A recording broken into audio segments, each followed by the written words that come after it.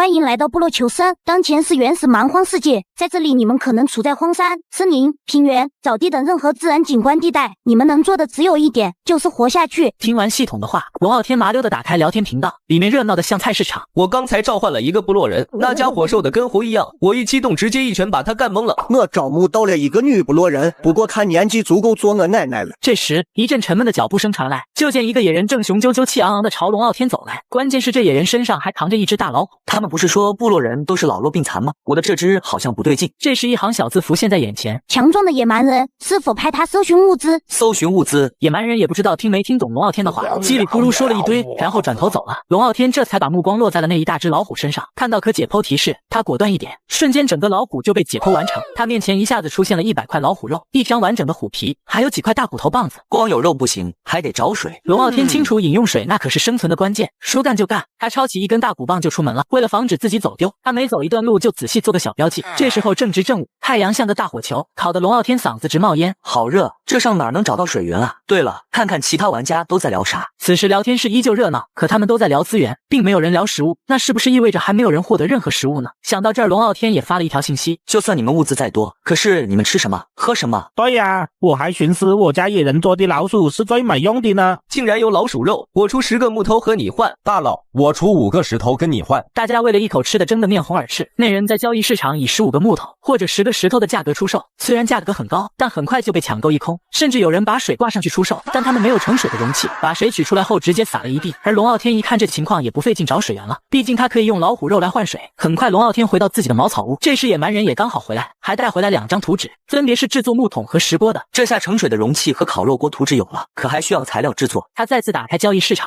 把自己的老虎肉挂了上去。这老虎肉刚上架就被一扫而空，要知道他可是一口气挂了50块呢，分别换来了木材400、石头150、甘甜的水100、茅草1000。随后龙傲天迫不及待地用交易来的物资开始制作。他先用木材一连建造了4个简易的木桶，然后把当兑换来的水取了出来，还用石料做了一个优秀的石锅。忙完这一切的龙傲天把目光看向自己的部落人，发现他的体力值从刚才的50涨到了55，也就是说在茅草屋内休息是能够恢复体力的。他再次下达命令寻找物资，野蛮人听话的点了点，随后一溜烟的跑了。接着龙傲天对自己的茅草屋进行升级，几秒钟后这个破烂的茅草屋瞬间变大了一些。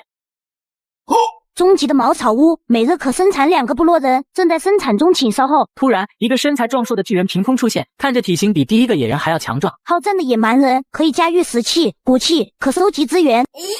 好战的野蛮人，这个骨头棒子给你，正好让你发挥实力。龙傲天伸手把骨头棒子扔了过去，好战的野蛮人一把接住，他似乎是很喜欢这个武器，然后兴奋的大吼一声，那声音震得茅屋都微微颤抖。好了，别秀了，快出发采集吧！听到龙傲天的命令，好战的野蛮人当即像一阵旋风般冲了出去，看样子他比第一个野蛮人还要生猛还要莽。上集龙傲天靠老虎肉在交易市场狠狠赚了一笔，当他清点资源时，竟然发现有170木材、77石头、100升甘甜的水，还有49斤老虎肉。要知道别的玩家还在为一口吃的犯愁呢，他已经实现了烤肉自由。紧接着查看建筑升级信息，结果发现高级茅草屋的升级条件堪称离谱，不仅需要1000茅草和2000木材，居然还多出一种从没见过的物资绳子，这难度简直比期末考试连考3门满分还要难。与此同时，聊天室里早已炸开了锅，满屏都是跪求老虎肉大佬分享经验的，还有人被鳄鱼堵在家门口哭爹喊娘的，还有人饿得2眼发昏，抱着石头狂啃，幻想着是啃鸡腿呢。但龙傲天却没有理会这些人，他精准锁定了一个卖兽医图纸的玩家。兄弟，2斤肉换你的图纸，换不换？呵，怎么不换啊？不过兄弟你也知道，这图纸太难得了，所以能多给1块吗？消息刚发出去，对面就秒回，并且对方还想多要点肉。龙傲天哪会惯着他，一句就2斤，不换拉倒，直接硬核拒绝，吓得对方光速答应。这谈判技巧不去菜市场砍价都亏了。拿到图纸后，龙傲天一脸的懵逼，发现竟然还得找骨针和纤维，这又是没见过的物资。迟早把材料凑齐，到时候做件兽皮衣，直接帅炸全场。随后龙傲天用剩下的老虎肉换来1000茅草和120木材，紧接着他选择了2个靠近自己茅屋的地方，直接选择了建造。眨眼间就在自家茅草屋旁建起2座新房，看着靠在一起的3个茅草屋，龙傲天心中满是自豪。不错不错，这才像个部落的样子。时间很快来到了傍晚，第一个野蛮人拖着一只小鹿回来了。龙傲天示意他自己去休息一下，也不知道野蛮人听没听懂，随即就看到他拿起一个石碗喝起水来。看样子这野蛮人也没有那么野蛮，只要自己好好引导就能听从指挥。看到身旁的小鹿尸体，龙傲天直接点了解剖，又是100斤的肉入账，同时入账的还有一块鹿皮以及鹿茸，这可都是好东西，直接把生存质量拉满。没一会野蛮人的体力恢复到了50，龙傲天并没有让他再次出去寻找物资，毕竟原始时代的夜晚危险性可是很高的。就在龙傲天升起篝火之后，好战的野蛮人终于回来了，就见他气喘吁吁地拖回一头1000斤重的野猪，就见他把把野猪往地上一扔，地面都跟着震颤起来。龙傲天见状，再次对野猪进行了解剖，这下直接1000斤肉到手。在别人还都饿肚子的时候，龙傲天已经有了1000斤的余粮了。随后他煮了一锅加了虎鞭和鹿茸的豪华肉汤，香味直接飘出108000里。俩野蛮人化身干饭机器，20斤烤肉瞬间消失，最后一共狂炫了50斤肉，龙傲天自己才抢到1斤多。看着两个吃的肚皮圆滚滚的野蛮人，他忍不住吐槽：我这哪是养打手，分明是2个移动饭桶。吃饱喝足后，龙傲天在聊天室抛出个傻问题：家人们，你们的野蛮人需要吃东西吗？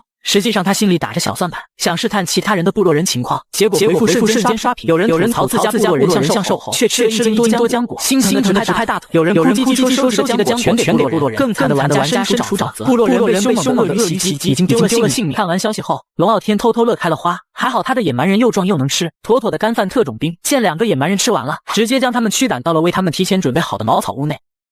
很快就来到了第2天早上，结果又出现新的货惊喜。茅草屋外出现了聪明的野蛮人和会水的野蛮人。聪明的野蛮人学习东西特别快，适合当管家。会水的野蛮人往水里一跳，跟鱼儿一样灵活。看着自己面前的这2个野蛮人，龙傲天嘴角微微勾起，看样子他的运气真的很不错。他没有着急将他们派遣出去，而是做起了早饭。这一早也许是大家都不饿的原因，他们5个人才吃了50斤的鹿肉，要是像昨晚一样，估计100斤都挡不住。吃过饭后，龙傲天大手一挥，直接让4个野蛮人自己出去采集。这边野人一走，闲下来的他打开聊天室，这才发现好像昨晚过得并不太平。有人哭诉晚上有狼冲进他的茅屋，要不是部落人拿命，他早被撕成碎片了。另一位玩家的遭遇更惨，大半夜一只狗熊冲进他的住所，眨眼就把他的部落人给拍死。龙傲天刷完消息后脖梗直冒冷汗，合着这晚上就是怪物的自助餐时间，得赶紧给住处升级，不然哪天被怪物连锅端了，哭都没地哭。可再一看升级高级茅草屋所需材料，居然要3万茅草、2000木材和500石头，这哪是升级房子，分明是要他的老命。但咱傲天哥可是手握几百斤肉的狠人，说干就干，他直接杀进交易市场，先用10斤虎肉换了绳子图纸，又掏出20斤虎肉和400斤猪肉，硬生生换来了3万茅草和2000木材。他麻溜的把茅草搓成绳子，然后点了升级按钮。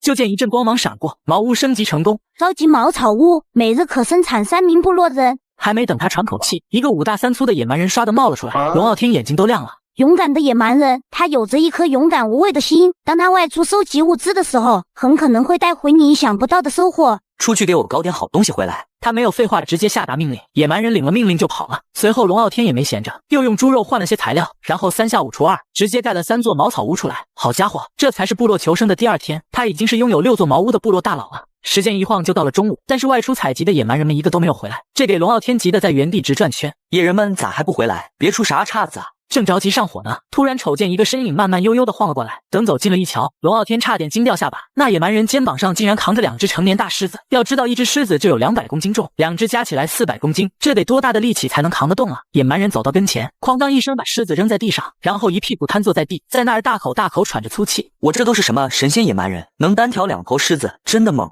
龙傲天见野蛮人累得不轻，便取来了甘甜的水给他喝，咕咚咕咚几口下去，一大盆的水被勇敢的野蛮人喝干净了。喝过水的他直接躺在了地上休息起来。片刻后，龙傲天观察了一下他的状况，惊奇的发现这么一会儿竟然恢复了15点体力，而且在这之前他的状态可还都是不可采集，现在体力到20就能出去干活了。感情外出干活的最低体力要求是20。你先去休息，等他们回来后一起吃饭。勇敢的野蛮人好似听懂了，点了点头，就往自己的茅屋走去。龙傲天并没有打算给他开小灶，毕竟这对其他的野蛮人不公平，除非能想出一个好办法。对了，肉干。龙傲天突然有了主意，要是让野人随身揣着肉干，不就相当于自带移动血包了吗？随时随地都能回血。想到这里，他当即决定，等下次派野人出去，一人给揣上1包肉干。至于现在嘛，当然是把那2头狮子处理掉了。他一点解剖按钮，眨眼间狮子皮和肉就分开了，骨头也散落一边。自动解剖有一个不好的地方，那就是内脏和血都找不到了。不错，2头狮子，200斤的肉到手。处理完狮子，龙傲天打开交易市场，翻来翻去全是些普通材料和锅碗瓢盆的图纸，没啥稀罕玩意儿。他转头杀进聊天室，直接扔出个王炸消息：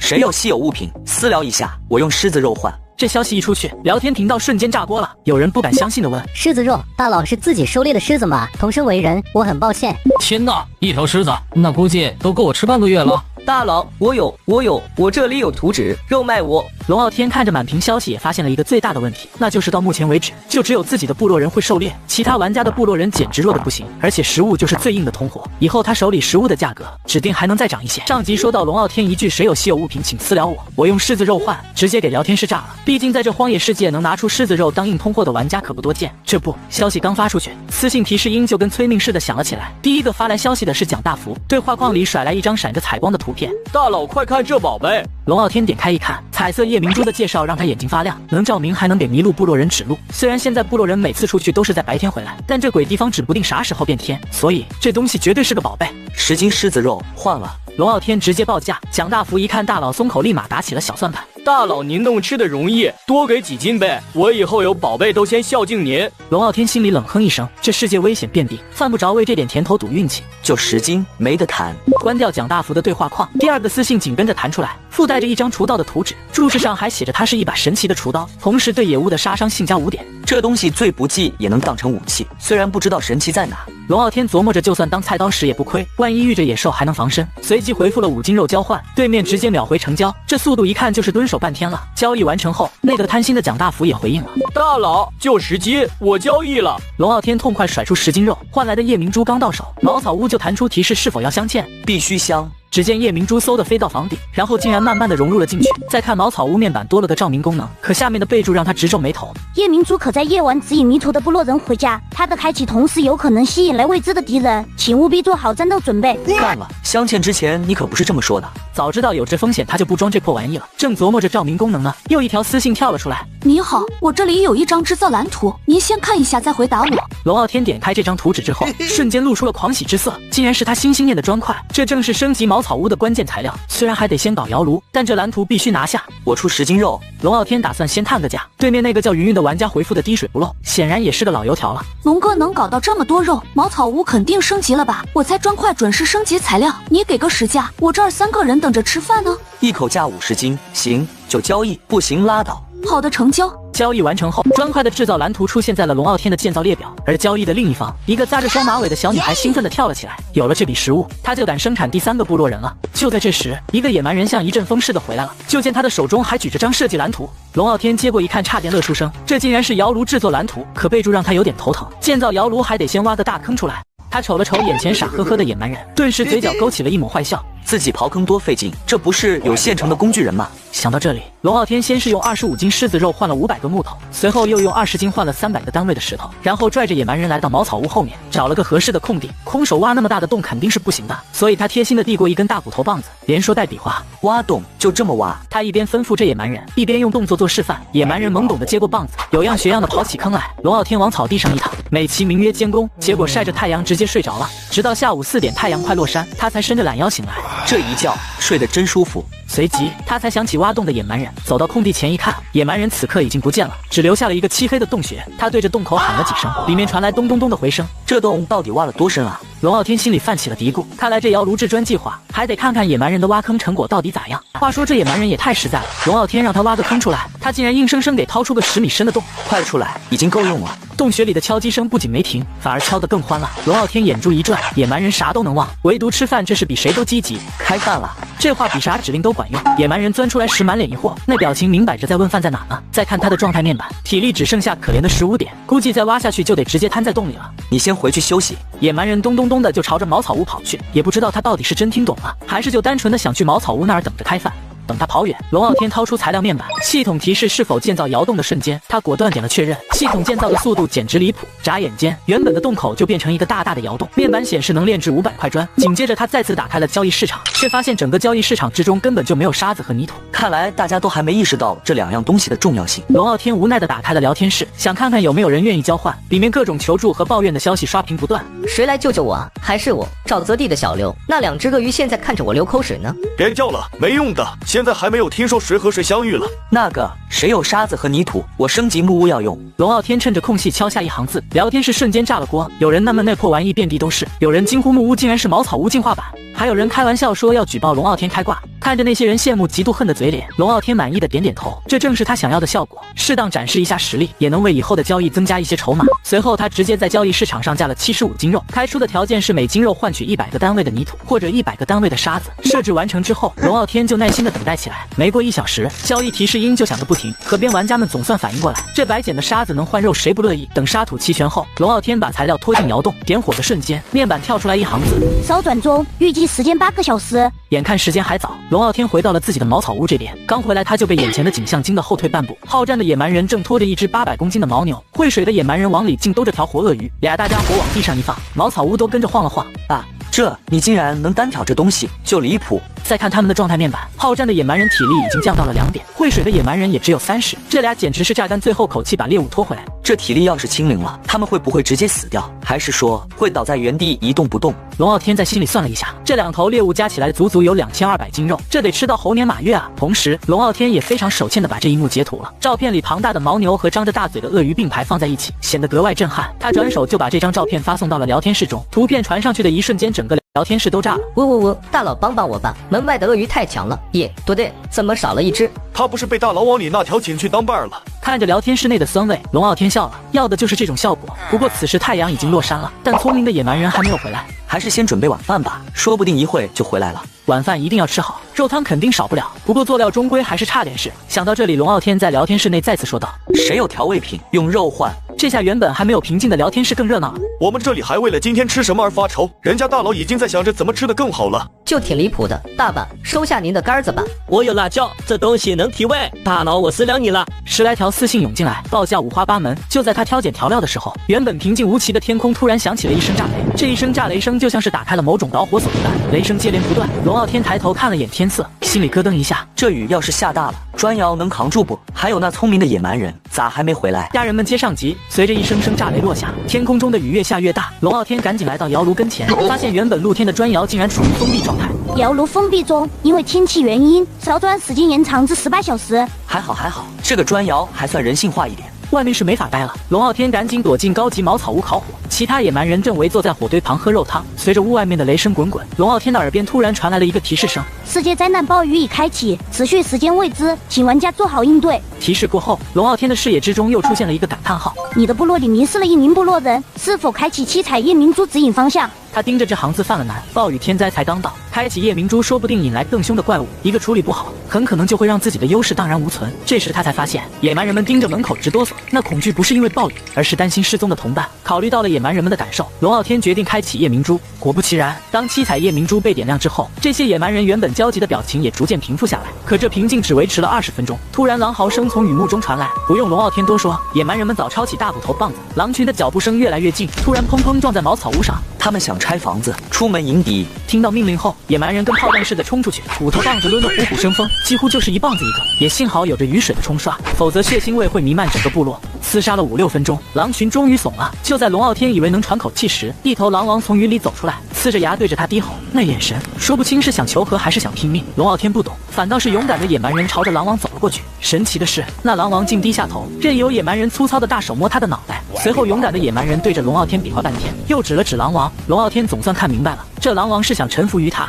是否接受狼王的效忠？接受。随着龙傲天的确认，狼王仰头长啸，所有狼崽子也跟着嚎起来。更奇的是，狼嚎刚落，狼王突然转头，对着地上重伤的狼崽子下了死口。15头伤狼，不到10秒全被他咬死了。这是送我的见面礼，拿自己同胞的肉。龙傲天实在搞不懂动物的脑回路，但也没在雨里多待，招招手让狼王带着剩下的狼进了屋。面板上突然多了一栏忠诚度，上面显示狼王75，其他狼平均82，这个忠诚度远超60的安全线，也就是说，只要不低于60，这狼群是不会叛变自己。随后，龙傲天将死去的狼全部解剖，共计产出了750斤肉，顺带着的还有15张狼皮。这一切都被那余下猪狼看在眼里，但他们就跟没看到一样，丝毫反应都没有。看来忠诚度标准没错。就在这时，浑身湿透的聪明野蛮人总算回来了，手里还攥着3株草药，面板显示他体力只剩10点，显然是冒雨闯回来的。龙傲天给聪明的野蛮人递了碗热汤，顺手又打开了聊天室。暴雨中的夜晚，聊天群里简直一片哀嚎。我的茅草屋漏雨，服了呀！我的床都湿了，这暴雨啥时候结束啊？幸好我这些天有些存储的食物，要不然真不知道这暴雨天该怎么活。我遭受了海怪的袭击，终极茅草屋被破坏了一半，我的资源啊！哎，战斗之后喝一碗新鲜的肉汤，浑身舒坦。最后一句当然是龙傲天发去炫耀的，其他人都有不同程度的损失，只有他不仅收了狼群，还拿到珍贵的草药，简直是妥妥的人生赢家。出现了，狗大佬带着他的肉汤出现了。龙哥这么炫耀真的好吗？我们这里可都遭受了大灾，不知道龙哥遭受了啥。龙傲天看着这些发文，最终还是没有说出来自己的遭遇，凡事还是留一手比较稳妥。外面雨还在下，屋里火堆噼啪响，野蛮人和狼崽子挤在一起已经睡着了。他心里琢磨着，收了这群狼到底是福是祸呢？也不知道后面会遭遇什么，等明天砖都烧好，得先给茅草屋加层砖才踏实。家人们接上集，外面的雨还在哗哗下个不停，天色黑沉沉的，根本分不清是凌晨还是下午。龙傲天一觉醒来，他刚起身伸了个懒腰，就发现今天又刷新了3个新野蛮人出来。第一个灵巧的野蛮人还算正常，备注说灵巧的身手可以让他采集到稀罕玩意儿。第二个是粗鲁的野蛮人，他的行为非常粗鲁，所以不会带回来任何设计图纸，即便有，那也是损坏的。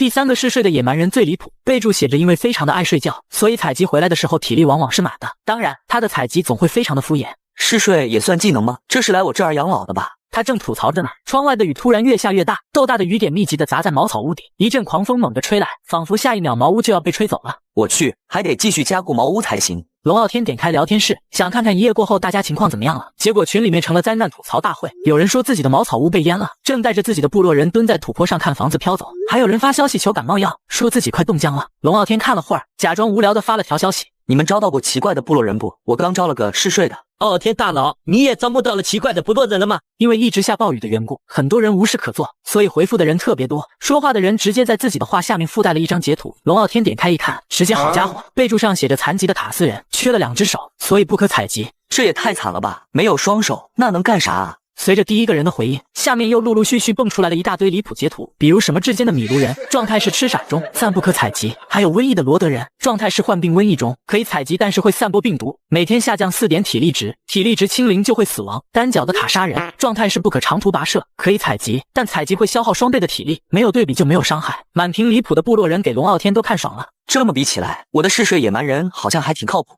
随后他披上一件兽皮当做雨衣，来到窑炉这边看看那些砖块怎么样了，发现剩余6个多小时才能造好，看来加固茅屋的计划还得再等一等。他再次回到了茅草屋中，发现野蛮人们正围着火堆啃野猪肉，这顿早饭他们才造了30斤，大概是没出门活动，胃口都缩水了。因为木材消耗完了，龙傲天用20斤的鳄鱼肉又交换了400单位木材，幸好有玩家把木材存系统仓库里了，没被雨水淋湿，不然换回来的潮湿木材烧起来得把人呛死。突然，龙傲天收到了一条私信，是之前交易过的云云发来的。大神，你那里有治疗感冒的东西吗？我用这个跟你换。配图是一张图纸，龙傲天点开一看，发现是优秀的木材，备注是它可以取代普通的木材用料，建造出来的东西更为坚固。好东西啊！他心里一喜，这图纸简直是为升级茅草屋量身定做的，而且昨晚聪明的野蛮人刚好带回来3株感冒药草。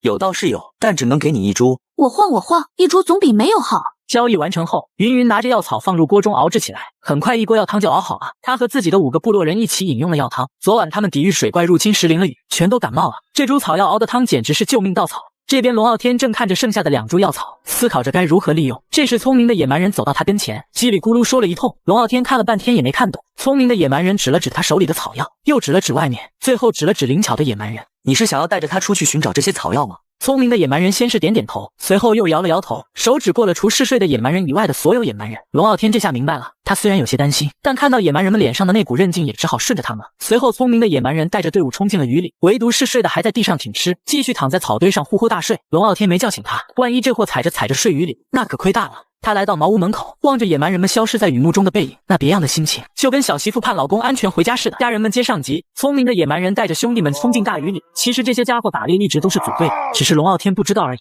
那些厉害的野兽全是他们合伙干翻的。聪明的野蛮人喊了句暗号，后面的野蛮人立马跟打了鸡血似的加速飞奔，雨水打在身上跟没感觉似的。跑了得有20分钟，一行7人来到了一处牦牛聚集地，这个地方是他们昨天发现的。不用多说，一场血腥的围猎就要开始了。再看龙傲天这边，他正对着交易市场的物价皱眉呢，琢磨半天，他决定直接把收购价往上提一提。1斤肉收购干燥的木材30，潮湿的木材40，限量1000斤。看到龙傲天的这个价格，聊天室之中顿时响起了哀怨声。这大佬这是想发灾难财啊！别酸了，人家肯拿肉换就不错了，这么一会儿已经被换掉了180斤，手慢无啊。虽说1000斤肉看着挺多的，但架不住玩家的人数实在太多，上架才10几分钟就被一抢而空。龙傲天看着到手的材料乐开了花，总共收获了3000干燥的木材，36000湿漉的木材，正开心着呢。屋外突然传来一阵脚步声，他来到门口一看，好家伙，地上正躺着3头牦牛的尸体，后面还站着5个浑身湿透的野蛮人。快进来烤烤，吃点东西。几个野蛮人陆续来到屋内，龙傲天数了数，发现原本出去的7个，总共才回来5个，尤其是少了那个最重要的聪明野蛮人。怎么回事？那俩呢？野蛮人比划了半天，龙傲天也没看懂，最终还是嗜睡的野蛮人睁开了睡眼，指了指放在床头的草药，又指了指外面。龙傲天这才明白，感情那俩货是去采草药啊，其实就是因为他对野蛮人好，这些家伙才肯冒着大雨出门干活，换了那些对部落人凶巴巴的玩家，打死他们也不带动的。这可是龙傲天的隐藏福利。对了，得赶紧把牦牛处理了才行，不然肉会变质的。随后他来到屋外，就见他指着牦牛尸体，心里默念一句解剖，瞬间3头牦牛变成了3600斤肉，加上昨天的，一共有4800斤，就算搓成牛肉干的话，也有2400斤。这下升级木屋的材料有着落了。他干脆又挂了2000斤牦牛肉上去收购木材。这边交易刚上架，聊天室又炸锅了。傲天大佬太猛了，哪里搞的这么多的肉，实名羡慕啊！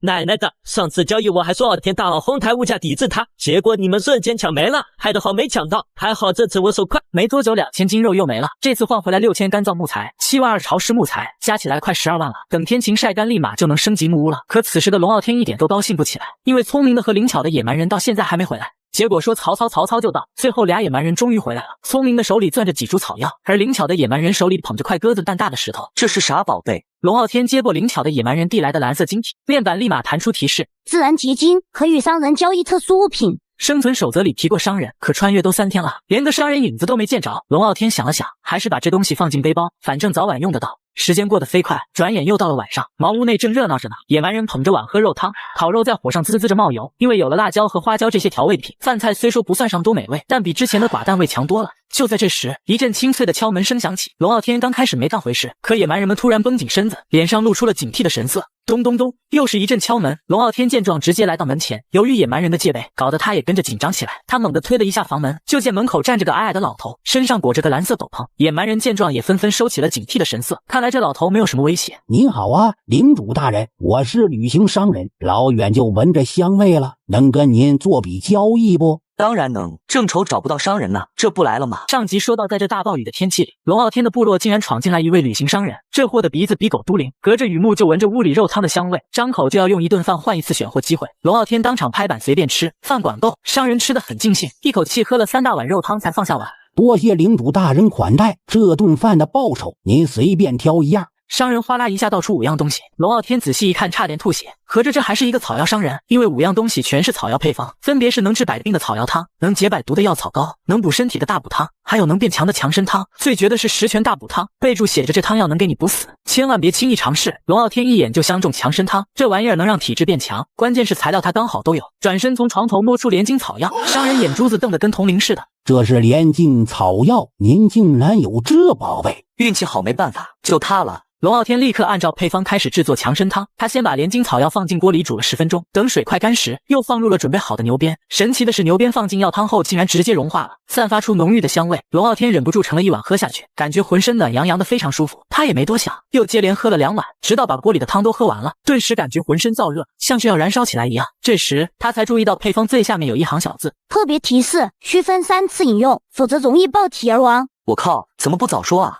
真是个急性子，我围观救你一次，快吃散药丸。商人掏出一枚药丸，这东西能散去身体无法承受的药力。龙傲天顾不上多想，一把抢过药丸吞了下去。很快，一股清凉感传遍全身，中和了体内的燥热。他眼前一黑，倒在地上昏睡过去。商人见龙傲天没事了，就要准备离开。这时，一直昏睡的野蛮人突然拦住了他。在商人惊讶的目光中，这个野蛮人拿起那个自然结晶，在他面前晃了晃。自然结晶，你们在暴雨里挖着这宝贝了，这可是部落硬通货，给我留着，我还会回来的。很快，商人出了门，消失在雨幕中。时间一直到了第2天，龙傲天终于醒了过来。一睁眼，他就发现眼前的世界变得异常清晰，多年的轻微近视竟然好了。他摸了摸自己的身体，原本有些松弛的腹部竟然有了8块腹肌，并且力量最少变大了3倍以上。此时外面的暴雨还在继续，这样的天气根本不适合外出。龙傲天一边做着早饭，一边打开聊天室，里面全是其他玩家的抱怨和求助。这个雨什么时候才能停啊？我现在躲在一个山洞里，又冷又饿。你还有个山洞避雨？我已经被淋了1天1夜了，我感觉我快要死了。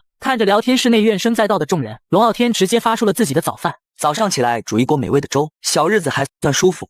这妥妥的是引战言论。果不其然，聊天室内直接掀起了一阵声讨。有人说他是狗大户，有人开玩笑说要给他当儿子求收留。就在这时，有玩家提到自己的部落人在雨天也能出去采集，让聊天室再一次炸了。怎么可能？我的部落人现在还显示着不可采集啊！我的也是不可采集啊！兄弟，你不要骗人了。他说的是真的，昨天我的部落人也出去寻找东西了，不然我早就没食物吃了。我也证明我的部落人昨天给我寻来了草药，否则我已经死了。看着有人证明，这让龙傲天意识到，大概是因为自己一直善待部落人，所以他们才愿意在恶劣天气下继续工作。想到这里，龙傲天的视野看向了自己的野蛮人，结果发现今天又多了3个新的野蛮人，分别是胆怯的、莽撞的和能吃的。胆怯的野蛮人虽然胆小，但据说能带来意想不到的收获。莽撞的野蛮人做事冲动，却可能带来好运。能吃的野蛮人顾名思义很能吃，但力气也很大。算上这仨，龙傲天现在有11个野蛮人了。家人们接上集，龙傲天他们早饭刚吃完，聪明的野蛮人就对着他叽里咕噜的比划，意思是想出去狩猎。可龙傲天头摇得像拨浪鼓似的，毕竟外面的暴雨还在下，他不愿意让自己的野蛮人再出去冒险了。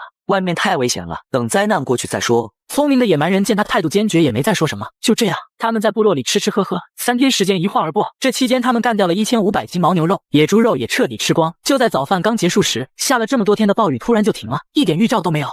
恭喜各位度过第一个天灾，雨过天晴，是采集资源的好时刻。系统的提示过后，聊天室瞬间炸播，存活下来的人们跟过年似的。有人说外面长了好多蘑菇，终于可以饱餐一顿了；有人发现遍地野果，就是不知道有没有毒；还有人哭唧唧说茅草屋被冲毁了，还得重新建房子。龙傲天看着外面的大太阳，大手一挥，兄弟们出发，采集！龙傲天一声令下，16个野蛮人和9匹狼朝着茅草屋的另外一个方向进发。那地方还从没探索过。没听错，是16个。休息的3天时间里，再次招募了6个野蛮人。他现在一共有着17个野蛮人了，挤得茅草屋都转不开身。龙傲天赶紧停了招募，就等升级成木屋再扩招。而龙傲天刘家里也没闲着，先从窑里把砖块搬出来，又把潮木头摊开晒。大太阳照着，估摸着1天就干透。初级木屋要1万木材和500砖块，就等木头晾干了点升级。屋里那个嗜睡的野蛮人还在挺尸，根本没有起床的意思。龙傲天也懒得叫他，就当家里养了一个废人，反正也不缺这口吃的。另一边，16个野蛮人和9匹狼停在了一片丛林中。狼王对着野蛮人们低吼几声，聪明的野蛮人点点头，狼群和人就分开行动。野蛮人内部也一阵交流，分成4个小队组队狩猎。这要是让龙傲天看见，估计得惊掉下巴。他肯定想不到这群货智商越来越高了。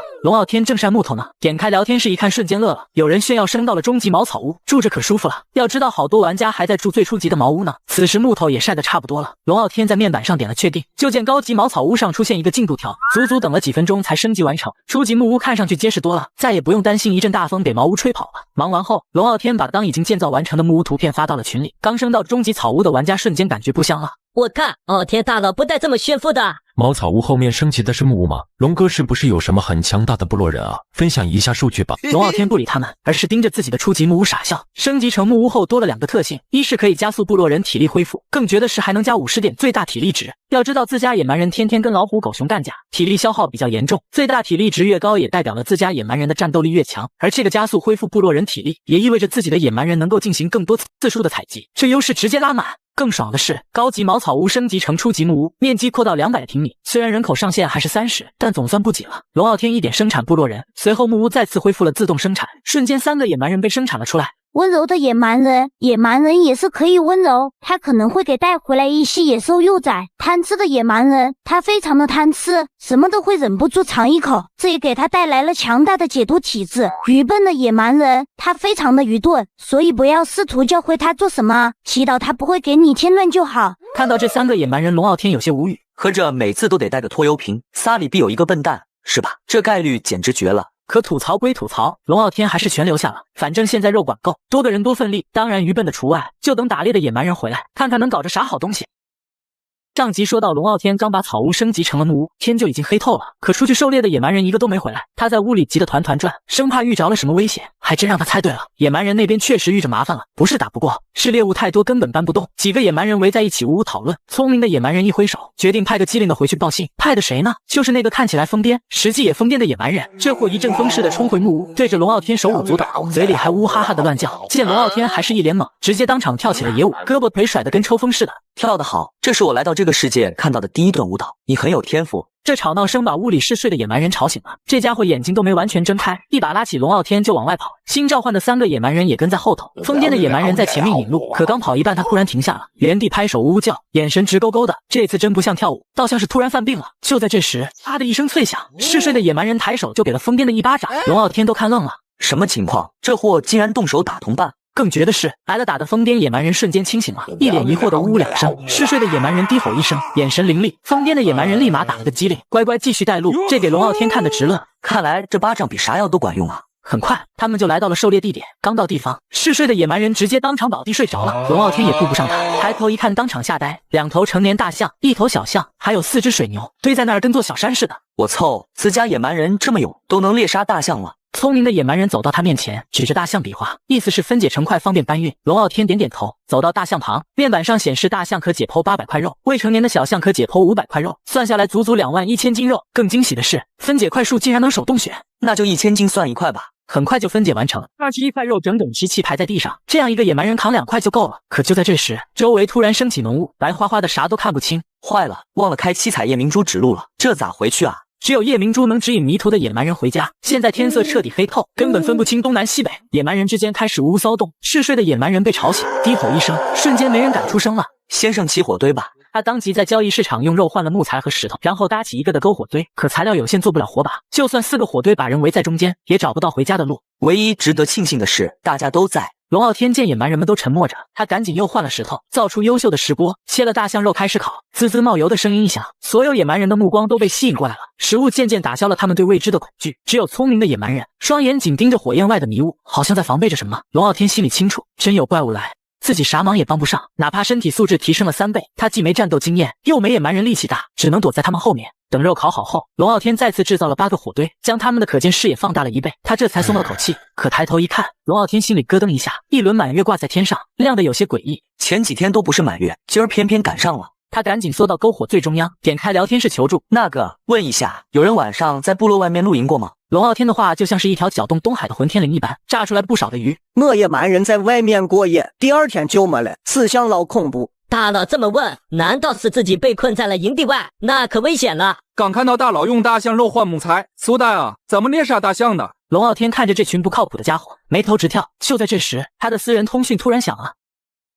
家人们接上集，龙傲天被困在迷雾里正发懵呢，私人通讯突然叮咚一响，是那个叫云云的女玩家。道天大佬，夜晚迷雾里有可怕的黑影，会熄灭火堆，得多搞些篝火才行。龙傲天刚看完消息，就听嗖的一声，一道黑影擦过外围的篝火堆，那火堆扑的灭了。还真会熄灭火堆，那咱就比一比，是你们熄得快，还是我造得快？他当场狂点交易市场，木材石头更不要钱似的狂买。可刚在东边造好一个篝火堆，西边就有一个被黑影砰的撞灭。随着满月越来越亮，黑影也越来越多，野蛮人们都绷着脸戒备，尤其是聪明的野蛮人，眼神死死盯着迷雾边缘，比谁都紧张。突然，一道黑影直奔龙傲天面门而来，他看得真真的，那黑影里藏着一双幽紫色的眼睛，邪乎的让人头皮发麻。眼睛刚对上，龙傲天脑子里嗡的一声，全是乱七八糟的恐怖画面。千钧一发之际，嗜睡的野蛮人不知道啥时候醒了，跟阵风似的冲过来，手里还攥着根从火堆里抽出来的燃烧木头，砰的一下，结结实实戳中黑影，那黑影滋啦一声化成青烟。龙傲天这才从恐惧的幻象之中走出来，他低头一看，好家伙，嗜睡的野蛮人的手已经被火焰烫伤了，红彤彤的，看着就疼。龙傲天赶紧从石锅里舀了碗凉水，小心翼翼的给那只手冲了冲。谢了兄弟，这伤算我的，回头给你多烤2斤象肉补补，管够。可刚说完，就听噗噗噗几声，外围的篝火堆突然灭了好几个，把剩下的火堆圈得越来越小，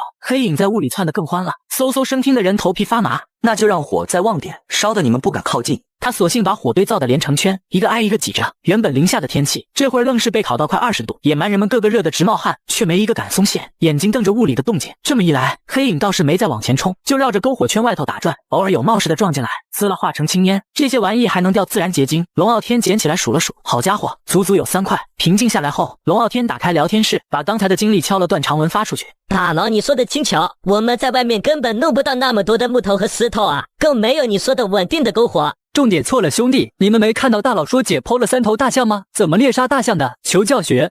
龙傲天自己也纳闷，他的这些野蛮人咋就杀了3头大象，还能聚在一起搬猎物？这问题他答不上来，索性关了聊天室。也许是火焰烤得太暖，龙傲天眼皮越来越沉，眼睛一闭就睡了过去。再次睁开眼，天已经亮透了，身边就剩嗜睡的野蛮人还在打呼噜，其他的野蛮人早就都在烤着大象肉了。然后他加入到了早饭大军之中，刚咬一口就被旁边的动静惊着了。能吃的野蛮人正抱着半扇象腿狂啃，那100多斤肉下肚，肚子也就鼓了点，跟没吃似的。这怕不是大胃袋，梁子转世吧？搁普通部落1天就能给人吃垮了。吃饱喝足后，他们带着东西回了木屋。龙傲天取出昨天烧好的砖块，又在交易市场买了泥土和沙子，活着水搓成砖坯，新砌了个窑炉烧起来，一炉只能烧500块，他要2000块，还得再来2炉才够。正忙着呢，系统提示新招募的野蛮人到了。龙傲天点开面板一看，直接乐了。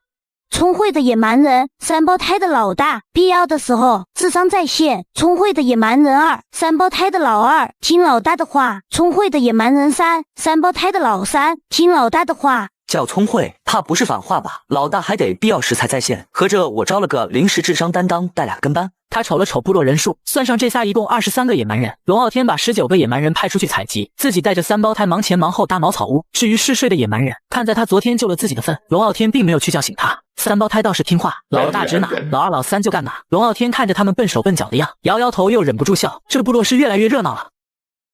家人们接上集，龙傲天刚跟3胞胎兄弟忙完，之前那个旅行商人就又来了，隔着老远就开始喊：嘿，我的朋友，我闻着自然结晶的味儿了，你手里肯定不止1块吧？你这老头是狗鼻子啊，隔着老远都能闻见。说着掏出3块自然结晶，正是昨晚杀黑影得的宝贝。商人眼睛瞪得跟铜铃似的，赶紧掏出个卷轴，看看这个未来7日天气预测图，准确率90%，绝对值3块结晶。就这3块结晶换张破纸，你没别的好东西了？我的朋友，忘了上次我救你一命，多收点报酬不过分吧？这图能救你命，信我的没错。龙傲天想想也是，索性跟他换了。商人揣着结晶一溜烟就跑了，他赶紧在部落里打开天气图，上面写的头5天并没什么状况，可从第6天河水开始干涸，第7天直接没水可以饮用，并且动物们会发生暴动。我去，雨灾刚过就要来干旱了。水必须得储水，而且最少存1个月的，而且还要加固部落，不然动物暴乱容易给部落冲垮了。说干就干，他先开始造简易木桶，这玩意只要5根木材，能装30升水，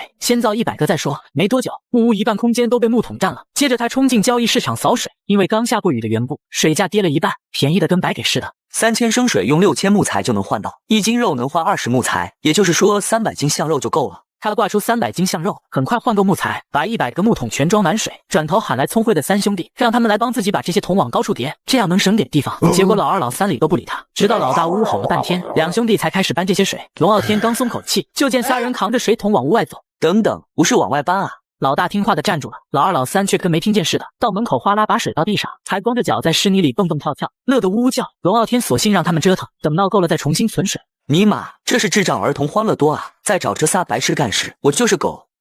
很快来到下午，砖块终于烧好了。龙傲天又弄了劈砖坯和新窑炉，得明天早上才能收。现在已有1000块砖，明天下午就能升中级木屋了。木材也得跟上，他直接挂出1万斤象肉，收购木材。聊天室瞬间又炸了，龙哥又搞大动作，这是要升级部落了？高级木屋都没这木材量吧？云云见到聊天室内的沸腾，也不由得打开了交易市场，看着龙傲天挂出的1万斤象肉，暗自给自己打气。他都要冲高级木屋了，我还在高级茅草屋，不行，得赶上来。鬼知道下一个灾难啥时候来。也许是龙傲天的需求量高了一点，所以1万斤的象肉并没有被秒杀，而是挂了长达1个小时才卖空。这也难怪，灾难刚过去，大伙都不太缺食物，他们也要留着资源发育。龙傲天看着到账的20万木材，直接转换成2万优秀的木材，距离升级还差8瓦，看看今天能给自己带来什么收获吧。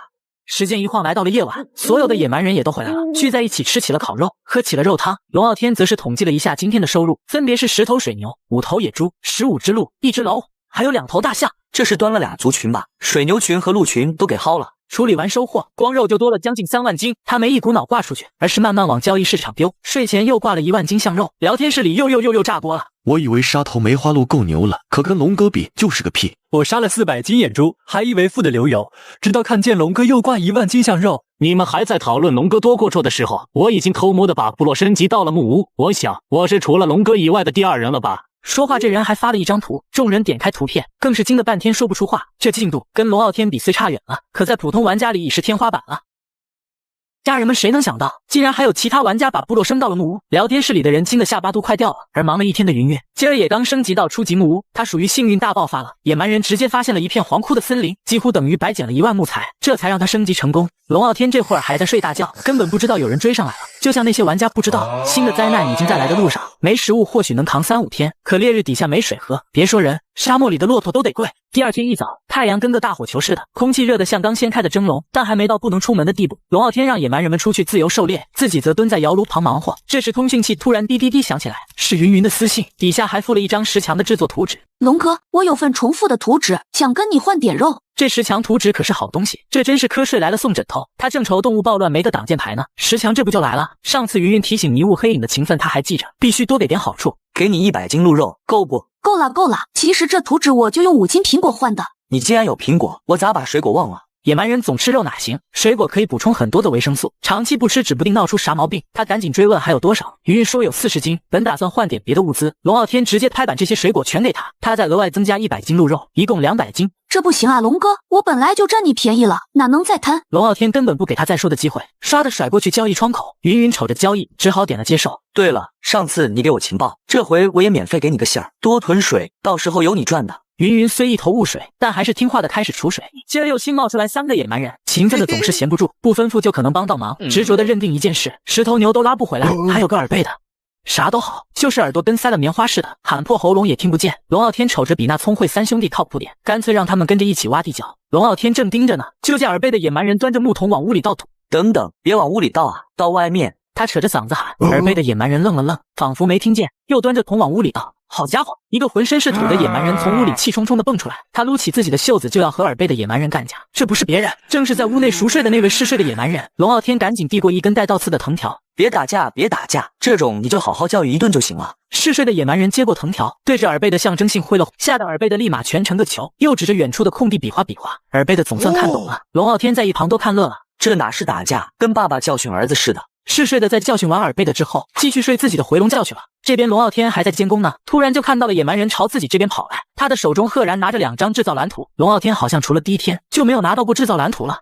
快给我瞅瞅，可别太超前啊！展开一看，龙傲天差点蹦起来，竟然是时髦跟石斧的制造蓝图。这都多少天了，自己这算是进入17时代了吗？很快，他每种武器都做了30把，拍了张图发进聊天室，并且感慨了一句：哎，落后你们太多，才刚进17时代。这话一出，聊天室直接跑偏，原本聊得火热的话题全停了，直接成了他的装逼现场。大佬又来秀了，我们连武器影子都没见着，更别说石头武器了。龙哥，卖我把10毛呗，我把自己献给你。这个女玩家还带上自己的照片，可咱龙傲天是谁？女人只会影响他拔刀的速度，看都不带看一眼的。就在这时，聊天室突然有人冒一句：别和部落人发生超友谊关系，后果严重。这话把大伙勾得抓心挠肝，那人却不往下说了。龙傲天自己部落全是壮汉，可别被这些家伙看上了。想到这，他浑身打了一个激灵，就连看向一直对着自己傻笑的野蛮人也不由得板起了脸。看什么看？继续去采集。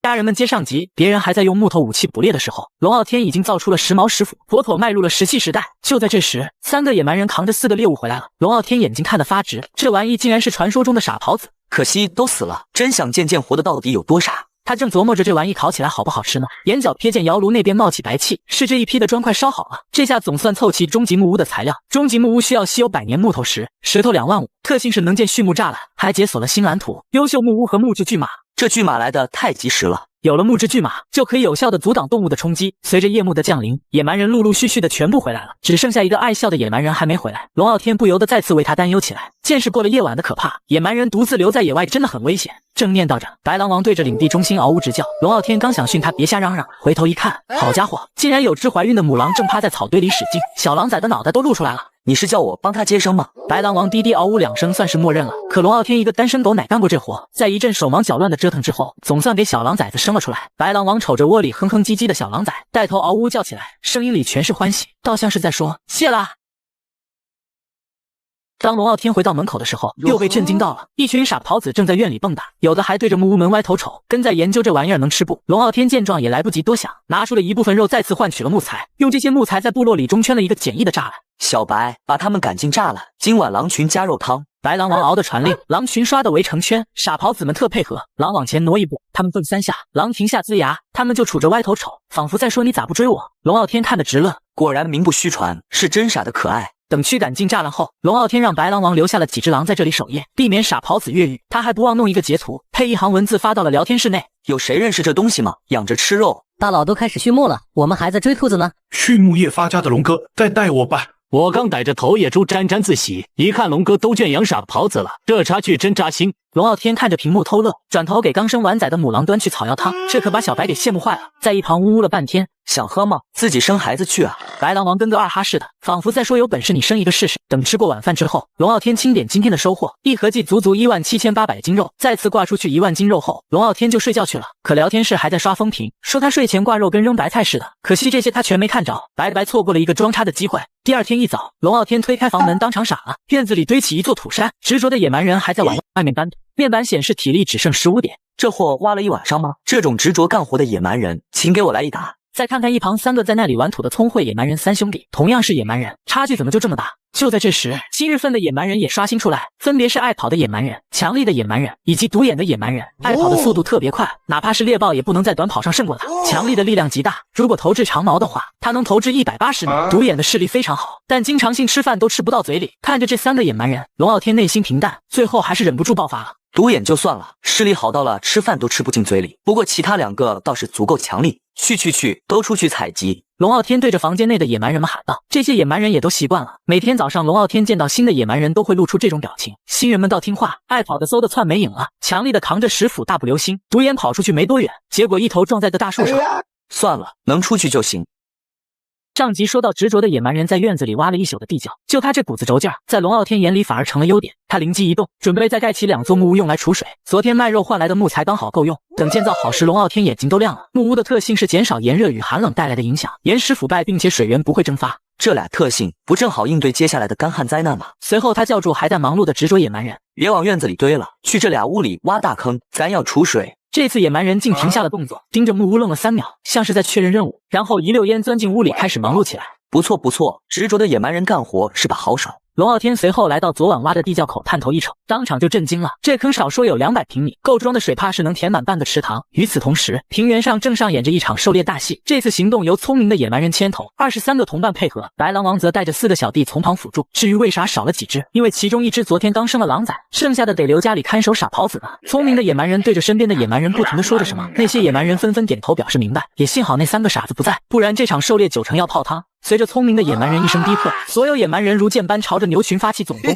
回到龙傲天这边，他已经开始在交易市场面扫水，甘甜的水买光了之后就买纯净的水。至于那些不干净的水，他是连看都不会看一眼。光是甘甜水就囤了8万升，纯净水也凑了7万升。因为他的疯狂买水，导致甘甜的水都被买的暂时断货了。那些卖家倒是没有多想，还以为龙傲天要开鱼塘。而水够了还得有容器，龙傲天又点开制作面板。简易的木桶需要木材5，这一造就是5000个，消耗掉25000木材，能装足15万升水。200平的地窖堆得满满当当，剩下的只能往新木屋里塞。他索性又造了个50平的木屋，专门存放水桶。等这一切忙完，家底也消耗的差不多了。但看着2座装满水桶的木屋，心里踏实的很。此时的聊天频道早已炸开了锅，全是猜测龙傲天买这么多水到底要干嘛的。龙哥光从我这儿就买了1000升水，他这是要养鱼吗？我试过在水源边养鱼，但全死了。其实我是想要抬升水价的，但是转念一想，我自己抬升了，大佬不买我的水了，可怎么办？面对这些推测，龙傲天没出面澄清，而玩家云云看着交易市场里断货的甘甜水，更坚定了之前的想法。他昨天就把所有多余物资全换成了水，储水的木桶在院子里堆成了小山。龙哥的情报准没错，听他的多存水就对了。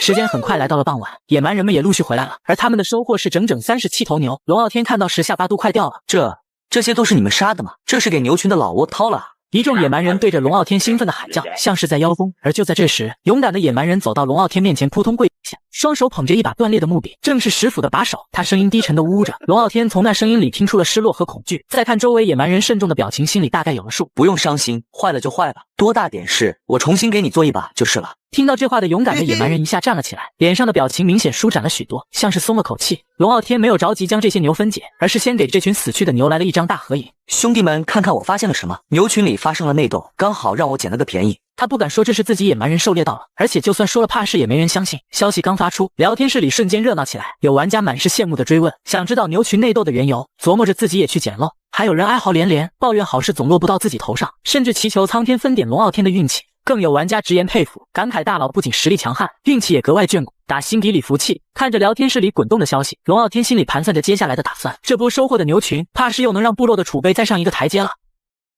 上集说到野蛮人们给龙傲天带回来37头牦牛，一解剖进出了4万多斤肉，他直接丢1万斤肉去交易市场，全换了木材和石头，剩下的则用来换取水源。食物充足了，自然要追求更惬意的日子，比如加1顿午饭。没错，龙傲天给部落添了午饭。等肉汤煮的飘香，他再一次发到聊天室里炫耀。部落开始富裕了，就要享受午饭了，一日3餐，顿顿不能少。配图里野蛮人们捧着木碗吃的正香，看得其他玩家直眼红。要知道，有些部落一天能吃顿饱饭就不错了，哪敢想跟现代社会一样一日3餐。等吃过午饭，龙傲天发现野蛮人体力几乎都恢复到100点以上。下午再去采集一趟，太阳落山前必须回来，安全第一。野蛮人们呜呜几声就出发了，而龙傲天继续他的除水大业。刚点开交易市场准备扫货，私聊提示就响了，是多日未见的蒋大福发来的。大佬，看看这草鞋蓝图，您需要不？给个价就行。复读是张草鞋制造蓝图，需要耗费茅草石、纤维5以及0.05张兽皮，这可是好东西。他早听说好多玩家磨坏了鞋，正愁没替代品呢。更关键的是别人缺兽皮，就算有图纸也造不出来鞋子。可他这每天入账的兽皮多到用不完。200斤肉换蓝图，做好后再送你10双草鞋，怎么样？可以，太可以了，感谢龙哥。两人秒速完成交易，龙傲天拿到蓝图就动手制作，一口气弄出720双，除去给自己留的2双和给蒋大福的10双，他又私聊给云云送了8双过去，弄得云云连连道谢，说有好东西一定先想着他。最后剩下的草鞋全按500木头1双挂了出去。我靠，龙哥又上新品了！一句话让聊天室瞬间沸腾，玩家们全涌去交易市场看草鞋。有一个叫小麋鹿的玩家率先买了1双，并且发了张穿鞋的照片出来，看得不少男玩家们直吞口水。被小麋鹿一刺激，不少人跟风下单，买家大多都是女生。700双草鞋很快售空，给龙傲天带来35万木材。发达了，发达了！他看这么赚钱，转而开始用肉收购兽皮，10斤肉换1张。本以为能收10来张就不错，结果20秒就换出去200斤肉，收了一下午兽皮，共弄到100张。刚想歇口气，想起执着的野蛮人还在挖储水坑，便走去查看。推开木屋门的瞬间，还差点栽个跟头。我去，直接在门口挖坑。屋里横贯整个地面的大坑深不见底，看得他哭笑不得。见执着的野蛮人不在，他干脆打开交易市场继续扫水。玩家们见状又开始猜测，龙哥又疯狂买水，到底为啥？总不能是自己挖运河了吧？就在他们讨论时，龙傲天已经把2个木屋水池灌满了水，而执着的野蛮人再次打开木屋的时候，整个人都愣住了，仿佛在说：“我的洞呢？我挖的坑呢？不用挖了，这坑够大了。”可野蛮人听完扭头就走，压根不理他，看样子是生气了，给龙傲天看得哭笑不得。行，你有个性，有个性你就别理我。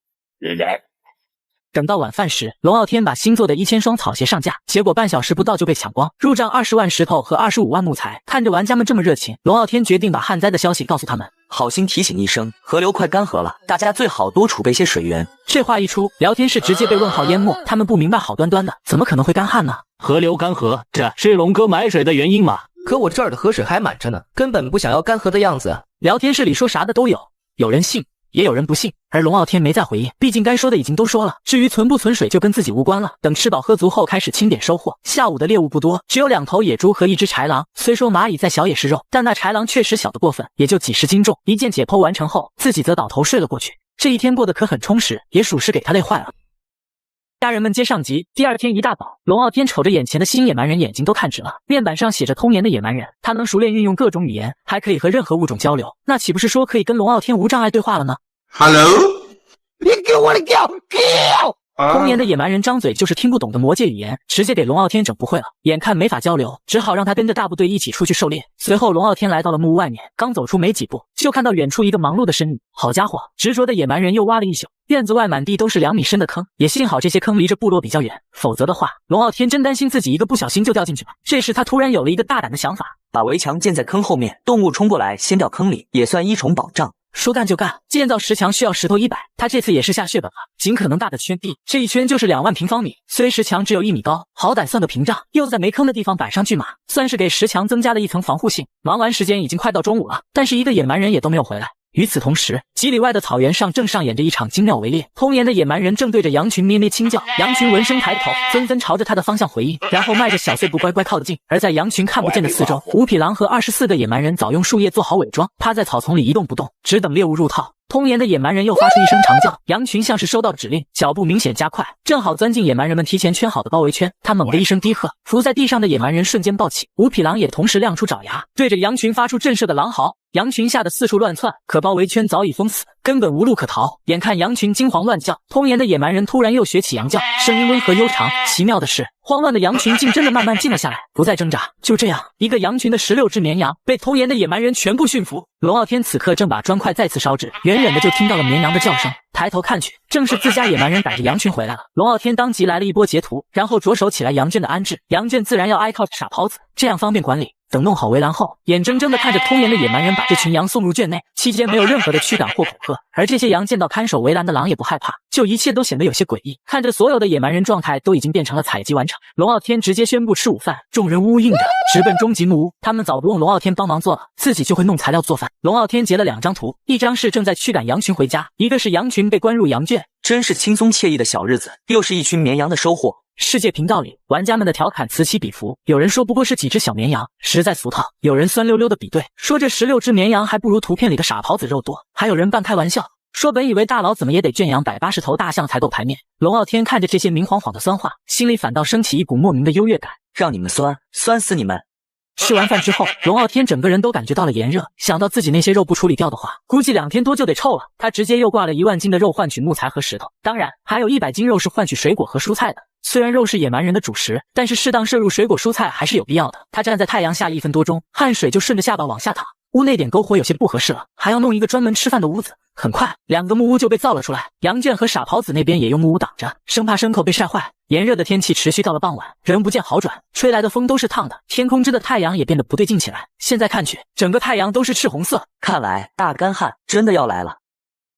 干旱终于快要来了，天空的太阳彻底变了模样，透着诡异的红色。而聊天室内早炸开了锅，有人说洗冷水澡都是温的，有人气呼呼的抱怨部落人打死都不外出搜寻物资，还有人叹着气说刚下完暴雨就热成这样，实在离谱。龙傲天看着这些消息，又瞥了眼交易市场的水价，水价依旧是老样子，看样子还没多少人发现河水正在悄悄干枯。突然，一阵狼啸传遍整个平原地区，这不是小白的声音。龙傲天刚竖起耳朵，就见白狼王带着10只狼站在部落的土堆瞭望台上，那土堆是执着的野蛮人挖坑堆的土，倒成了天然瞭望台。小白老远就瞅见了一双双绿油油的眼睛，那是饿狼的眼神，他可太熟悉了，毕竟自己曾经也是其中一员。随着一阵悠长的狼啸过后，部落外的狼群发起了冲锋，可没等越过围墙，就接二连三的传来扑通扑通声，全都掉执着的野蛮人挖的坑里了。后续的狼学乖了，直奔正门冲来，可没等靠近龙傲天，强力的野蛮人一矛甩出，直接把领头狼钉在地上，另一头狼扑向聪慧的野蛮人，刚张嘴就被石斧砍中，紧跟着又被一矛从嘴贯穿，场面又快又血腥。小白此刻乖乖的站在龙傲天脚边，眼睛不停的扫视着想要突破防线的野狼。这时6只狼从部落后面的围墙摸了过来，龙傲天抄起石斧，刚摆好架势，2把石矛嗖嗖飞来，定死2头。小白瞅准时机飞扑，一口咬断第3头的喉咙，剩下的3只也被赶来的野蛮人轻松解决。一场本该惨烈的大战几分钟就结束了。随后，龙傲天带着野蛮人去看坑洞里面的情况。好家伙，坑里竟掉了11只狼，他正琢磨要不要都收服了。小白突然对着坑底嚎了2声，坑里的狼立马回应着嚎了起来。看那样子，是认小白当老大了。处理完34条狼尸体后，龙傲天打开聊天室，有人被骆驼袭击，有人被鳄鱼围攻，更有人被野猪洗劫，只留下木头石头，甚至有人喊着希望大佬们也被洗劫。可龙傲天立马跳出来打脸众人，抱歉，一不小心杀了30多只狼，晚上加餐。大佬说的是人话吗？一不小心杀30多只。是龙哥啊，那没事了，几操5六。龙哥，龙爸爸，卖点食物给我们吧，被洗劫了，家里空空如也了。眼看有人求购食物，龙傲天哪里会在这时候耍大牌？他正愁肉多的没地儿放，直接挂了1万斤肉上架了，帮大家渡过难关。说完，他的1万斤肉只用了2分钟就被抢购一空。他又加了2000斤，自己留了5000斤肉和700斤牛肉干。明天按天气预报，野蛮人出不去，这些大胃王一天得吃几百斤，多留点总没错。第2天一早，吃过饭后，趁着还算凉快，龙傲天带着野蛮人去森林里拔草。没错，就是拔草。现在草还有生机，等干旱来了，羊和傻狍子就得饿死。别光拔草啊，你们可以摘一摘那些树的嫩叶。他不发话，野蛮人真就只埋头拔草。等他说完，有个野蛮人对着棵大树，竟用脑袋哐哐猛撞，3下就把树撞给断了，扛着树干就往部落跑。龙傲天看得直扶额，这操作真是没谁了。弄了大概1个小时，龙傲天觉得时间差不多，直接带着部落人回去了。这边刚回到部落，聊天室内突然炸开了波，有人惊慌的喊着河水几乎干涸了。起初还有人不信，可转眼就有人发现交易市场的水源开始下架，这下众人慌了神，纷纷冲向市场抢购。可不过片刻，水和食物就被抢空，有人后知后觉的琢磨过未来。龙哥之前提醒过河流干涸，他是不是提前得到了什么情报？早知道就囤点水了，好后悔没听龙哥的。龙傲天看着聊天室里的乱作一团，心里有些无奈，但转念一想，该提醒的早就提醒过，之后再借着机会赚些资源，也算是问心无愧。这干旱天，属森林玩家最舒坦，常温能低几度，最苦的是沙漠玩家，缺水缺粮，交易市场的水都没了。龙傲天望着大大的太阳，心里清楚，真正的考验才刚开始。家人们接上集，一阵私聊提示音响起，龙傲天点开一看，是云云发来的。感谢大佬的提醒，我提前囤了水，这下就不缺水喝了。他点了点头没回复，心里却是肯定了这个云云还算有点脑子，照着自己说的去做了。龙傲天心里门清，那些在水边喊河水干涸的玩家，那是真缺水了，不过是想趁机囤水哄抬价格罢了。他要做的也简单，等水价抬高到了一定程度，然后直接出手甩卖，先赚他一个盆满钵满再说。随着时间的推移，玩家们越来越乱，龙傲天则是坐在屋内，那汗水哗哗的往下流，手里攥着片大叶子使劲扇，可扇来的全是热风，半点用没有。不行，我得去冲个凉。他跑到存水的小屋，拎起木桶往身上一浇，哗啦一声，从头顶凉到脚底，简直不要太爽。回到木屋之后，龙傲天安排每人1桶水冲凉，众人顿时发出兴奋的呜呜声，自觉排队打水。等淋满水，个个精神头都足了。下午太阳落山，温度稍微有所降低，玩家们刚在聊天室活跃起来，就被四面八方的动物吼叫声吓懵了，连温顺的食草动物都像疯了似的暴动，所有人都慌得不行，唯有龙傲天安安稳稳坐在家里喝肉汤。他心里清楚，今晚那些动物是不会进攻的。就在这时，又是私信的声音，还是云云发来的。龙哥，今晚那些动物不会暴走吧？我听到了老虎的声音。不会。云云刚松口气，就见龙傲天又补了一句，但是明天他们会发动总攻。大佬，下次拜托你一次性说完，我心脏受不了。龙傲天隔着屏幕都能感觉到对方的怨念，正想笑，就听小白对着外面的暴动发出了野性的嚎叫。龙傲天走出木屋，只见天的月亮竟然笼罩了淡淡的橙色，不是所谓的血月，只是月亮变得更亮了。更神奇的是，夜间的迷雾竟然散去了。这难道是要自己夜间狩猎？他转头看向屋内的野蛮人，扫过面板时愣了。所有野蛮人体力全满，就连嗜睡的野蛮人都精神得很。难道是特殊 buff？ 见大家都显示可采集，他让嗜睡的野蛮人带20个同伴，加上小白和他的9匹老狼部下一同出发采集，自己则带着剩下的人守部落。牧师队伍浩浩荡荡消失在夜色里，他心中有一种预感，今晚赶出去采集的都会有意外收获。在野蛮人出发后，他就一直在屋外守着，困意一阵阵涌上来，他就用凉水冲脸强撑着。时间1分1秒的流逝，终于伴随着一声狼嚎之声，是小白，他们回来了。龙傲天跑出去迎接，只见每2个野蛮人扛着一棵树木，凑近了一看，眼睛都亮了，竟然是稀有百年木，正是升级高级木屋的材料，不多不少，正好10颗。他点开升级面板，终极木屋升级需要稀有百年木100，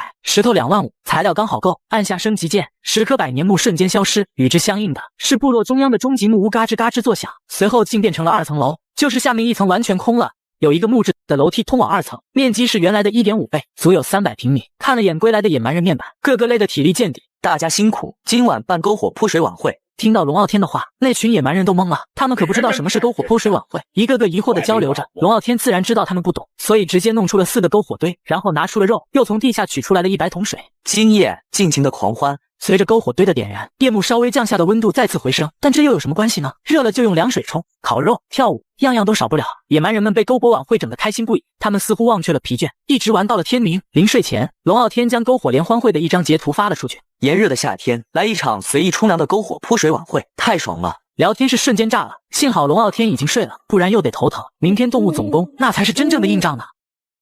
家人们接上集，转眼到了第2天，龙傲天睡到中午才醒，哪是自然醒，分明是被热醒的。去冲个澡，他说着就来到水房，拎起水桶往身上一泼，这清爽劲简直不要太舒服。回到木屋后，见野蛮人们个个汗流浃背，处在那不敢动，没他默许谁也不敢碰水源，规矩大得很，毕竟连开饭都得等他发话。他扫了眼野蛮人的体力面板，这才恢复到80左右，平时几小时就满了。难道是天气太热，影响休息了？所有人冲澡，完了回来吃午饭。命令一出，野蛮人们一窝蜂冲出木屋洗澡，这是他们可太爱了。龙傲天一边做饭，一边查看高级木屋的新变化。特性一共有4项，一是能更快速恢复部落人体力，对比之前就多了的更字；2是能提升部落人最大体力值；3是能造稍微复杂的动物围栏；4是新增的可用100万木材直接重建高级木屋。这特性4到挺人性化，省得费心找特殊材料了。他点开建造图纸，果然多了2样新东西，一样是牧羊鞭，另一样是水槽。这回龙傲天正吃午饭呢，云云发来的消息：打扰了，不过中午了，想来龙哥也热醒了。我昨晚收获了种石头，现在用不上。他附了张图，龙傲天点开一看，眼睛当场直了。图里的石头标着稀有的承重岩石，正是他升级要的材料。这是你昨晚采集的吗？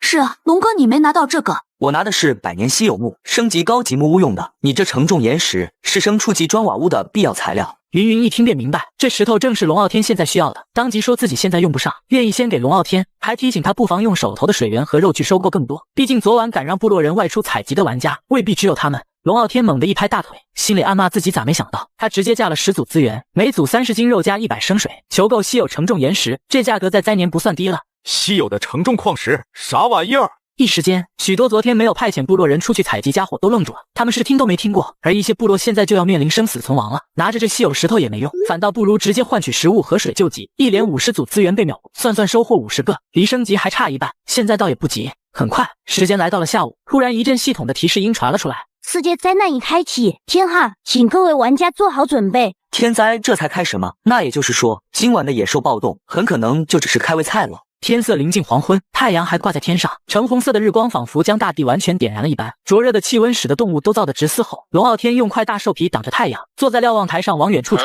突然见一阵黑压压的东西飞过来。没人说袭击还有鸟啊？飞过来的是啄木鸟，个个攻击性极强，从树林方向扑过来，后面还跟着豺狼，左右两边甚至有狮子和骏马冲过来。陆地的好解决，这啄木鸟啄头能把脑子啄烂。野蛮人一发时髦，精准看起2只啄木鸟，后面的啄木鸟丝毫不慌，仍然急速朝着龙傲天的部落飞来。可奇怪的是，他们不咬人，专盯着牲畜啄。傻狍子还伸着脑袋张望，被啄了头都没反应过来是咋回事。老子辛苦这多天才弄来的点牲畜，怎么可能全让你们这群东西给杀了？龙傲天拎着石斧就往羊圈冲，见看守的狼被啄得缩成一团，有只狼的眼睛都被啄瞎了。他挥着石斧打了半天，连根鸟毛都没碰到，反倒被啄木鸟啄了手背，石斧哐当掉在地上。对了，牧羊鞭。他赶紧造了一根，拿到鞭子的瞬间，龙傲天直接在天空之中打了一套闪电5连鞭。瞎猫碰到死耗子抽中一只，赶紧抬脚踩死。可这鞭子太难用，甩了好久才打到2只啄木鸟。而野蛮人那边的战斗快结束了，可就在这时，剩下的啄木鸟突然调转方向，黑压压的一片，矛头直指龙傲天。眼看鸟群扑过来，龙傲天攥紧牧羊鞭，后背的汗刷的又冒了出来。这次他怕是要有危险。上集说到啄木鸟们要为死去的同胞复仇，冲着龙傲天就飞扑过来，他挥着牧羊鞭胡乱抽打，许是瞎猫碰到了死耗子，又让他抽下来一只。就在这时，2发时髦接连飞出，每一发都精准无比的定死2只啄木鸟。这2下过后，天上顿时就剩1只啄木鸟打转了。年轻人，你不讲武德，现在该换我了。话音还没落地，龙傲天手里的鞭子已经抡开了，一套闪电5连鞭抽出去，直接把那最后1只啄木鸟抽得飞起老远。他低头瞅了瞅，见还有2只没咽气的，干脆丢给小白照看了。小白这会儿正用舌头给啄木鸟梳毛呢。这狼是出了名的不刷牙，还总偷着啃大蒜，那口水呼的俩啄木鸟都睁不开眼，估计这辈子都不想再闻见狼味了。清理部落，血腥味太重了。懂清理俩字的没几个，龙傲天干脆让他们去水房弄水。可那仨聪慧的野蛮人偏不按常理出牌，别人都拎着水哗啦啦往地上泼，他俩直接端着土往地上倒，搞得部落里尘土飞扬。这仨傻兄弟总能整出点新鲜幺蛾子。清理完血迹，所有人能冲澡。一听能冲澡，野蛮人们立马眉开眼笑，天再热也不觉得燥得慌了。龙傲天拍了张照片发聊天室，照片里摆着几十只啄木鸟尸体，他还特意把鞭子露出来秀了秀。又是平淡的一天，战斗如此简单。龙哥是不是藏了啥厉害家伙？我见那些野兽脑袋都是被砸烂的。龙哥的平淡我学不来啊，我部落都被野兽占了，正蹲在外面瞅着呢。还有个玩家说，没水的话喝野兽血也行啊，这话点醒不少人。可没本事猎杀大型动物的部落就惨了，水上这会儿跟疯了似的抬价，比吃的还贵。此时太阳毒得像要把人烤化，龙傲天干脆泡在水坑里解暑，凉快够了才爬出来。野蛮人们一天冲3-5回澡，日子滋润得很。可其他玩家就没这待遇了，靠喝兽血续命都嫌不够，哪敢用来冲凉？水价还在涨，这会儿1升清水已经要50根木头了，先卖1万升水。他按50根木头1升卖，眨眼就被抢光了。他这动作太大，聊天室里自然有人瞅见，立马有人嘲讽起那些水商。瞧瞧，你们抬高水价，龙哥渔翁得利。骂水商归骂水商，带我们龙哥干嘛？你是不是不想混了？聊天室里正吵得欢呢，久违的系统提示突然响了。受到天寒的影响，所有野兽危险程度+1，请小心野兽的袭击。提示音刚落，屋外就传来狼的嗷呜声和羊的咩咩声。自家的狼和羊都变样了，狼的体型大了一半，而羊长得也更壮了。就在这时，一只绵羊跳出圈就要跑，小白，快拦住它！刚进化的小白冲过去，一爪子把羊扇猛了。龙傲天跑出来时，羊已乖乖缩回圈里，可他刚松气，一直距离往他屁股上顶，回头一看，是只傻狍子正疑惑地瞅他屁股，竟然敢顶我，晚上就吃你了。天黑后，外面的野兽叫得更欢了，但是这一夜野兽并没有发动进攻，很多部落等到天亮才敢睡。可天热得厉害，晚上会被热醒，白天更别想睡舒服。此时河水彻底干涸，连屋后的树林都枯了，这才是真正的绝境。龙傲天瞅准时机，又上架3万升水，这会儿水价已经疯了，1升普通清水要100根木头，翻了50倍。水商们跟抢钱似的，反倒显得龙傲天卖的实在，不仅没人骂，还落了个好名声。这鬼天旱热死了，宁愿来场雪灾也比这强。雨灾也行啊，至少不缺水，旱灾太熬人了。这时候有个水商冒出来，语气里带着点拿捏人的得意。要没水不？现在110根木头，再不买，等会儿120都未必有货。天旱着呢，水这东西可是越等越金贵。这话立马引来了所有玩家的围攻，水商明摆着踩着所有人的绝境发财，不骂他骂谁？龙傲天翻着聊天记录忍不住笑了，得亏那天晚上得到了自然结晶，更得亏当初选了那7日天气预报图，不然他现在估计也得被水商拿捏得死死的。就在这时，屋外突然传来一阵牛叫。家人们接上集，龙傲天听见屋外传来牛叫声，原本瘫在地上歇着的野蛮人们噌的一下全站起身，抄起石斧石矛就往门外冲。这鬼天气最磨人，连体力都补不满。最惨的是执着的野蛮人，面板亮着不可采集，但仍把石墙外的土坑挖得又宽又深。现在大部队都冲出去了，屋里就剩一个嗜睡的，他闭着眼靠在墙角，就跟没事人似的。牛叫声越来越近，越来越响，龙傲天没跟着下楼，他清楚自己下去不仅帮不上忙，反而会添乱。他扒着2楼栏杆往下瞅，就见远处的黑影正快速奔来，也就10几秒的功夫，牛群的模样就彻底看清了，每头牛都像小坦克，看着就结实。这体型杀了解剖，一头最少得有2100斤肉。牛群冲锋的势头很猛，野蛮人们也激烈，齐刷刷往两侧散开，特意让开了正门。部落其他方向都围了石墙，只有正门能过，还仅容3头牛并行。砰！果然出事了，牛群光顾着往前冲，不少牛的身子蹭到石墙，后面的牛没刹住，直接撞了上去。接连传来砰砰的碰撞声，把前面的牛堆成了车祸现场。更巧的是，石墙外还有执着的野蛮人挖的坑，扑通扑通，一头接一头的牛掉进去，牛角互相勾着，怎么挣都爬不出来。还有少数几只冲进了部落里，野蛮人们从侧面甩起石矛，嗖，石矛扎进牛肚子，可也就入了半截没刺穿。牛疼得哞叫起来，反而更疯了，低着头往前顶。几个想硬拼的野蛮人赶紧往后退，唯有强力的野蛮人不一样，他站在原地没动，手里的石矛一根接一根扔出去，每根都带着劲，扑哧一声就扎穿了牛肚子。被扎中的牛没跑几步就倒了。剩余的牛见势不对想逃，野蛮人们刚要追，就被龙傲天喊住了。他扫了眼面板，最低的野蛮人体力已经到42了。天这么热，万一牛杀个回马枪，麻烦就大了。等龙傲天下楼，野蛮人们都站在原地喘气，满头大汗往下躺。你们去冲澡，这里我来收拾。众人一听冲，立马呜呜叫着跑向水房，镜头一下就回来了。龙傲天点开面板，上面写着11头牛，一共23100斤肉，他直接点了解剖，顿时这让原本已经见底的存粮再次回升。这次不卖，留着自己吃。之前在交易市场面收购稀有的承重岩石，到最后也就收购了75个，后面也许是嫌弃它的价格低了，都不愿意卖了。但是相信过了今天，还会有大把的人愿意卖的。就在龙傲天打算把这些东西弄回木屋的时候，突然传来了一声牛叫声，龙傲天立刻戒备起来，他还以为是牛群又杀回来了。不过他循着声音走到被撞毁的石墙边，往下一瞅，才发现坑里还有5头牛，坑太深他够不着，只能等野蛮人洗完澡来帮忙。等众人过来，一起把牛弄了上来，最下面2头已经奄奄一息，独眼的野蛮人补了一刀，又多了4200斤肉，剩下3头没受伤。龙傲天赶紧造了围栏，又加固了羊圈和傻狍子圈，还搭了个小木屋，让野蛮人拆了几块木板通风。这几头牛全程都很乖，没挣扎。忙完一切，龙傲天自己也再次洗了一个凉水澡，然后舒舒服服地坐在木屋里，打开聊天室。龙傲天当即就看到了其他玩家的近况。完蛋了，我这里来了一群犀牛，他们竟然会冲阵，直接把我房子冲没了。我这更惨，路啃了我茅草屋，还偷了水和肉。谁懂啊？我被兔子咬了，之前老子打他们就是一脚一窝，现在被咬得浑身流血，憋屈啊！你们快看，那巡狗水山又抬价了，为什么他们的部落没有被洗劫一空啊？真该将他们全部送去西天剑入来。龙傲天点开交易市场，果然水价涨到150木材1升，食物也到了80木材或65石头1份，简直贵得离谱。有人为了买水买肉，甚至拆了房子卖木头，还自嘲通风总比渴死强。龙傲天也就感慨了下，随后也挂了5万升水上去卖，毕竟有钱不赚是王八蛋。他看着聊天室里的抱怨，心里清楚，绝望和愤恨堵在玩家们心头，可又有什么办法？顶多在聊天室宣泄几句，过后还不是得任人宰割，当别人的韭菜。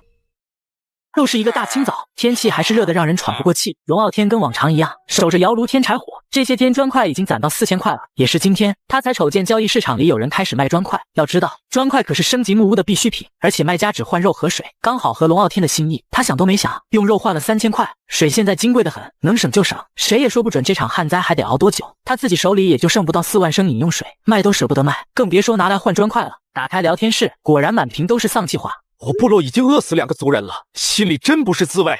求求大佬给点吃的吧，我部落快没人了。这个发文的是个女生，还配了张自己的照片，图片里她媚态百出，含情脉脉看着前方，立马有舔狗凑上去。妹子私聊，食物和水我有的是。与此同时的一间高级木屋里，赵丹姿态慵懒地靠在床头，她屋里堆着数不清的食物和水，简直富得离谱。她是少数在天灾里还能保持满员的，不是运气好，而是她故意弄死了所有孱弱的族人，只留下健壮的，再加上平时靠装可怜骗吃骗喝骗物资，说是游戏里最富的几个人之一也不过分。刚才跟她私聊的男人没什么经验，赵丹随便许了点以后跟你组队的承诺，他就屁颠屁颠送了一大堆物资，还发了不少我会护着你的情话，他也照单全收，但情话却左耳进右耳出。又吊着一个蠢男人，还想打我的主意，也不看看自己配不配，就是搞不懂傲天哥怎么对我不冷不热的。他经常给龙傲天发私聊，可龙傲天顶多扫一眼，从来没回复过，那可是妥妥的西格玛男人，根本不吃他这套。另一边，龙傲天正在屋外搬砖块，突然发觉天色变了，乌云往一块聚，风也变凉了，大有下雨的前兆。其他玩家见了这一响，别提多激动了。天灾要结束了，一雨终结旱灾，天无绝人之路啊！唰，我都准备好盆接雨水了，让那些黑心水商见鬼去吧。水商们倒也淡定，只把水价调回原价，该赚的钱早赚够了，玩家买不买水跟他们没多大关系。雷声滚滚，天色越来越暗，看着真像天灾要收尾了。可奇怪的是，温度没降，反而更闷热了。没人在意这份异样，只有龙傲天这样细心的人心里犯了嘀咕。再看交易市场，水价已经跌到1升水1根木头，甘甜水2根木头。龙傲天哪会手软，立马开始扫货。水商们一开始没当回事，等反应过来，市场里的水已经被清空了。刚才大家以为要下雨，不少水商把存货全上架了。这么一会儿功夫，龙傲天就收了20万升水，原本紧俏的水源又富裕起来。不是他不想多收，是市面上真没水了。一声巨雷炸响，细小的雨点终于落下来。外面接雨的玩家摸了摸脸，刚想笑，就觉一阵灼热的疼，赶紧尝了尝雨水，当场蹦起来。卧槽，是酸雨！这时候聊天室彻底乱成了一锅粥，有的玩家被酸雨烧得浑身疼，还有人傻到用嘴接雨水，结果舌头都被烧烂了。很快就有人发现了更严重的问题，灾难还没结束，水源市场空了。谁把水买走了？求求放出来点吧！想让龙傲天还水，不可能吧？他巴不得今天交易市场一滴水都没有。其他囤水的人也这么想，偶尔放几十升出来，根本不顶用。经历过水商抬价，谁都懂饥饿营销的门道。酸雨越下越大，气温也越来越闷，连野蛮人们都暴躁的来回踱步。龙傲天知道得赶紧帮他们释放情绪，不然要出乱子。突然他有了个主意，大家闲着也是闲着，咱们玩掰手腕吧。龙傲天喊了一声，野蛮人们对新玩法很感兴趣，全凑了过来。连耳背的野蛮人都支着耳朵，其实是没听清，想再听一遍。就是比谁力气大，力气最大的5个人晚上不用做饭。一听不用做饭，所有人眼睛都亮了。之前还没精打采的，现在镜头全来了，恨不得立马比一场。我先示范一次，就你了，跟我来。龙傲天挑了个看着最弱的羸弱野蛮人，他觉得这是软柿子，可以让他虐菜。家人们接上集，龙傲天挑了个看着最瘦的野蛮人，想着这肯定是最弱小的，跟他掰手腕稳了。结果没等他使劲，手啪的一下就被按在了桌子上，连反抗的余地都没有。龙傲天这才想起羸弱野蛮人的备注，羸弱的野蛮人，他只是拿不起500斤的巨斧，并不是真的弱。要是早想起这个，他才不会主动下场呢。此时的另一边，刘云云正满脸愁容地盯着窗外，酸雨下得太猛，他外面盖的茅草屋竟然被腐蚀漏了，屋里存着不少水和食物呢。虽说他早把资源分开放了，不至于伤筋动骨，但心疼也是真的。可其他玩家没他这么幸运，那些还住着初级茅草屋的人，屋子直接被酸雨腐蚀出大洞，有兽皮的还能挡挡，没兽皮的可惨了，稍微躲慢一点，身上就被烧出一大片伤，而且这伤还会往四周蔓延，不少人就因为这个没扛住。聊天室内更是卖惨不断，有人的胳膊被酸雨烧得溃烂，还有人晒出2张血肉模糊的腿照，腿上布满了灼伤的水泡和裂口。这些图一出来，玩家群里直接慌了，尤其是爱美的女生，吓得都不敢出门了。龙傲天正看野蛮人掰手腕看得入迷，压根没看聊天室。野蛮人们为了晚上不用做饭，一个个卯足了劲，直到夜幕快降临时，野蛮人才终于分出胜负，赢的人呜呜欢呼，输的人耷拉着脑袋。好了好了，做饭去。等吃过晚饭后，突然打下一道道红色的闪电劈下来，天空都染成了血红色，酸雨下得更猛了。龙傲天看着自家木屋的屋顶，突然想起好多玩家还住着茅草屋呢，也不知道能不能扛住。果不其然，他一打开聊天室，满屏都是惨烈的图，终极茅草屋都开始被腐蚀了。龙傲天只能在心里默默替这些玩家祈祷，同时庆幸自己升级快，躲过了不少致命灾难。哗啦啦的雨声在夜里格外吵，可对龙傲天来说，除了有点热，压根不影响睡觉，说睡就睡，一觉就到了天亮。第二天一早，龙傲天是被屋里的欢呼声吵醒的。好家伙，野蛮人们又围在一起掰手腕了，赢的人欢呼雀跃，输的人垂头丧气。好了好了，今天是最后一次，以后不准私自玩这种赢了偷懒，输了干活的游戏了。除了几个脑子不灵光和耳背的野蛮人一脸疑惑，其他人都露出了懂了的神情。龙傲天也没管那几个疑惑的，反正解释了也未必听清，让他们自己内部交流去吧。他转头对输了的野蛮人说：愣着干嘛？跟我做饭去，今天带你们吃煎牛排。说着就弄了个优秀石锅出来，架在火堆上加热，随后直接丢了块牛肉进去，煎了5分钟就差不多了。最后翻个面，龙傲天舀了碗热汤，哗啦浇在石锅上，热气一下子冒出来，香味飘得满屋子都是，馋的野蛮人们直咽口水。龙傲天把煎好的牛排装在碗里，用水果蔬菜摆了个盘，拍了张图发聊天室。平平无奇的一天，从一块美味煎牛排开始。之前聊天室还在聊酸雨，看到这张图瞬间安静了，接着就炸了锅。天哪，收了他吧，我手还血淋淋的，他居然吃煎牛排。为啥我们在求生，龙哥在享受，同人不同命啊？还有人问龙哥煎牛排咋做的，他之前煎的没味道。龙傲天看到问味道的，把优秀石锅的介绍截图发了出去，备注上写着优秀的石锅。石头20，注用它做出来的东西都会带有盐的味道。这话刚发出去，聊天室瞬间就炸了锅，各种消息密密麻麻的刷屏。有人急着追问龙傲天这锅居然能做出盐的味道，为什么之前从没提过这事？还有人慌了神，说要是一直不吃盐会得甲亢，求龙傲天卖锅给他，说不管付出什么代价都愿意。龙傲天琢磨了会儿，难道这世界就他有优秀石锅的蓝图？他翻了翻交易市场，没见有人卖，蹲了5分钟聊天室，也没人说自己能做，这买卖能赚。他干脆动手做石锅，这石锅一做就是1天。等傍晚时，酸雨终于停了，他也做好了1万个石锅。龙傲天把石锅全挂交易市场，定价50块石头，成本20块，辛苦费30块，他觉得挺合理。结果刚上架10分钟就被抢空了。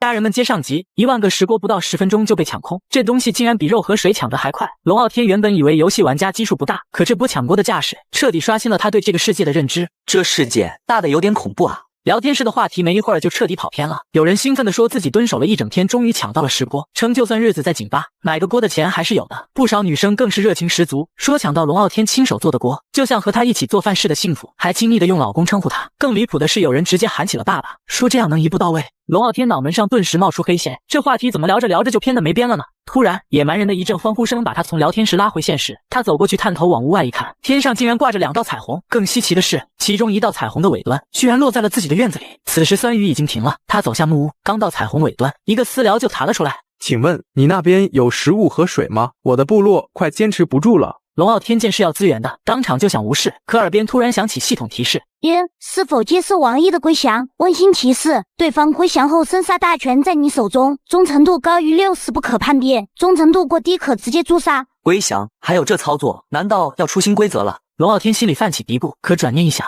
能查看忠诚度低了就能杀，还能壮大队伍，没理由拒绝啊！他当即点了接受，刚点完，那道彩虹就闪起七彩亮光，亮光散去后，彩虹也消失了。龙傲天面前扑通一声跪了一行人，王毅自己也懵了，压根不知道自己为啥会跪下。龙傲天一时不知如何应对，干脆学起清朝皇帝的腔调，开口说：“不用行此大礼，爱卿快快请起。”王毅更懵了，2025年哪来的皇帝？他早从聊天室知道龙傲天的名字，主动归降就是想跟着混口饱饭。他赶紧起身问：“那个，我是叫您主人还是龙哥？”叫龙哥吧，主人听着怪别扭的。龙哥，能不能给我们点食物和水？我们好几天没吃了，能换的都换水了。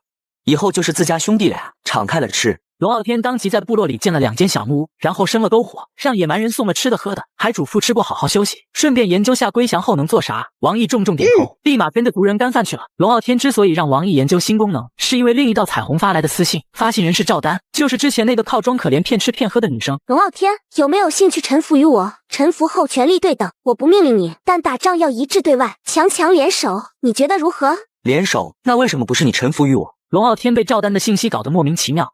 他的部落那么强大，让他臣服别人，简直是想屁吃。而另一边的赵丹看到消息，嘴角闪过一抹冷笑：“敢让我臣服你，一个臭男人，你有我配？”龙傲天一看就乐了，这明显是瞧不起男人啊！那还废什么话？现在的聊天界面就2个按钮，一个是投降，一个是宣战。既然谈不拢，那就宣战吧，用实力说话。赵丹看到龙傲天竟然敢主动和自己宣战，心中那叫一个愤怒。这个死男人竟然不知好歹！天底下那么多男人都没机会遇到我，你能遇到是10辈子修来的福分，还敢宣战？好打！他当即抢先点下宣战按键，还加了句话：那就战，失败的一方要成为胜利方的奴隶。还有人上赶着当奴隶？行，自己说的话得认。天太热，龙傲天本不想出战，长途跋涉耗体力，而且根据系统示意图，双方营地太远，40多度暴晒跑过去太折腾。可就在他犹豫时，聪明的野蛮人呜呜叫着凑过来，身后25个野蛮人全拿着武器站着，明显是要请战。这下龙傲天也不拦着了，目标敌人大本营，出发！野蛮人立马往目的地冲，龙傲天则骑上小白，毕竟自己跑太慢，9匹狼外加25个野蛮人，他不信不可能会输。家人们接上集，龙傲天带着大部队浩浩荡荡出发了。可此刻的赵丹压根不知道危机正在逼近，他还在琢磨怎么进攻龙傲天呢。他研究后发现，战争规则是破坏对方主建筑就算胜利，当即让2个特殊族人去偷袭龙傲天的大本营。这2人带足水和食物就出发了。龙傲天这边却压根没带水的打算，他交易市场里存了大量未提取的水，自己就是个行走的水库。巧的是双方选了不同路线，龙傲天走的是宽阔大路，方便大部队行进；赵丹的人走的是隐蔽小路，适合前行，所以一路都没遇上。赶路用了1个多小时，龙傲天一行人终于抵达，发现赵丹的部落在一片森林里。此时太阳已经升得老高，龙傲天骑着小白都浑身冒汗，更别说跟着跑的野蛮人了。他赶紧选了块地方建了2间木屋，从交易市场提取出大量水，用木头做了简易水桶，给每个野蛮人发了2桶，1桶用来喝，1桶浇身上消暑。看着不少野蛮人体力已见底，龙傲天当即决定傍晚再进攻，既能避开高温，也能让大家恢复体力。就这么等到下午3、4点，野蛮人们体力回得7、7、8、8，龙傲天这才下达命令：进攻，直取赵丹部落！野蛮人疯了似的冲了过去。另一边，赵丹见龙傲天大张旗鼓冲过来，他心里冷笑一声：愚蠢，放着偷袭不用，偏要正面硬刚，准备迎敌。赵丹一声令下，他的族人全部整装待发，手里握着木棍和骨头棒当武器。可下一秒，嗖的一声，一只石矛从100米外射来，竟穿过10几个族人，精准落在赵丹脚边。他当场吓傻了，这分明是示威。还没缓过神来，龙傲天骑着小白已经到了部落外，野蛮人紧跟着冲进营地，杀！赵丹急着下令，可眼前的景象让他彻底傻眼。龙傲天的野蛮人一组就先飞他3个族人，他眼中强健的族人在对方面前简直不堪一击。就在他崩溃时，一个族人举木棍挡住一击，他刚燃起希望，那族人就被另一次砸飞，砰的撞在木屋上。看着龙傲天那边面目狰狞的野蛮人，就像见了地狱恶鬼。没一会儿，他的族人就全被撂倒了。很快，2个野蛮人压着赵丹来到到龙傲天面前，轻轻一推，赵丹就跪倒在地。小子，投降不投降？机会只有一次。你叫我小子？叫你小子不行吗？赵丹刚想发飙，突然想起战争要拆主建筑才算赢，哪怕敌人死光都不算。见龙傲天没杀自己，赶紧装出媚态，想靠容貌讨好。可龙傲天直接说要让他为卑为奴，期限10年。赵丹瞬间面如死灰，却只能硬着头皮答应，心里还在祈祷派去偷袭的人能烧了龙傲天的部落，帮自己翻身。随后，龙傲天下令让野蛮人撕了兽皮当绳子，把赵丹和他的族人都绑起来。可野蛮人只会打架狩猎，绑人手法乱七八糟，男族人竟在胸口绕2圈再捆手，活像捆绑 play。龙傲天看着被绑的赵丹，还暗赞了句手法不错。接着他去收缴物资，收获非常丰富：3000斤肉、25万升甘甜水、3株带金草药、12万木材、5万石头、2500块砖、55张兽皮。可清点人数时，他发现少了2个部落人，心里咯噔一下。我去大意了，该不会是派人去偷家了吧？刚担心完私聊提示就响了，是王毅发来的消息，说抓到2个想放火烧部落的鬼祟之人，对方还没动手就被拿下了。龙傲天悬着的心终于落地，对着赵丹说：“小子，你有点不诚实啊。”赵丹还想狡辩，说部落之前有30人，前几天被野兽袭击死了2个。龙傲天笑了，说他的话看似有理，自己差点就信了，随即拆穿谎言，直言部落已传来消息，抓到了那2个偷袭者。赵丹一听顿时没了声，把头扭到一边。龙傲天也没再逼他，直接让族人当着他的面拆了他的部落。赵丹看着老他的木屋，终于相信龙傲天没骗自己，却想不通他怎么能实时收到家里的消息。就在这时，系统提示音突然响起：恭喜您歼灭赵丹部落，由于您是第一个歼灭部落的人，是否将名字公布在世界聊天室？上集说到龙傲天拆完赵丹的部落后，系统问是否将他的名字公布在聊天室，他果断说不公布。可下一秒世界频道就接连刷起系统通知：玩家傲天在部落相遇战中首次达成成就，征服一个部落，歼灭一个部落。鉴于傲天的优异表现，天旱灾难延迟3天，请3天内各部落进行最终决战。这还是游戏第一次在聊天室发通知，下面瞬间被评论刷屏。有人惊叹大佬就是大佬，游戏首条通知就给了龙哥，有人感谢龙哥争取的3天延时，也有人好奇不知道哪2个倒霉蛋遇上龙哥。龙傲天看着这些评论，心里直骂娘，说好的不公开，结果只是不公开姓氏，现在所有人都知道是他了。刚吐槽完，又一条系统提示响起：赵丹部落已歼灭，赵丹部落全体族人降级为奴隶，玩家赵丹降级为奴仆。点击查看详情。龙傲天下意识看向赵丹，就见他正用惊恐的眼神盯着自己。他点开详情，只见赵丹的面板显示：特性1，不能违背主人命令；特性2，永远不能伤害主人；特性3，主人是龙傲天，属于私人财富。龙傲天这才明白赵丹为啥惶恐，这是系统给他上的枷锁。主动投降的族人是部落成员，被歼灭的却直接成了系统承认的奴隶，简直太恐怖了。他又看了赵丹族人的面板，强健的被私人，身份是奴隶，特性是吃苦耐劳，不会反抗。这难道是解锁新兵种？系统是想让我组建奴隶军团吗？龙傲天当即下令中午之前回家。赵丹下意识立正回应遵命主人，说完才反应过来自己的意识被系统控制了，彻底绝望了。龙傲天没为难他，让一匹狼驮着他回城，心里盘算着赵丹刚经历大起大落，没必要赶尽杀绝，他这么精明的人，说不定用处大着呢。等回到部落后，龙傲天愣住了，部落之前200×200的围墙，现在扩到400×400，高度还超了2米，新木屋也冒了出来。王毅正忙着指挥建造，见龙傲天回来，就说自己投降后多了建筑能力，还共享到了10墙图纸，担心有人偷袭，就加固了围墙，扩大了领地。做得好，晚上加餐，身上都馊了，赶紧去洗澡。王毅听了，赶紧打水躲进木屋洗澡。龙傲天还纳闷小伙子洗个澡还躲躲藏藏，默默给人贴了个胆小自卑的标签。回到木屋里开始盘点资源，这可是他吞并一个部落、歼灭一个部落之后的全部家底，称得上是极其丰厚。唯独升级砖瓦屋还缺11块稀有的承重矿石。赵丹正巧看到了龙傲天的眉头紧锁，凑过来恭敬地问：主人啊，有什么烦恼吗？不如和奴家讲讲。很显然，赵丹选择了接受现在的身份。这不，询问龙傲天的忧心事还带了独有的媚态。龙傲天让他正常说话，说想收承重矿石，赵丹立马接下，说不敢打包票，但可以试试。只见赵丹打开聊天室，发了条消息说自己需要承重矿石，还附了张特意摆拍的憔悴照片，毕竟白天打了败仗，看着确实有些虚弱。没一会儿就有不少人愿意低价交易，很快就收了30块。龙傲天看着矿石满脑子问号，自己收的时候老费劲了，怎么赵丹一开口就这么容易？一群舔狗，我是男人就差别对待，以后交易都让赵丹来。赵丹像等夸奖的宠物似的坐在旁边，龙傲天夸了句敬你一躬，他又求主人能不能给我一间木屋，和族人睡一起有危险。龙傲天信了，指了间木屋给他，那是王毅的屋子，他是想帮王毅脱单，毕竟他是主动臣服自己的，还会给自己做基建，搭理部落的条理性也不错，要不然就凭王毅的短小自卑，估计很难脱单了。第二天一大早，有奴隶的帮忙，围墙修得很快，可按系统蓝图最多只能修到2.4米。龙傲天还发现，系统蓝图一件建造的都是最低级的，好的得纯人工，而且世界频道没人提这事，估计是有心人藏了消息。突然一声惊叫打破宁静，来源正是王毅的木屋。不是吧，这俩人大早就玩得这么欢？家人们接上集，一声惊叫突然打破了早晨的宁静。龙傲天顺着声音看去，发现惊叫竟然来自王毅的木屋。此时的木屋里头，王毅正对着刚被吵醒的赵丹大喊大叫：“你怎么会出现在我的木屋里面，还跟我睡在一起？有什么关系？反正都是女人，本小姐都没嫌弃你，你倒嫌弃起我了。”赵丹揉着惺忪的睡眼，看着王毅那慌乱结巴的模样，有些想笑。王毅急了，凑到赵丹耳边小声说：“你要保密我的身份。”赵丹立马明白过来，原来王毅是女扮男装投靠龙傲天的。他嘴上应着好好好，给你保密，心里却暗自好笑。毕竟主人连自己都看不上，怎么会注意到他？王毅松了口气，收拾妥当后走出木屋。龙傲天见他出来，刚喝进嘴里的汤噗的喷了出来，倒不是因为烫嘴，而是这才过了2分钟，好歹挺过3分钟吧。转身就另起一锅，还往里面丢了好几根牛鞭。等王毅过来想喝汤，却被他一把拦住。这锅你不能喝，你的是另一锅。王毅探头一看那锅牛鞭，脸瞬间绿了，整整6根，这是要把自己补死的节奏。为了你好，少1根都不行，必须全吃了。这话正巧被赶来的赵丹听到，忍不住哭得笑出声。你女人都笑你了，还不快点补？2分钟，想想都替你悲哀。说完，龙傲天就去忙了。他来到屋外，看着高级木屋的面板，上面写着升级需要砖块1万，稀有的承重岩石100。他当即点下升级按钮，原本400平米的木屋扩到500平米，现在的房子又防冻又抗热，通风还好。龙傲天直呼简直完美。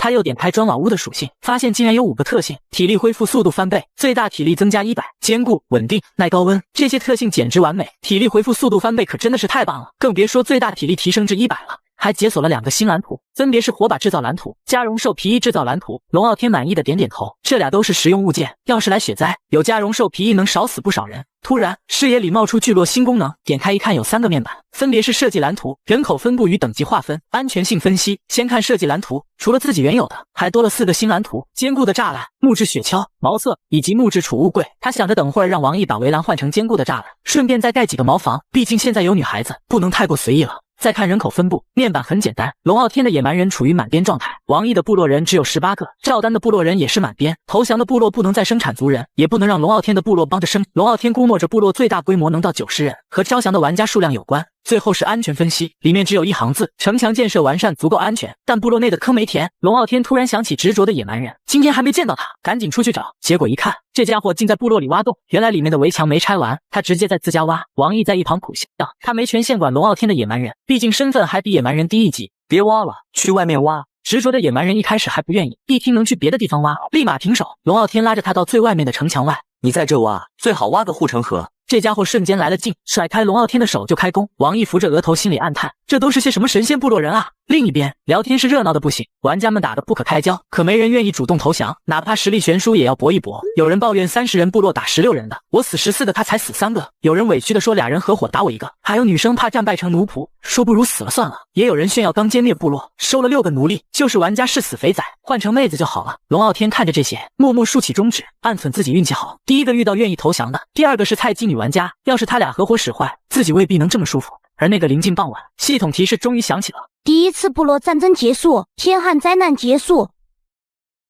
家人们接上集，第1次部落战争和天旱灾难总算结束了。系统一宣布消息，大部分玩家都松了口气，只有那些差一步就打赢的部落特别不甘心，可再动手就违反系统规则。没办法，心里不爽的强者们干脆把对手的物资抢了个精光，结果一下子物价跌疯了，现在是穷的人连吃饭都难，富的人资源堆得像小山。龙傲天看着天上那轮橙色的月亮慢慢消失，心里总有点不安。缺水的问题根本没解决，干涸的湖泊不可能一夜之间就有水。他部落里有90口人，用水量本来就大，手里囤的水自己用都紧巴巴的，肯定不会卖。龙傲天打开聊天室，一条消息引起了他的注意。兄弟们，你们打了2天不都喊着缺水吗？难道是我看错了？怎么感觉水好像够了？哪够啊，兄弟！你忘了打架会死人吗？人死了，自然就不那么缺水了。这话一出，聊天室瞬间安静下来。看来就算干旱结束了，缺水的问题还是没有解决。龙傲天正翻着消息呢，私信突然响了，是刘云云发来的。龙哥，你是咋对待那些奴隶的啊？就正常养着呗，养壮了还能当肉炖用。那投降的玩家奴仆呢？看你心情呗，觉得没用，杀了也没啥，反正奴仆的生死权在你手里，对吧？刘云云听完松了口气，说句明白了，谢谢龙哥，就挂了私信。随后他喊来刚收服的王武和陈斌，两人跟着他走到之前决战的山坡。其实刘云云早留了心眼，这俩人根本没安好心，表面上服从他，暗地里却私藏粮食和武器，还偷偷给对手传消息，就等着他和外敌两败俱伤后坐收渔利。你们俩自己动手吧。两人瞬间脸白了，他们当然知道自己动手是什么意思，可系统绑定的奴仆身份让他们没法反抗，双手不受控制地掐住了自己的脖子。没一会儿，两人腿一蹬就没了气。两个没安好心的家伙，活着也是浪费粮食。第二天一早，龙傲天就忙着给王毅煮牛鞭汤，这回一锅放了6根。昨晚他特意从王毅和赵丹的木屋旁边过，心里琢磨着刚跟女人住一块儿，咋说也该有点新鲜感，哪能第二天就没动静？最后得出结论，王毅这小子肯定肾虚，不光不行，还时间短，这也太要命了。熬汤的时候，龙傲天老往王毅的木屋那边瞟，没一会儿王毅出来了，龙傲天立马喊他过来喝汤。王毅一听腿都软了，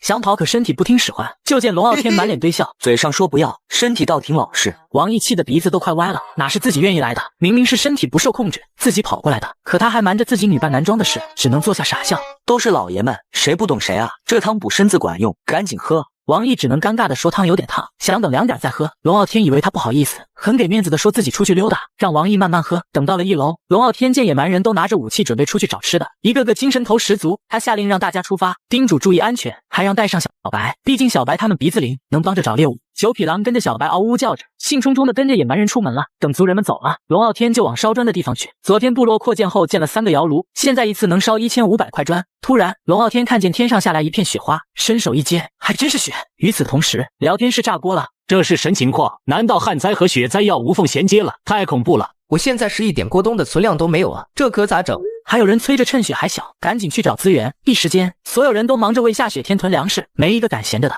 时间很快就来到了下午，随着雪越下越大，天越来越冷，龙傲天担心光脚的野蛮人冻在外面。就在这时，部落外传来狼叫声，是找资源的族人回来了，他们竟然赶回来10几只驼鹿。龙傲天赶紧建了个大圈栏养驼鹿，这下就算雪灾来了也不慌了。到了晚上，大雪夹着西北风刮遍了整个地方，系统提示突然响了，新的天灾，雪夜开启。家人们接上集，谁也没想到旱灾才刚结束，雪灾就紧跟着来了。当天灾开启的那一刻，世界聊天室瞬间就沸腾了。有人满心焦急地说自己一点准备都没有，另外还有人对雪夜这个天灾名称感到疑惑，联想到上次天旱就是干旱灾害，便猜测这次的雪夜或许和大雪有关。很快就有人断定雪夜应该就是指大雪笼罩的夜晚。龙傲天扫了眼聊天室里的慌乱，倒没太放在心上。对他来说，真正的考验还得是后半夜的严寒。果不其然，到了深夜，其他玩家的处境就艰难起来。住茅草屋的冻得挤成一团，互相取暖；就算住木屋的，屋里温度也一个劲儿往下掉，冷的人直打哆嗦。可龙傲天的部落却是另一番暖洋洋的景象，每个木屋里都生着旺旺的木炭火，这木炭烧起来火旺还耐烧，热量比普通木材足多了。野蛮人们围坐在篝火旁烤着火，几乎没受什么冻。要说最舒服的还得是龙傲天自己，他的床底下铺满了柔软的羊毛，上面垫了3层厚实的兽皮，盖的也是3层，整个人窝在里面暖乎乎的，简直是享清福。第二天一早，龙傲天先在床上拍了张果的严严实实的照片，随后慢悠悠发进聊天室。这波炫富直接酸坏了其他玩家。举报龙哥，这是炫富！这兽皮一看着就不一样，龙哥物质也太足了。龙傲天没再翻评论，心里满是装逼成功的满足感，正得意着。外面传来簌簌的除雪声，原来是族人们正拿着木头做的简易工具铲雪，还把弹好的木头铺在地上，防止雪化了之后地面泥泞不堪。龙傲天自己忙活完，就朝着楼上喊王毅和赵丹下来吃早饭。餐桌上摆得满满当当，热气腾腾的牛肉汤，烤得香喷喷的肉，还有一锅格外显眼的牛鞭汤。王毅一看到那锅汤立马就慌了，赶紧假装打了个饱嗝。哎呀，太撑了，我吃不下了。你当我傻啊？还没吃就饱了？我给你弄牛鞭汤，不也是为了你好吗？王毅听得欲哭无泪，这下总算明白我都是为了你好这句话有多招人烦了。自己明明身体没毛病，却天天被逼着喝这种东西。一旁的赵丹早就笑得直不起腰。龙傲天转头瞪了他一眼。龙傲天下楼之后，看到野蛮人刚吃完早饭，手里还都拿着武器，看样子是打算出去采集。他随手点开几个野蛮人的属性面板，发现大部分体力全都是200的满格状态，只有执着的野蛮人正躺在篝火旁呼呼大睡，体力值竟然只剩7点。龙傲天无奈地摇了摇头，这家伙真是不拿自己的命当回事，下这么大雪还跑去挖坑。现在天灾随时可能变严重，你们确定要出去采集吗？要知道，雪灾可比旱灾危险多了，万一遇上积雪压塌树木，或者陷进雪坑之类的状况，很容易出人命。可野蛮人们纷纷拍着胸膛呜呜地叫着，态度十分坚决。好，那你们出发吧。龙傲天说完，又看向趴在一旁的白狼王。小白，找猎物的事儿就交给你了。小白本来还想装睡躲过去，被喊醒之后满脸哀怨地看了他一眼，心里却盘算着自己要去外面受冻，可不能让那几个狼同伴在家享福。随后就带着狼队跟了上去。而此时的龙傲天回到了楼上，看到王毅还在乖乖地吃着牛鞭，满意地点了点头。可没一会儿，他总觉得右眼皮一个劲儿地跳，心里莫名发慌。他突然像是想到了什么，赶紧跑到1楼一看，只见嗜睡的和执着的野蛮人躺在角落里，可聪慧的那3兄弟竟然不见了。他心里咯噔一下，一股不好的预感瞬间涌上心头。自己这右眼皮跳的预兆，该不会是来自这仨活宝吧？而另一边，一阵急促的狼叫声突然划破了雪地的安静，一队野蛮人立马朝着声音方向冲过去，很快停在了一个山洞外。洞口四周全是厚厚的白雪，唯独洞口光秃秃的，隐蔽性好的离谱。之前野蛮人路过10几次都没发现，要不是大雪把周围的草木盖没了，根本找不着这儿。聪慧的野蛮人老大跟2个兄弟对视一眼，点了点头。三人噌的一下就跳了进去，谁知道这洞是往下通的，他们既没带火把，也不知道洞有多深，这所谓的聪慧劲儿真是让人哭笑不得。龙傲天要是知道他们这么莽撞，肯定不会派这仨活宝出来。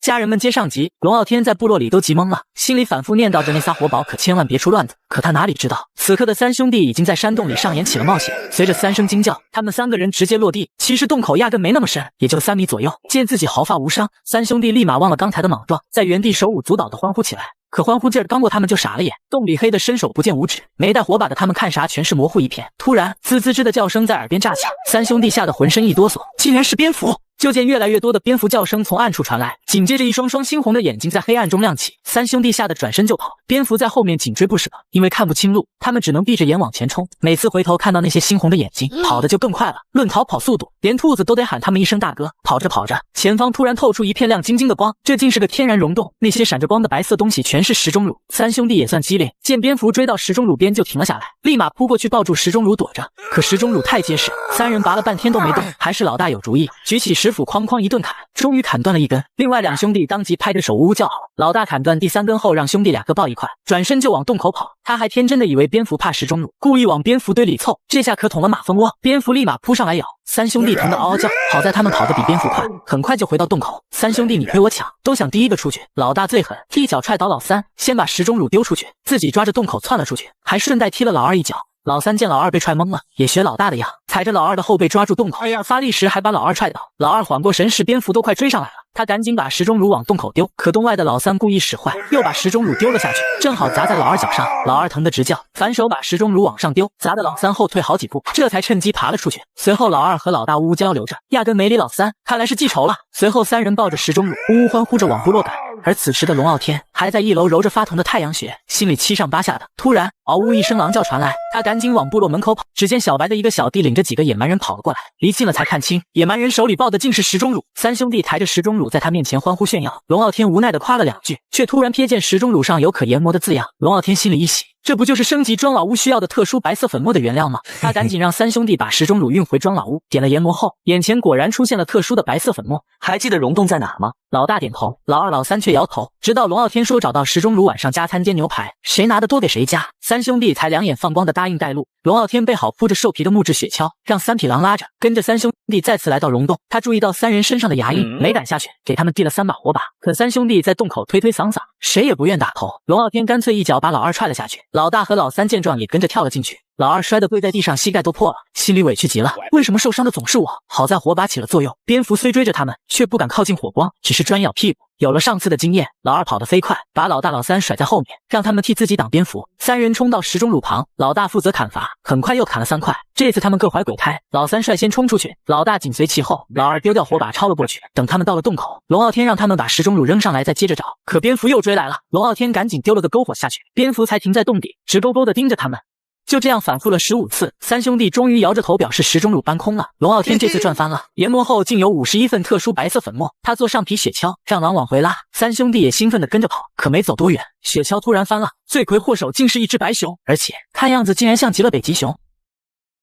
家人们接上集，龙傲天正坐着雪橇往回赶呢，结果没走多远，雪橇咣当一声就翻了，罪魁祸首正是一只睡得正香的北极熊。等龙傲天从雪堆里爬起来，就见那只北极熊正对着旁边的三兄弟怒吼，这哥仨哪能忍这口气，抄起手里的石斧就冲了上去。龙傲天看得眼睛都直了，这北极熊身高超4米，爪子比脸盆还大，一巴掌下去估计能拍死10个自己，可他的力量竟然和老三不相上下。砰！老三的石斧在熊身上划出一道血痕，北极熊吃痛，对着老三狠狠拍下一掌。老三举斧去挡，嚓嚓一声，石斧直接断了。老三急得对着龙傲天呜呜叫着要新武器，可这一叫直接把北极熊的注意力引到了龙傲天身上，他抓起旁边翻倒的雪橇，呼的一下就砸了过去。幸亏老三眼疾手快挡在前面，龙傲天这才没被砸中。挨了雪橇的老三彻底怒了，对着北极熊狂吼不止。老大趁机绕到北极熊身后，双手握斧狠狠劈下，后子的熊皮被划开一道大口子，鲜血瞬间渗了出来。龙傲天赶紧做了2把新石斧递给老三，看到北极熊血淋淋的后背，忍不住感叹：多好的一张熊皮，就这么糟蹋了。他还顺手拍了张人熊大战的照片发进聊天室，聊天室里瞬间热闹起来。有人惊叹龙哥的部落人太过勇猛，连北极熊都快扛不住了；还有人满是羡慕，坦言自己连一窝兔子都对付不了。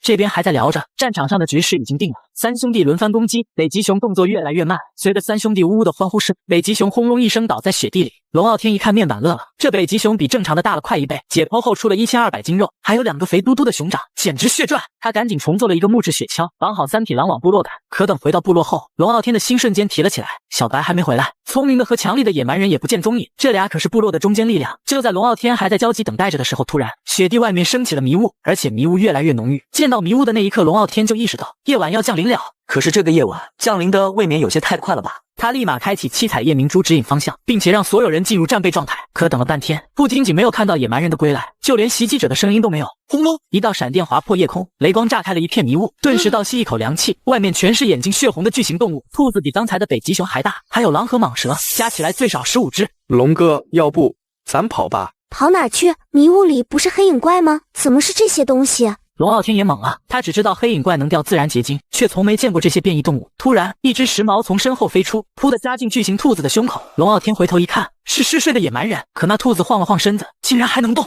打得过吗？嗜睡的野蛮人深吸一口气，重重点了点头。龙傲天赶紧带着王毅、赵丹往后退，把战场交给野蛮人，还不忘拍了张照片发聊天室。哪怕是危机时刻，他也没忘了装叉。迷雾外的怪物太恐怖了，新造叉时髦都没死，这怎么打？龙哥加油，我们支持你。还有人突然表白，说龙哥我爱你，一定要活下来之类的。这看得龙傲天一阵无语，面都没见过就说爱，怕不是爱我的资源吧？一群肤浅的家伙。可奇怪的是，外面的怪物死活不靠近部落。嗜睡的野蛮人又投出一只时髦兔子，这次有了防备，一巴掌把时髦扇飞，正好朝着王毅飞去，哧来一声戳破了他的衣服。龙傲天瞥见里面还有一层，以为是贴身的粗布衣服，压根没多想。毕竟王毅长得中性，留着短发，声音也偏粗，任谁看都不可能是个小姑娘。就在这时，强力的野蛮人终于赶了回来，他和嗜睡的野蛮人对视一眼，同时投出时髦兔子，想用双脚去打，可还是慢了一步，两只时髦分别扎在他的肩膀和肚子上，鲜血鼓鼓的流了出来。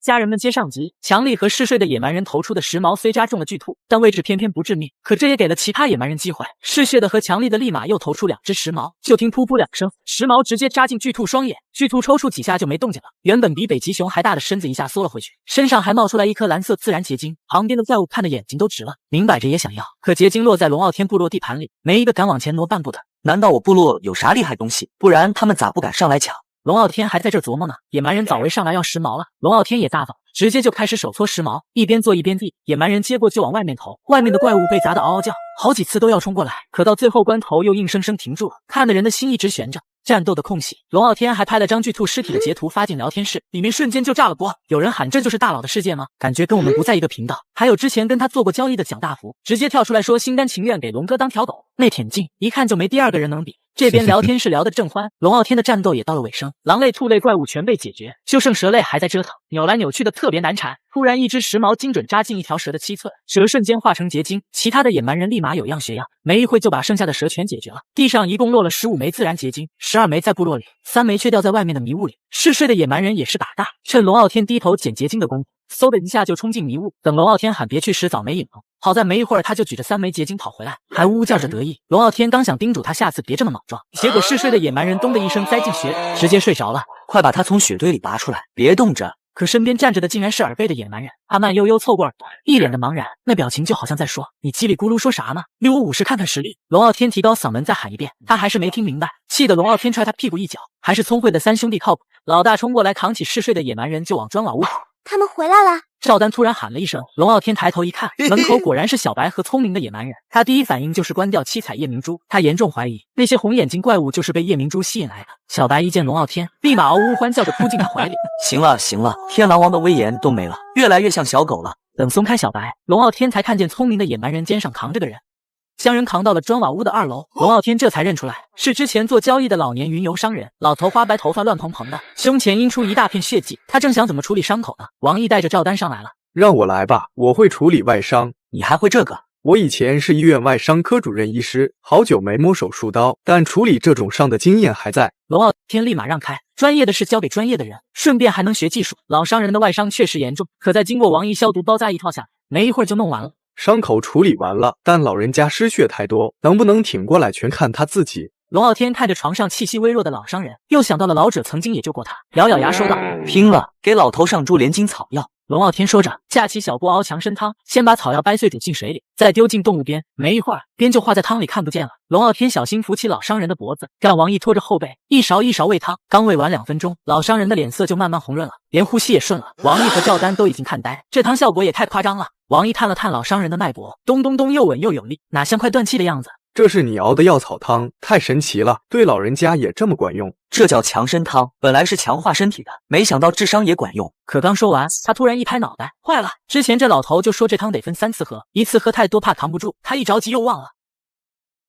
家人们接上集，龙傲天竟然给老商人喂了整整1大碗强身汤。要知道他自己上次喝多了这汤差点死掉，这回一着急，早忘了老商人说过得分3次喝，这不会出岔子吧？没等他多想，就见老头咳嗽2声，慢慢睁开了眼。他先是扫了眼砖瓦屋，又摸了摸胸前包扎的伤口，才缓过神来。龙傲天见状，悬着的心先落了一半。老人家您没事吧？没觉得胸口闷或者头晕？没事，现在浑身有劲，比来的时候还精神。你这汤真管用。不应该啊！您明明说要分3次喝，我1次喂完，咋还这么精神？这汤的看身子骨扛不扛住。老夫走南闯北，身子骨耐造得很。龙傲天这才恍然大悟，随后便问起老商人受伤的缘由。老头叹了口气，缓缓说起了自己的经历。原来上次他离开龙傲天的部落后，便一直往北方走，可越往北走，沿途的动物就越暴躁。后来老商人遇到了一个跟龙傲天一样的玩家部落，那部落里的等级制度特别森严。他主动表明自己是云游商人的身份后，部落的人一开始特别热情，还留他在部落里歇息。没成想到了半夜，那些人竟趁老商人熟睡时发起偷袭，胸前的伤就是那时候划的。老商人拼死逃出来，一路上又冷又累，走着走着就昏倒了。再醒来就到了龙傲天部落。等级森严，这是搞奴隶制度吧？其他玩家可真会玩。乱世人心难测，不过你救我还用药材，这份情我记着。那您再给我分未来7日天气预测呗，上次那图帮大忙了。抱歉，那东西没有了，不过未来的7天我可以留下来帮你观察天气变化，不知道这份回报您是否满意？满意，太满意了。您刚恢复，先歇着，今天天色也晚了。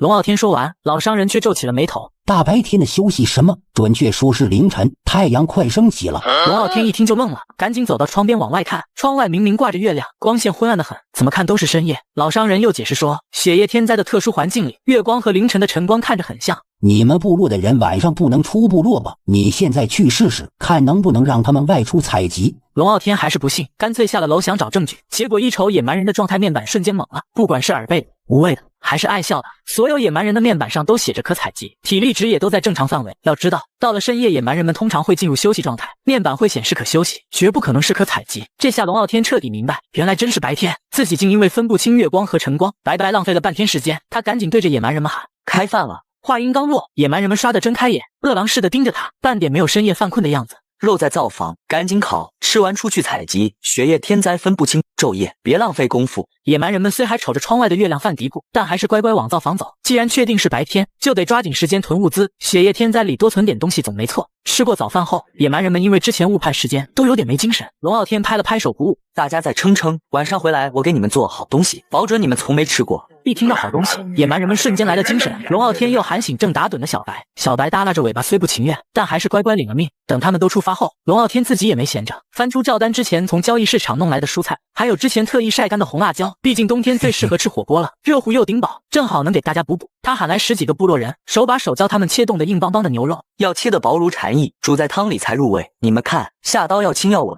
大家跟着学，没一会儿，砖瓦屋里就堆起一堆堆薄牛肉片，满屋子都飘着淡淡的肉香。这一忙活就是1上午，而野蛮人们经过狼群的带队，也终于在临近中午的时候找到了他们的第一个猎物。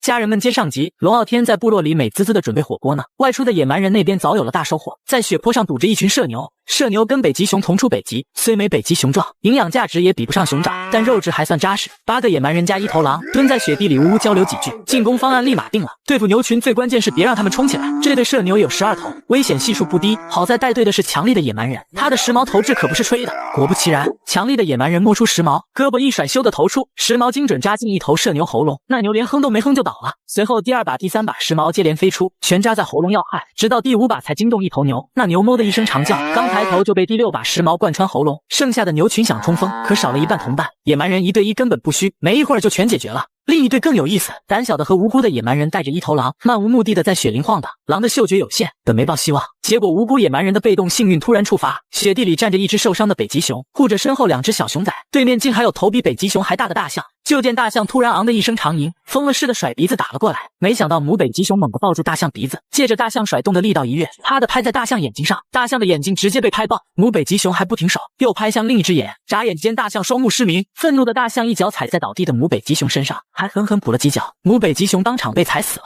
就在这时，无辜的野蛮人知道机会来了，他顺着大象鼻子爬上去，时髦狠狠刺入瞎掉的眼窝，大象疼得疯狂摇晃，无辜的野蛮人死死攥着时髦往深处捅。没一会儿，大象就砰的砸在雪地上。胆小的野蛮人将2只失去妈妈的小熊抱在怀里，可随后2人一狼犯了难，毕竟这么大的大象咋运回去？最好决定派狼回去报信。很快，等龙傲天被狼驮着到地方时，当场傻了，不光有头大象，还有具北极熊尸体。龙傲天看着无辜野蛮人的注视，每次都无辜当渔翁，心里直夸。这被动天赋太顶了，先回去，等其他人来分快搬。等回到部落才发现，强力那队早到了。龙傲天安排好搬大象的人，刚要回砖瓦屋躲寒，突然听见奶声奶气的熊叫。胆小的野蛮人抱着2只小熊跑过来，龙傲天接过小熊，眼睛都亮了，毕竟这可是没天敌的北极熊幼崽，立马拍了张照发聊天室，截图刚发，聊天室瞬间炸了。可龙傲天瞥了眼没回复，毕竟好戏还在后头呢。不知不觉到了上午，其他的部落现在估计刚准备好出发去采集，唯独龙傲天的部落里热闹非凡，所有野蛮人围着石锅看龙傲天涮薄牛肉，撒辣椒面，熟了的肉蘸上辣椒面，香的人直咽口水。龙傲天又拍了2张图发聊天室，配文简简单单涮牛肉，朴实无华的生活。这下聊天室里的酸味更浓了，有人直接指责说现在明明是早上，龙傲天不带头出去采集，反而带着部落人在家吃火锅，实在是太膨胀了。还有人装出一副正经模样，吐槽火锅晚上吃也不迟，这会儿吃纯粹是浪费采集时间。而蒋大福很快跳了出来，一改其他人的指责语气，满是讨好的说火锅是好东西，还谢谢龙傲天的指点，称自己这就用龙傲天卖的石锅煮，夸味道肯定绝了。那股子刻意讨好的舔劲在人群里格外突出。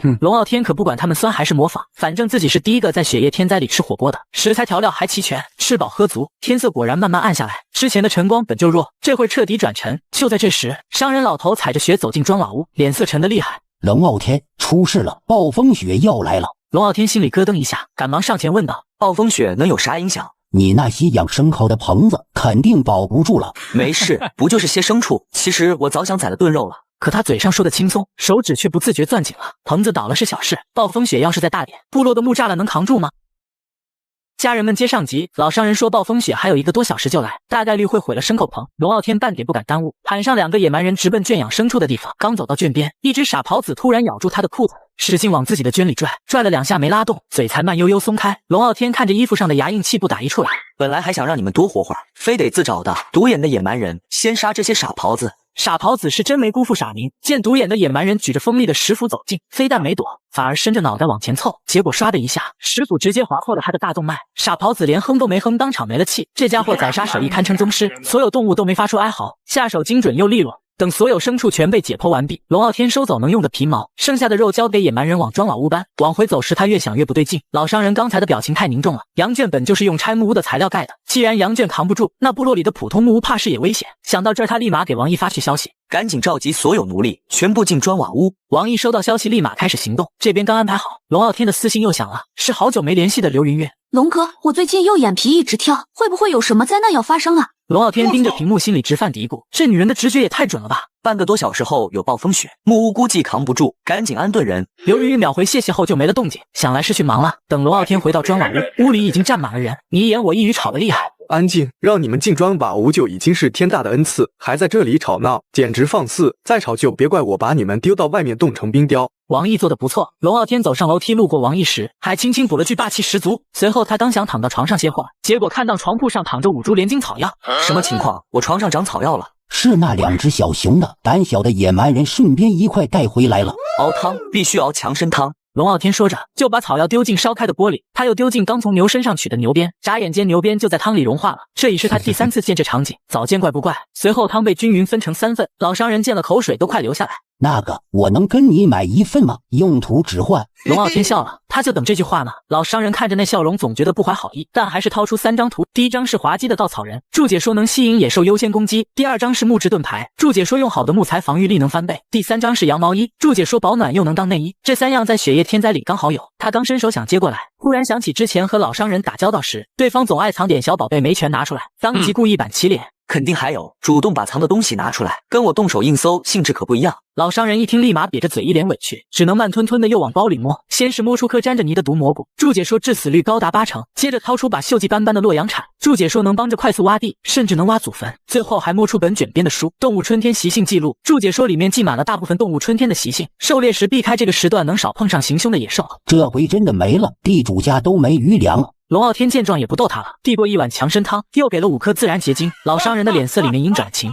临睡前，龙傲天开聊天室，里面早掀起了火锅狂潮，全是效仿他吃火锅的炫耀帖。切，一群模仿者。转念一想，暴风雪就要来了，还是提醒下大家比较好。暴风雪马上开始了，你们都做好准备了。聊天室瞬间炸了，有人说龙傲天捣乱，不让人好好吃饭，有人称天大地大吃饭最大，绝不放下筷子，还有人说反正他不信，除非龙傲天拿出来证据。更绝的是一直舔龙傲天的蒋大福竟然带头开始起哄，都不要相信龙哥的话，他就是在骗你们。这次龙傲天算是见识到了蒋大福这家伙的阴险了，他就不信这家伙没去抢救物资。果然5分钟后，窗外突然传来呼呼的巨响，暴风雪真的降临了。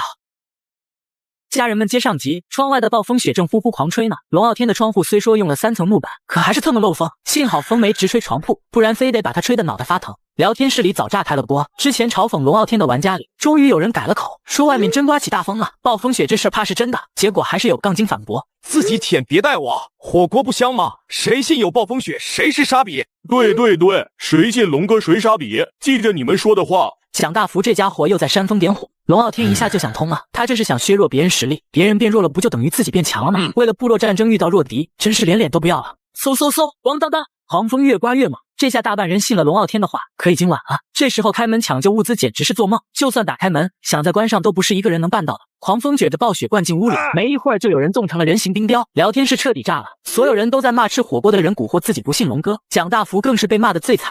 你吃火锅就吃，瞎否定龙哥干啥？我的资源全没了！我心好痛，狗东西蒋大福，你就是个狗。可蒋大福脸皮厚的能抗暴风雪，还在那儿嘚瑟。随便嘛，我不在乎，反正我信了龙哥，输他。龙傲天看着聊天记录差点笑喷，刘云玉也庆幸自己问了龙傲天，这会儿发了张自拍，附图里是正惬意煮着火锅的样子。感谢龙哥提携，今天的火锅太香了。这话一出，聊天室再次沸腾，有人凑上去问刘云云缺不缺舔狗，就算他快死了，也想用余生舔你。还有人劝他说别想不开，好死不如赖活着。就在众人忙着安慰这舔狗时，他发了句话和一张图，全场瞬间沉默。附图是一间破旧的茅草屋，不是我想死，是天不让我活了。谁也没想到，第3次天灾了，还有人住茅草屋，木屋都扛不住暴风雪，这茅草屋简直是纸糊的。可大伙都在求生，实在顾不上别人。没多久，这舔狗就彻底从聊天室消失了。日子还得继续，没人会为素未谋面的人记挂太久。暴风雪一直肆虐到第2天，龙傲天睁眼时还能听见外面的风声，呼呼一阵轻呼吸声吸引了他。2只小北极熊啥时候跑到自己床上了？再看给他们准备的北极熊的窝，里面竟然是老商人，这老头简直是鸠占鹊巢。看，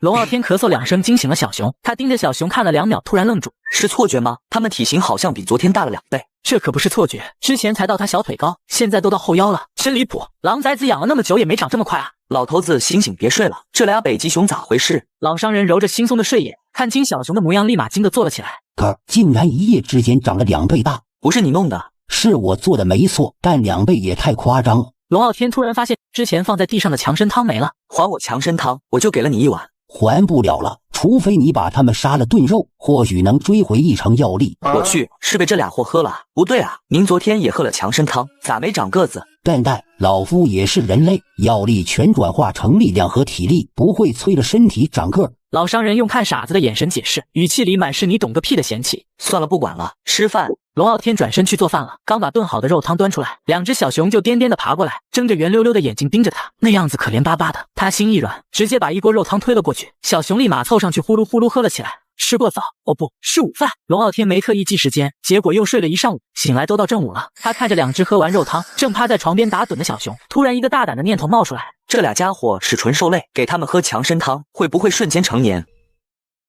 家人们接上集，龙傲天熬好2碗强参汤，在老商人惊讶的注视下直接喂给小熊。小熊们刚喝完就直挺挺躺地上不动了，龙傲天心里还捏着把汗。结果过了2分钟，2只小熊的身体突然开始不停膨胀收缩，每次膨胀都比收缩更明显，短短片刻就长成了肩宽背厚的成年熊。北极熊被强参汤滋养长大，可以在任何天灾中外出采集。注意，成长值越高，说明当前被开发的越完善，同体型下成长值低的潜力更大。龙傲天倒吸一口凉气，能在任何天灾下采集，这简直是 bug 一样的存在。不过他很快发现2只熊的区别，一只成长值88，另一只只有60。成长值高的叫北北，低的叫熊熊，记住没？北北吼了一声，表示听懂了，可熊熊却歪着脑袋，眼神直勾勾的一副痴傻模样。成长值难道还影响智商吗？见2只熊状态都是可采集，龙傲天带他们下楼，却发现这天气里所有野蛮人都显示不可采集。他略一思索，决定让北北和熊熊出去试试水。强力的野蛮人刚打开门，刺骨寒风猛地灌了进来，可2只熊一站在门口，竟把风挡得严严实实。等他们出去后，强力的野蛮人砰地关上了门。龙傲天瞥见狼群面板全是可采集状态，突然就灵机一动。对了，让狼拉雪橇，自己穿厚点不就能出去囤资源了？这又能领先别人一大截。想到就做，部落里的人立马动手赶制羊毛衫，再配上之前备好的加绒兽皮。龙傲天先让一个野蛮人试穿羊毛衫套加绒兽皮，面板直接显示可外出采集。他挑了5个野蛮人，准备15只狼和6个雪橇，拍了张自己做雪橇的照片发进聊天室，配文就4个字：暴风雪都挡不住我发育。消息刚发出去，聊天室立马热闹起来。很快有人认出来龙傲天穿的是羊毛衫，看着就暖和。最离谱的是蒋大福竟直接凑上来舔。生而为人，差距怎么这么大？龙哥这发育速度只能膜拜，爸爸请收下我。可他刚舔完就被满屏的指责淹了。大家还记着他昨天蛊惑人不信龙傲天的事，蒋大福没敢多说一个字，赶紧密了。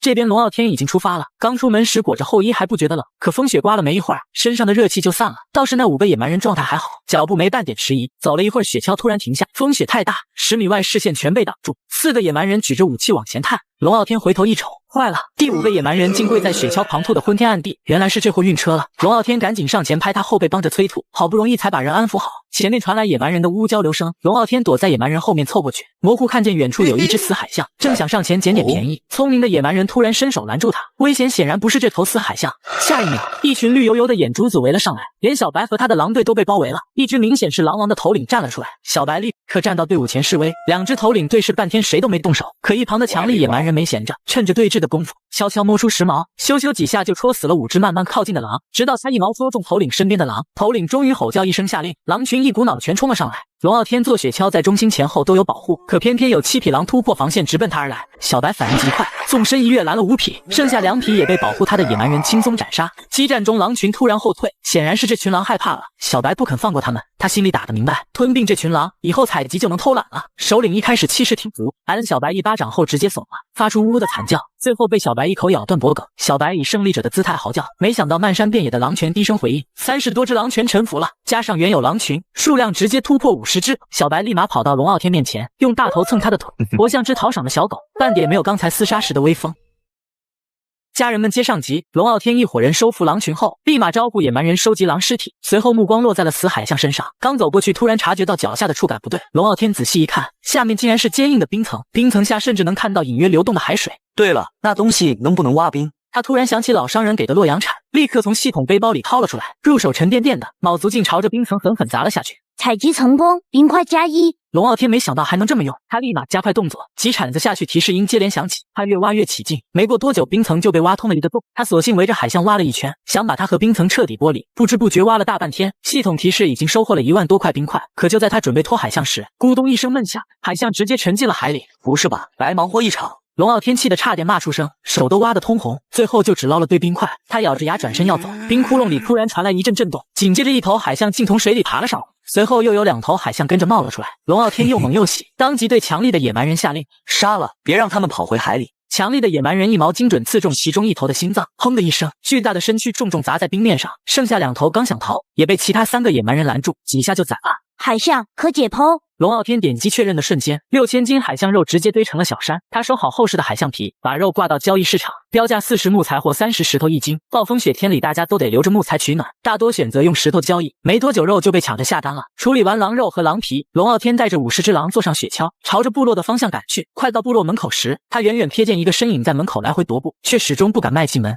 强力的野蛮人用10矛试探一下，别戳中他。强力的野蛮人当即掏出10矛，嗖的一声投了出去，10矛精准地落在那人脚边，那人吓得浑身一哆嗦，抬头看到狼群里那一双绿油油的眼睛，脸色瞬间发白。等看清狼群中间坐着人，他才松了口气，慢慢朝着龙傲天走来。领主大人，我是个行脚商人，路过您的部落想讨点吃食，可这雪3天我怕您的存量也不够，所以一直在门口犹豫，没敢贸然进来。商人，没事，跟我进来吧。龙傲天一听是商人，立马热情的邀请。等进了部落后，商人忍不住摸了摸庄老屋的墙体，眼神里满是惊讶。走进屋里，他看到满屋子的部落人都在有序吃饭，更是从心底里佩服龙傲天。等上了2楼，瞧见2只壮实的北极熊，他直接傻眼了。这到底是什么部落？竟然能养北极熊，也太强了！老头子，快来见见你的同行。龙傲天喊来老商人，老商人捋着胡子走上前，看了眼那商人，慢悠悠摇头。老夫是行脚商人出身，跟他虽算同行，路数却不一样。随后吃饭时，龙傲天问起商人过往的旅程，对方讲得绘声绘色，连几年前的细节都记得清清楚楚，仿佛就发生在昨天。龙傲天不由得佩服他的记忆力，甚至有点向往这种四处游历的商旅生活。可一旁的老商人却全程没在搭话，和平时爱唠2句的模样截然不同。等吃饱喝足，龙傲天满心期待商人拿出商品当谢礼。按理说，行脚商人讨食后总会拿些货物做回报，可眼前这个却没半点动静。领主大人，我吃饱了，有点犯困，能不能给我个空床位，或者火堆旁的位置让我睡一觉？龙傲天愣了，哪有吃了饭不拿商品的商人？这是想白吃白喝。但他突然想起开局时的提示，说一定要善待商人，只好压下心里的不快。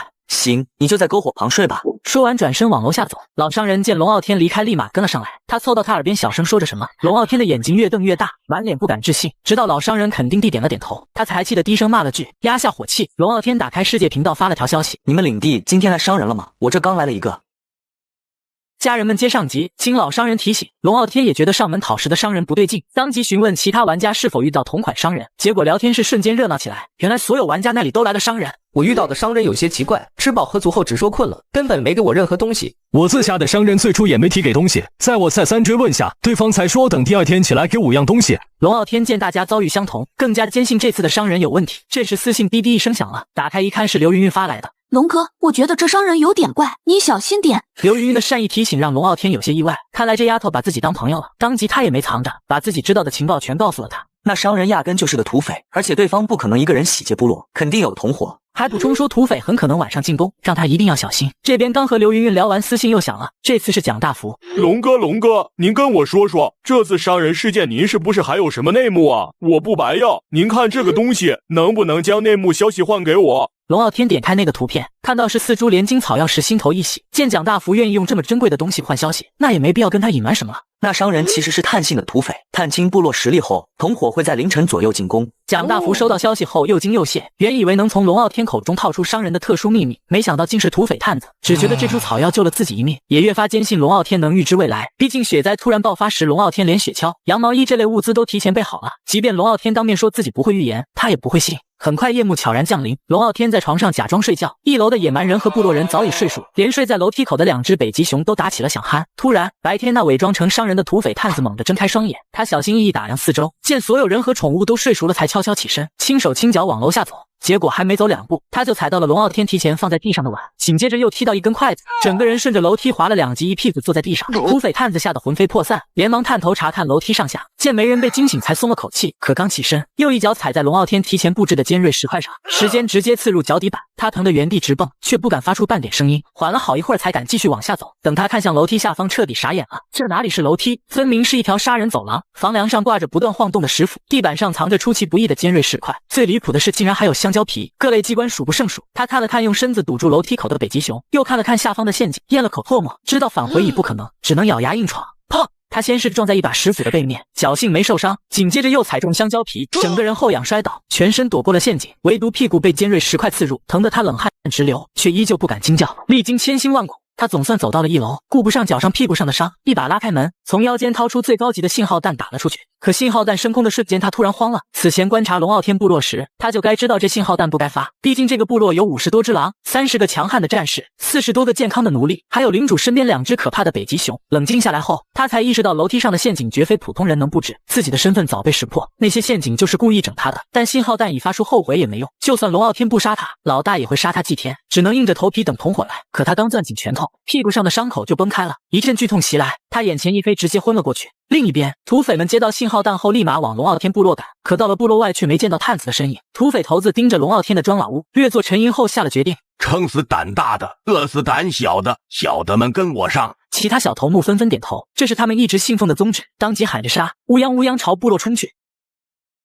家人们接上集，龙傲天悠闲地靠在2楼窗边，跟看大戏似的盯着楼下那群土匪，脸上没半分紧张，毕竟他早把惊喜买好了，就等着这群人自投罗网呢。果然没等多久，远处就传来一阵接一阵的惨叫，不用想也知道是不少土匪掉进了提前挖好的坑里。原本往前冲的部队瞬间停了下来，土匪头子得知只是被坑绊住，压根没当回事。慌什么？不就是几个坑吗？弟兄们接着冲啊，拿下部落有赏！土匪头子喊完还亲自上场，砰！一脚踹开部落大门，结果他当场就懵了，这门咋比纸还脆？还没等他想明白，一把巨大的石斧就朝他脖子飞来，幸好他躲得快，不然就得直接领盒饭了。紧接着更热闹，30个人高马大的野蛮人冲了出来，他们身高比土匪高近1米，手里的石斧挥得跟风车似的，一指子下去就能拍飞3、4个土匪，连小头目都被劈得嗷嗷叫。更吓人的是，数不清的狼也跟着冲了出来，对着土匪又扑又咬，吓得那群土匪魂都飞了，扭头就跑。回来，谁跑杀无赦！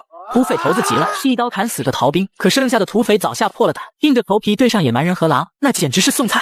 没一会儿就被收拾了10之8九，最后10几个土匪扑通全跪下，他们说愿意投降当奴隶，只求能活下来。龙傲天有忠诚系统在，倒也不怕这些土匪反水，直接开始下令：投降的不杀，但他们的老大绝不能放跑。话音刚落，小白嗖的就冲上去了，没等土匪头子反应过来，咔嚓一口就咬断了他脖子。龙傲天一看忠诚度，之前最低的才60，现在直接飙到82。原本他还想着过了今晚他们忠诚度还这么低，就找个理由杀掉，没想到小白直接给了他个意外之喜，带上他们去他们的山寨搬东西。龙傲天随便点了个投降的土匪带路，路上一打听才知道，那探子发了最高级信号弹，山寨居然倾巢而出，就留了个厨子看家。这么说根本不用动手，直接去搬物资就行。进了山寨之后，龙傲天让野蛮人们先把那个厨子揪出来，结果翻遍了整个山寨，都没见到厨子的影子。没办法，龙傲天只能先让野蛮人们搬物资。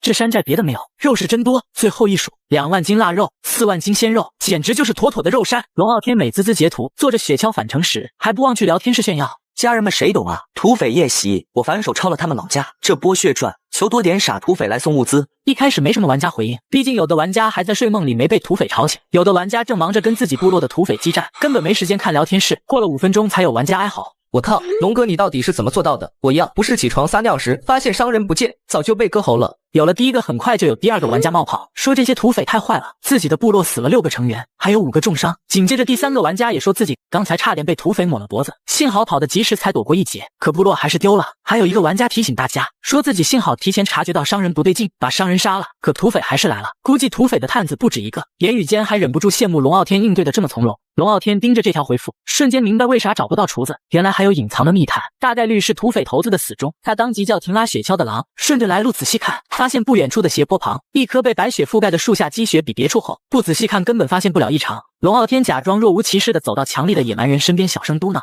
看到那棵树没？下面藏人了，干掉他。强力的野蛮人点点头，握紧时髦往前走了2步，确认在射程内后，抬手一投，呼哧一声，时髦精准命中目标。龙傲天带着带路的土匪走过去，那土匪惊呼这个人就是厨子。龙傲天这才放心，按道土匪头子还算有点脑子，把厨子伪装成密探。做完这一切，龙傲天才重新坐上雪橇回部落。可刚到部落，他看着聊天室内的系统通知，整个人都懵了，这是出现新设定了。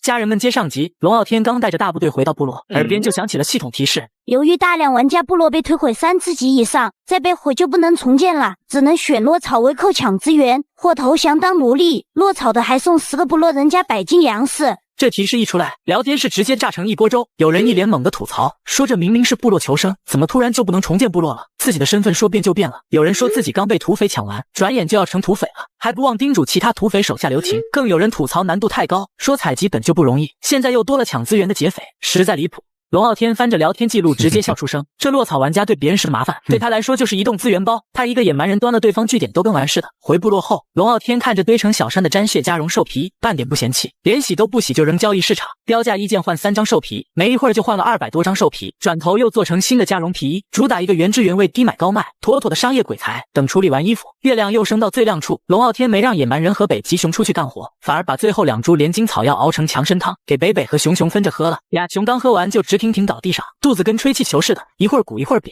龙傲天都担心他们会砰的裂开，也就1分钟，亚熊噌的站起来，属性面板直接刷新，北北体力450，成长值100，而熊熊不仅成长值满100了，体力上限还比北北多150。哎，都是一个妈生的，差距咋这么大呢？等吃完晚饭，龙傲天美美的睡了一觉，楼下野蛮人打了1晚上架，体力最低都只剩15，早累瘫了。倒是老商人还没睡，半夜出去观察，当他看向月亮时，突然瞳孔地震，好半天才缓过来。居然是1000年一遇的雪夜妖潮，为啥让我遇上这倒霉事啊？等龙傲天醒来都傍晚了，暴风雪居然停了。打开窗户一看，外面银装素裹的，就俩被压垮的木屋有点煞风景。他一边煎肉丸一边逛聊天室。暴风雪终于停了，明天能出去采集，开心。这话一出，玩家们又开始比惨。有人说自己家的食物最多只能撑半个月，省着吃也才20天。立马有人对他凡尔赛，说自己的粮食才够3天，根本没资格抱怨。更有人哭诉说自己都已经饿了一顿。龙傲天看着玩家们挨饿有点同情，干脆把煎得滋滋冒油的肉丸截图发聊天室。好日子得庆祝，大家一起吃煎丸子，别客气。他还附了张丸子图，玩家们瞬间破防。有人说龙哥凡尔赛没完，光说一起吃却不上架，还放话龙哥敢上架自己就敢买。龙傲天被求上架求得没法，干脆标了价截图发群，然后点了上架。结果玩家们又炸了，有人说1万木材一个丸子太贵，谁买谁傻。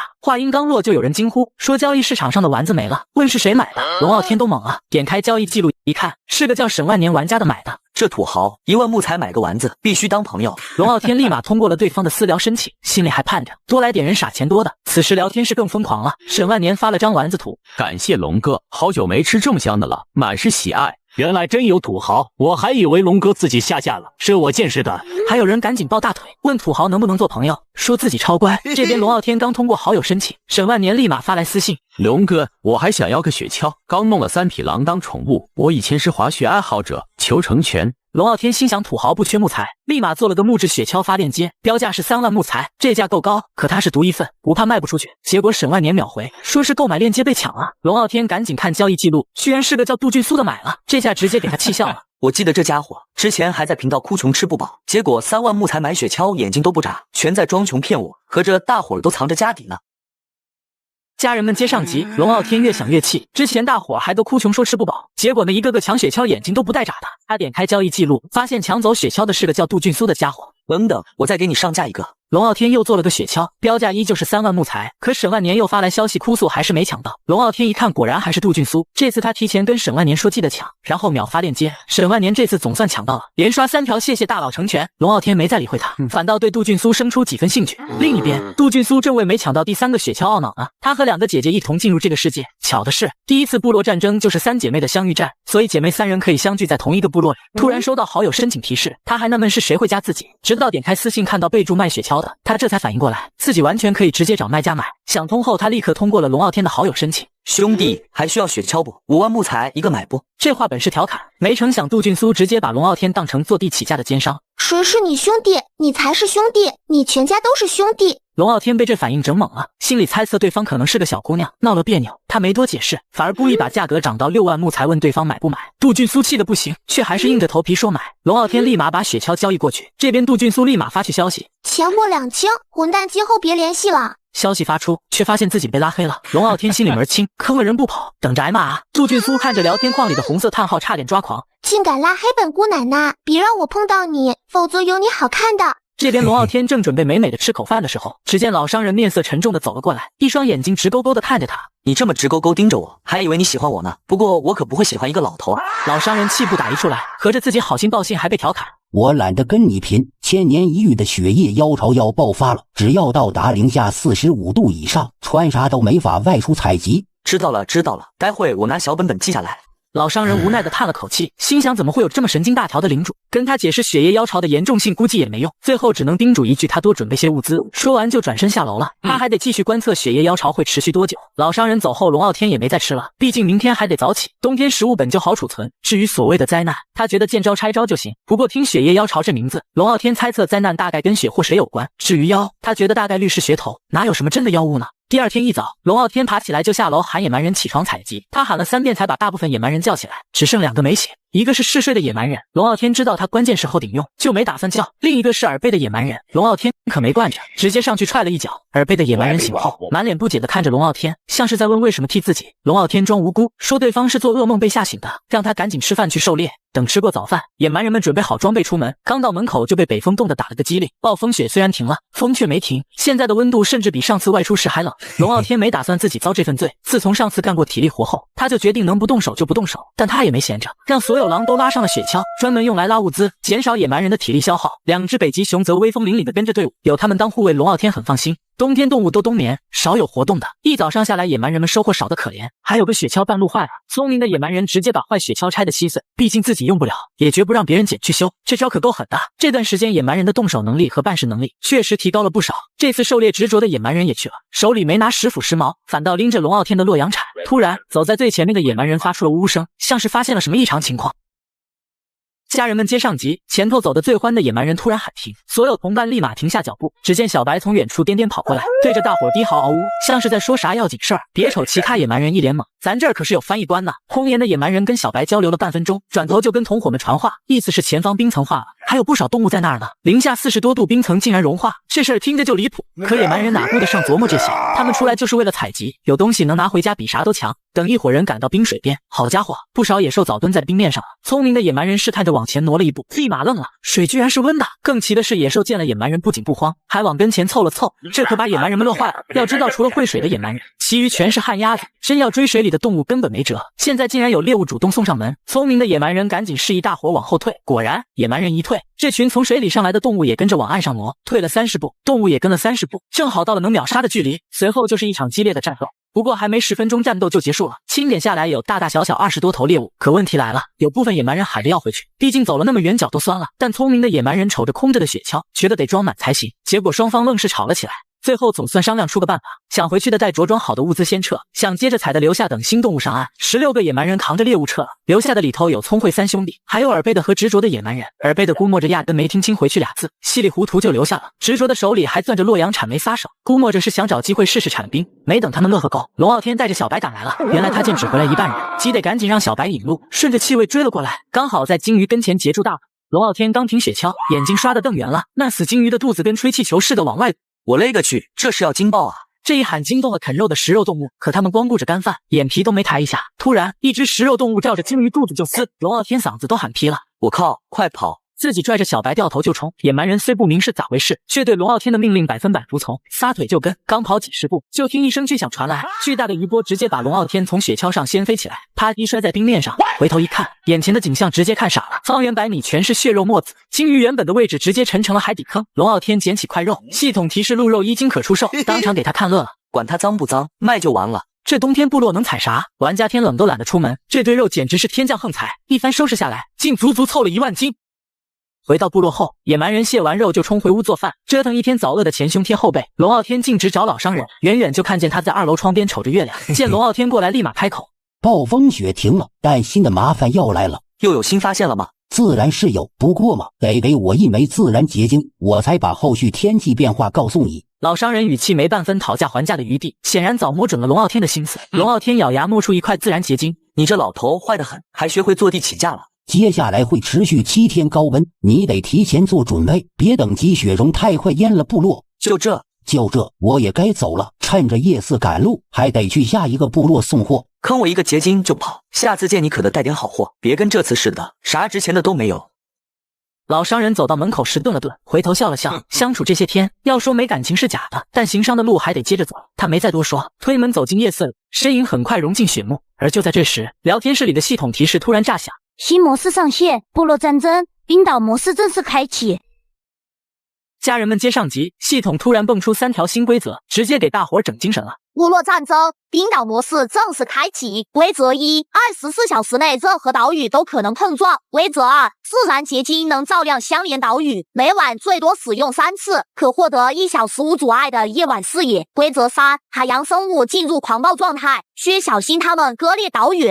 这规则一出，聊天室直接燃成火锅。有人盼着部落战争已久，直言想遇到妹子，还有人提议组队结盟，甚至说遇到女生玩家要先动手。这话立马惹恼了女生群体，他们纷纷表示要记下这2个色狼的 ID， 一旦对方岛屿露头就共享位置，还愿意出资源支持大家联手对付。面对女生的反击，那2个男生反倒调侃说期待暴风雨来得更猛烈些。一来一回的互怼让聊天室格外热闹。唯独龙傲天稳坐在床头，悠哉地翻看着聊天记录。他手里的自然结晶本就不少，这会儿只想着得安排部落人守夜班，万一夜间被偷袭，损失可就大了。他懒得下床，直接给王一发了条私信，让对方安排每晚至少10个部落人，无匹狼指导，务必守住夜间安全。安排好后，龙傲天倒头就睡，毕竟谁知道岛屿啥时候撞过来，先睡饱再说。没一会儿就传出了打呼声，夜半时分，一阵剧烈的摇晃突然把龙傲天掀醒。我操，这是地震了！楼下野蛮人也慌了，睡觉的地儿都移了位。最惨的是无辜的野蛮人，他的头发被火盆点着了，还好屋里有水及时灭火，不然小命都没了。可能是岛屿相撞了。王毅安抚惊慌的赵丹，结果赵丹一听，瞬间满血复活。他早想知道谁这么幸运，竟然第一个撞上龙傲天的岛。可刚出门被寒风一吹，立马蔫了，全是迷雾，啥也看不见。就在这时，岛屿外的迷雾突然散去，结合着系统提示，赵丹立马反应过来，肯定是有人用自然结晶吹散了迷雾。他赶紧往龙傲天的砖瓦屋跑，到了才发现楼下的野蛮人正有一搭没一搭的吃烤肉，龙傲天则是一副悠闲模样。当听到外面迷雾散了时，龙傲天大喝一声：“伙计们，抄家伙！有人要找上门来了！”野蛮人一听，立马来了精神，他们刚吃饱，正愁没架打呢。果然，一伙人偷偷摸到了部落外，见正门有火把和守卫，带队的玩家怕暴露，没胆从正门突袭，带着人绕到了部落右后方。他打算先试试石墙高度，助跑后在墙下1米处落地，准备2次起跳。结果扑通一声，直接掉进了执着的野蛮人挖的坑里。这坑经过2次加工，最深达2.8米，普通人跳下去不死也得残。他双脚直挺落地，腿像香肠一样戳进土里，胯骨都碎了一块，当场疼昏过去，连命令都没法给带过来的部落人下。这时，龙傲天带着全副武装的野蛮人走了过来，看到敌方的部落人，龙傲天这边的野蛮人们兴奋的呜呜叫，想直接动手，却被龙傲天拦住了，因为他发现对方这些部落人根本没打算战斗，只是围着石墙下的坑看。龙傲天心里一琢磨，让野蛮人拿出布条捆住俘虏，自己伸头往坑里看，若不是他记得城墙下有陷阱，说不定也会踩进去。他举着火把照坑底，看不清人脸，就把火把凑得更近，结果火星子滴下去，点燃了坑里玩家的衣服。火一烧，龙傲天总算看清了对方的脸，却半点没救火的意思。长得太丑，留着也是吃闲饭，没必要救。龙傲天说完，转头又开始下令，让把这些部落人都带回去当奴仆，明天让这些俘虏去挖冰块，因为天要升温，存点冰块既能防干旱，又是淡水，简直一举两得。等交接完俘虏，龙傲天自己带着20个野蛮人、30只狼出发复仇。毕竟对方敢打上门来，他没有不报复的道理。小白走在最前面闻气味，龙傲天则悠哉地坐在雪橇上翘2郎腿。10多分钟后，他们就找到了敌方部落。此刻，敌方头领正盯着聊天界面慌神，上面显示派出去的玩家已死亡，才20多分钟就没了。他更担心那些精挑细选的战士，部落里剩下的全是老弱病残，最健全的还是个瞎子。家人们接上集，龙傲天带着大部队浩浩荡荡杀到敌对部落。小白先对着部落吼了一嗓子，30只狼也跟着一起嚎。那阵仗直接把敌方头领吓慌了，他还没听说部落战争有狼群参与呢。龙傲天对着狼群喊了声冲，狼群立马跟利剑似的冲进去。野蛮人等着龙傲天的命令，他大手一挥，跟上去搬空他们。野蛮人们一哄而上，等龙傲天磨磨蹭蹭的进到部落里，战斗基本都结束了，就剩个高级木屋没破，里面出惊恐的叫声。小白叼着尸体走出来，整个部落再没活口了。愣着干啥？搜所有木屋，门板也拆了搬走，留着没用。龙傲天催着野蛮人干活，等搬完资源，周围的迷雾开始往回拢。他暗骂浪费自然结晶，可不用又回不去，只能捏着鼻子用了。回去的路上头嫌门板太重，干脆拆了丢交易市场。没成想这波操作直接让聊天室又炸了。玩家们都调侃他验过拔毛，连门板楼梯都卖。有人哀嚎没抢到，有人晒抢到的屋顶说材料减了1/3，还有人吐槽稻草床有尿骚味，甚至有人喊他爸爸说要学他的样子。看着这些吹捧，龙傲天微微一笑，毫不在意。结果刚回到家，还没来得及歇口气，就又有人撞倒了。这还让不让人休息了？送人头也不用这么急吧？吐槽归吐槽，他还是立马集结野蛮人，这次干脆带上所有狼，让野蛮人全坐雪橇，不为别的，就为了加快赶路进度。另一边，撞上来的玩家是个小胖子，此刻正兴奋的不行，满脑子都在幻想撞着的指定是个大美女，以后就能过没羞没臊的小日子。想着想着，口水都流到下巴。集合，都集合！小胖子上回部落战争灭了2个部落，攒了45个奴隶，45名奴隶军迈着整齐步伐往门口走，愣是走出了千军万马的气势。可就在他们整队的这功夫，龙傲天的雪橇已经停在他部落门口了。小胖子刚走到门口，就看见远处一双双绿油油的狼眼，心里咯噔一下，没听说还有狼群啊！跟上个被龙傲天灭的玩家一样，他也没听说还有狼群，这也不怪他。养狼要大量肉食，普通人根本负担不起。此时所有狼都威风凛凛地站到龙傲天身边，等着他下最终的进攻命令。进攻！龙傲天看得出来，对面的奴隶军是支训练有素的队伍，可那又咋样？强力的野蛮人一听命令，直接甩出去一根石矛，那准头简直没话说。2个挨得近的奴隶军直接被贯穿，双双倒地。小胖子还算有点军事素养，立马下令让奴隶军阵营散开，5-5为队。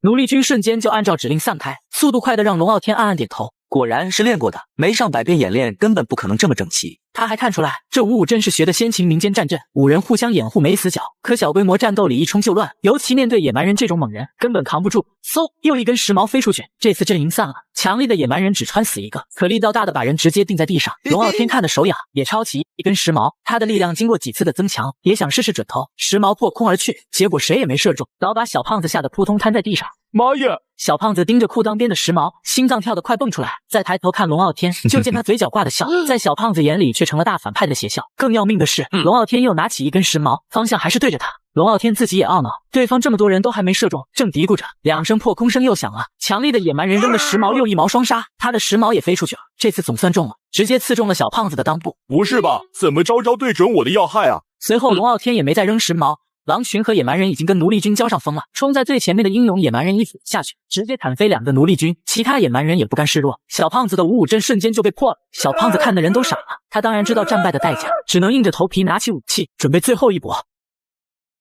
家人们接上集，随着小胖子高亢的口号，奴隶军士气瞬间提了上来，连被野蛮人砍翻的都强忍着疼爬起来。可刚起身就被后续冲上来的野蛮人1毛戳死。即便面对这般残暴的屠杀，奴隶军和小胖子愣是没退一步。厮杀快到尾声时，迷雾突然升了起来，小胖子像抓住救命稻草一样，相信希望，相信胜利，坚持住，胜利是我们的。奴隶军的斗志再次被点燃，虽说他们连龙傲天的野蛮人1/5的劲儿都没有，就算被打中非要害也只是疼一下，可这反而激的野蛮人更凶了。有个野蛮人被砸中后，抬手就把那名奴隶军砍飞。眼看迷雾越来越浓，小胖子心里发慌，再不走就得陪葬。可他刚想跑，远处看戏的龙傲天直接捏碎自然结晶，刚起来的迷雾瞬间散了，小胖子的防线彻底崩了，竟拎着武器冲向狼王小白。结果显而易见，小白一口就解决了他。这会儿野蛮人以为住最后10名奴隶军，这些人没因小胖子死而退缩，反而攥紧了手里的武器。龙傲天走过来，眼神里满是赞许。明明是我先想到奴隶军，倒让这小子先实验成功了。可惜第一个就遇上我，要是遇到别人，等他队伍壮大，还真不一定打得过。都杀了吧，奴隶军不会投降的。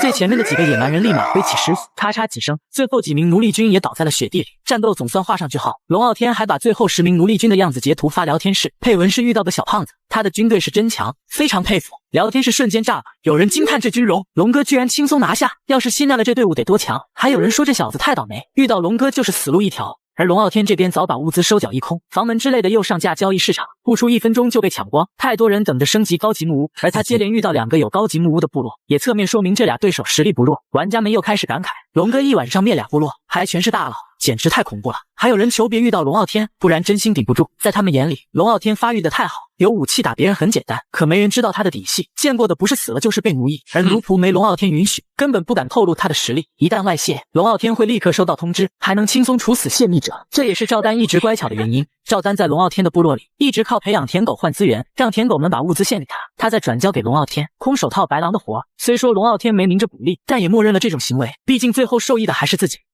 再次回到自己的庄老屋，龙傲天往床上一倒，刚闭眼没2分钟，就感觉到身下的床轻轻晃了晃，又是大陆板块撞击的震动，他连睁眼的劲儿都没了，只是给王毅发了条私信，让他加强巡逻。王毅收到消息，只回复好好休息。他知道打了这么久，龙傲天和野蛮人体力精力消耗都大，这时候该自己顶上。他当即决定今晚不睡了，再抽调20个部落人巡夜，就怕有人趁夜色摸进来。而刚撞上龙傲天岛屿的是一伙刚成型的强盗，头子叫叶天星，手下有60个土匪，人数远超普通玩家部落。可人数多了，食物需求也大，他部落穷得叮当响，能卖的全卖了换吃的，要是今晚再没食物，就得饿肚子。看到系统提示后，他是最兴奋的，见龙傲天的岛屿没迷雾，立马带土匪登岛。上岛后看到有人走步的痕迹，叶天星更高兴了，带着手下急行军。可走着走着突然起雾，他立马明白是赶上自然结晶效果的尾巴，留给自己洗劫的时间不多了。他赶紧想捏碎自然结晶，可怎么捏都没反应。打开聊天室再看系统通知，才发现自然结晶每晚最多用3次。他瞬间醒悟，这岛屿该不会已经用了3次以上吧？这战争的多激烈！可现在回去也晚了，迷雾越来越浓，他只能盼着在迷雾彻底笼罩前冲到部落。还有一线生机，他加快脚步，手下也跟着跑，可终究慢了一步。迷雾彻底笼住岛屿，夜空里传来一阵哀嚎，很快又没了声息。王毅谨慎地盯着迷雾方向，惨叫声就在部落前面传来，可雾太大，他根本看不清敌人的样子。家人们接上集，王毅听到迷雾里面传来哀嚎声，可带着巡逻队找了半天都没找到人，他心里始终不踏实，最后还是决定留10个部落人和5只狼守夜，其余人全去休息，明天还得按龙傲天的吩咐挖冰块，这任务他记牢了，可不能耽误。一夜安安静静没出啥岔的，等龙傲天醒来，太阳都快挂到头顶了。今天的太阳格外亮，连气温都比昨天高了好几度。他是被阳光晒得睁不开眼才爬起来的。下楼一瞧，野蛮人正围着烤架忙活午饭，而王毅早带着一队野蛮人，拉着好几辆装满冰块的雪橇回了部落。昨晚没遇到袭击吧？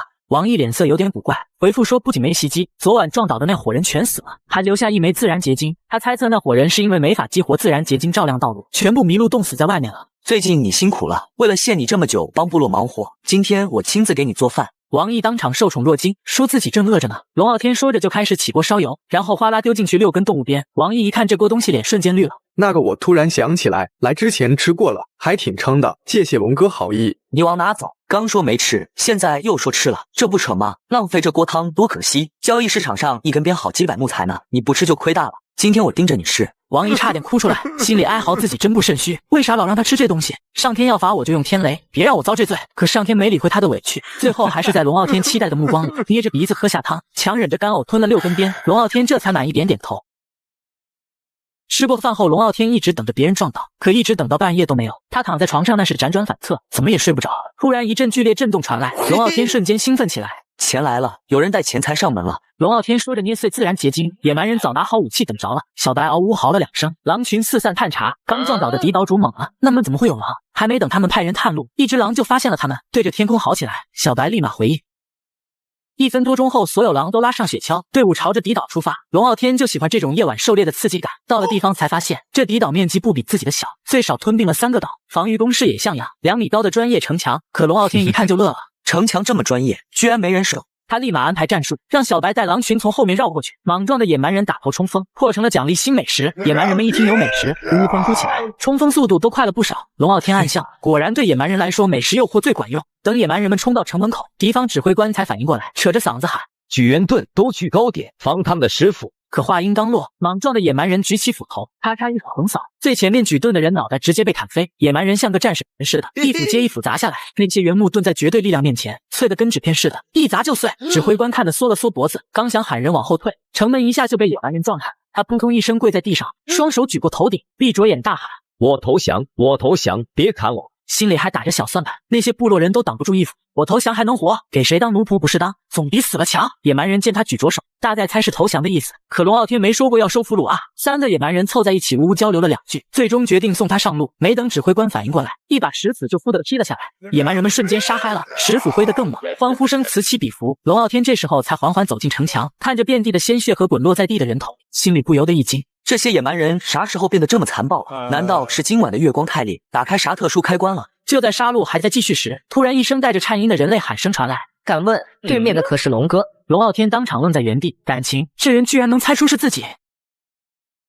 家人们皆上集，龙傲天听到有人喊龙哥，当场愣了，感情这人居然猜出来是自己，他当即大声回应：没错，是我，你要投降吗？投降，我们愿意投降。下一秒，龙傲天就收到系统提示，是否愿意接受沈万年的投降。看到这个名字，龙傲天又愣了，这不就是之前买他东西出手阔绰的土豪吗？盯着接受和歼灭2个选项，他果断选了接受。要是选择歼灭，沈万年手里的资源就没了。刚点完接受，野蛮人和狼群瞬间停了手，杀戮一下子就尽了。沈万年，怎么会是你？我还想着把你当人傻钱多的土豪，没事坑2把呢，这下好了，没机会了。龙傲天语气里满是可惜，沈万年听得哭笑不得，合着自己在龙傲天眼里就是个提款机。那不如您放了我，恢复我玩家身份，这样您还能继续有我这个土豪朋友啊。龙傲天还真打开聚落面板瞅了瞅，果然有释放奴仆的选项，可他哪能放掉到手的资源？你觉得可能吗？沈万年立马苦笑着摇头，没再敢提。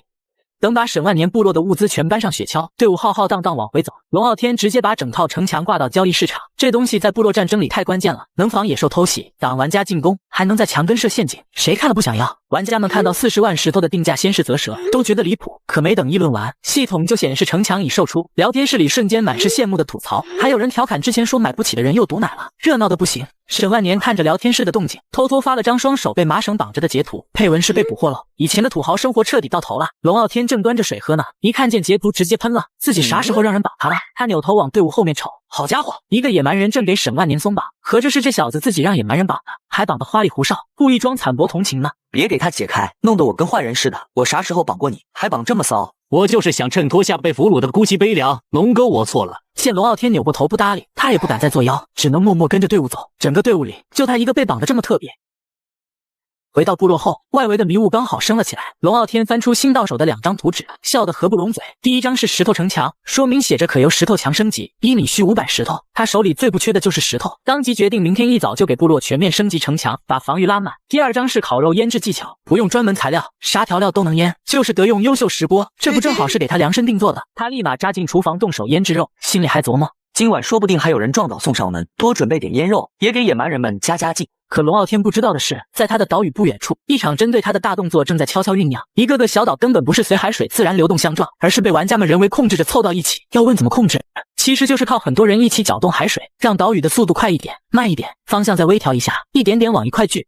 一夜过去，这些大大小小的岛屿居然融合成一个比龙傲天的岛大3倍的超级岛，光看规模就知道聚集的玩家多到吓人。这些玩家没选什么老大，却都默认龙傲天的岛是最大的威胁。谁都清楚，单独跟龙傲天打肯定打不过，只能抱团取暖。一开始就2、3个人凑一起，后来有人用自然结晶驱散迷雾，联系上了更多玩家，队伍越聚越大。到天亮时，已经有10好几个人了。天刚蒙蒙亮，所有聚在超级岛上的玩家都收到了一条集合开会的私信。换平时，谁也不会理这种强硬的要求，可这次不一样，所有人都乖乖去了。他们是真的怕龙傲天，毕竟龙傲天从开局就跟度假似的，有吃有喝有防御，他们却在苦哈哈的求生，不抱团根本没半点胜算。来开会的一共14个玩家，里头有打赢过部落战争，手里有不少奴隶的强领主，也有被洗劫的只剩空木屋的弱领主。座位是按实力排的，弱领主全被挤到最后一排，一个个脸色难看。要不是为了联手对付龙傲天，他们早被强领主吞并了，哪还有资格坐在这里？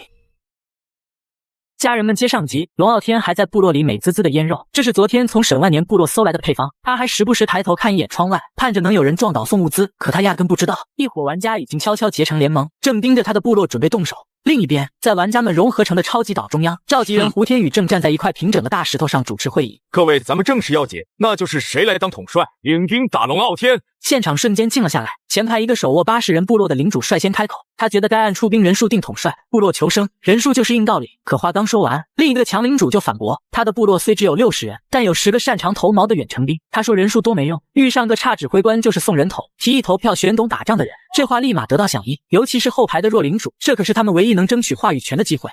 投票很快就结束了，结果一出来全场傻眼，统帅居然是在最后排的弱领主，前排强领主更是不敢信，他们从进门就没正眼瞧过的人，居然靠投票赢了。我不同意，凭啥让发育最差的当老大？前面几位当我还认，他不行。这话一出，又有几个领主附和，话里还夹着脏话，后排弱领主们脸色难看到极点。这时被选上的弱领主笑着摆手，多谢各位抬爱，我实力不够，还是把重任交给召集人胡天宇吧。这话明显是祸水东引，胡天宇赶紧推辞，说自己就占了个发起者的名头，德不配位，真打起来还得靠大家。可排位第一的强领主不耐烦了，说既然投票达不成一致，就暂让胡天宇当统帅。其他领主对视一眼，都点了头，眼下确实没更好的办法。很快，一支超过400人的军队在冰岛边缘集结，规模空前。出发前，有领主还特意发了张军队截图到聊天室炫耀，说400人军队横扫无敌。这截图一出来，聊天室直接炸了。有人哀嚎自己部落才55人，有人说连22个喘气的都凑不齐，有人算出400人军队背后部落总人数最少600多，直呼恐怖。可当有领主炫耀就是去灭龙哥，谁让他最富裕？其他玩家瞬间明白这是多人凑的军队，立马骂声一片。有人说凑兵不要脸，有人吐槽是凑兵小垃圾，还有人呼吁系统处罚，觉得对独自求生的玩家不公平。附和声越来越大，那些冒泡的领主怕真被处罚，赶紧潜水消失。没人知道这处罚的风向其实是赵丹悄悄带起来的。见目的达到，他才慢悠悠往龙傲天的屋子走。进了屋，赵丹就看见龙傲天顶着熊猫眼腌肉。你这么早就醒了？我一夜没睡，哪来的醒？赵丹心里暗叹，龙傲天居然熬通宵腌肉，这么上心部落物资的领主还真少见。有人集结了400多人的军队要来打我们，我们能打赢吗？赵丹语气里满是没底，毕竟400人的规模比龙傲天部落的总人数还多。把能去掉，不对，是把不能去掉。我们必须能赢，不过是400个酒囊饭袋凑一起，有啥好担心的？赵丹见他这么自信，张了张嘴想劝，最后还是叹了口气下楼。他只是奴仆，提醒就行，哪敢干涉主人的决定。龙傲天看着腌好的上千斤肉，一步说腌完这点就去睡。等了一晚上都没人来，还琢磨着动一动涮火锅肯定香。可下一秒，冰岛突然剧烈撞击，他差点一头扎进热锅里。干，晚上不撞早上撞，太离谱！下次啥也别想耽误我睡觉。他赶紧取下石钵下楼，一瞧楼下的野蛮人们个个精神爆满，合着就自己熬了一整夜啊！拿好武器，准备战斗了。野蛮人们一听这话，瞬间更兴奋了。经过这2天的战斗，他们早摸透了规律，只要冰岛剧烈震动，接下来准有仗打。随后，龙傲天又安排小白带队去探路，找到敌人位置就好2声报信。另一边，胡天宇带着的联合军队正迈着整齐划一的步伐往前走，说是整齐，其实根本就是乱成一团，不知道的还以为是难民逃荒呢。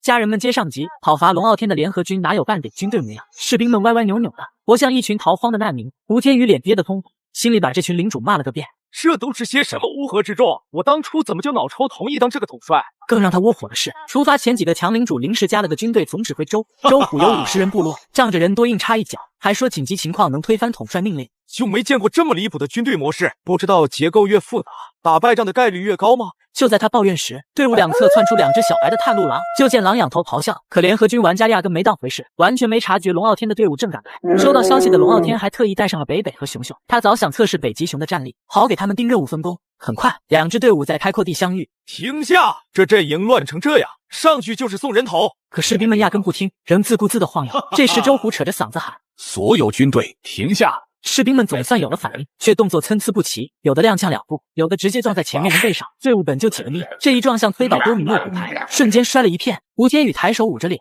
连眼睛都不敢睁。敌人都在对面了，自己人却先摔了个狗啃泥，简直丢死人。他在心里发誓，这种破队伍这辈子再也不带了。更憋屈的是，自己下令没人听，周虎一开口，士兵才动，明摆着是下马威。龙傲天看着联合军的狼狈样，当场笑得上气不接下气。等笑够了，他脸色一沉，直接进攻，没必要讲情面。北北熊熊，你们演上，让我看看实力。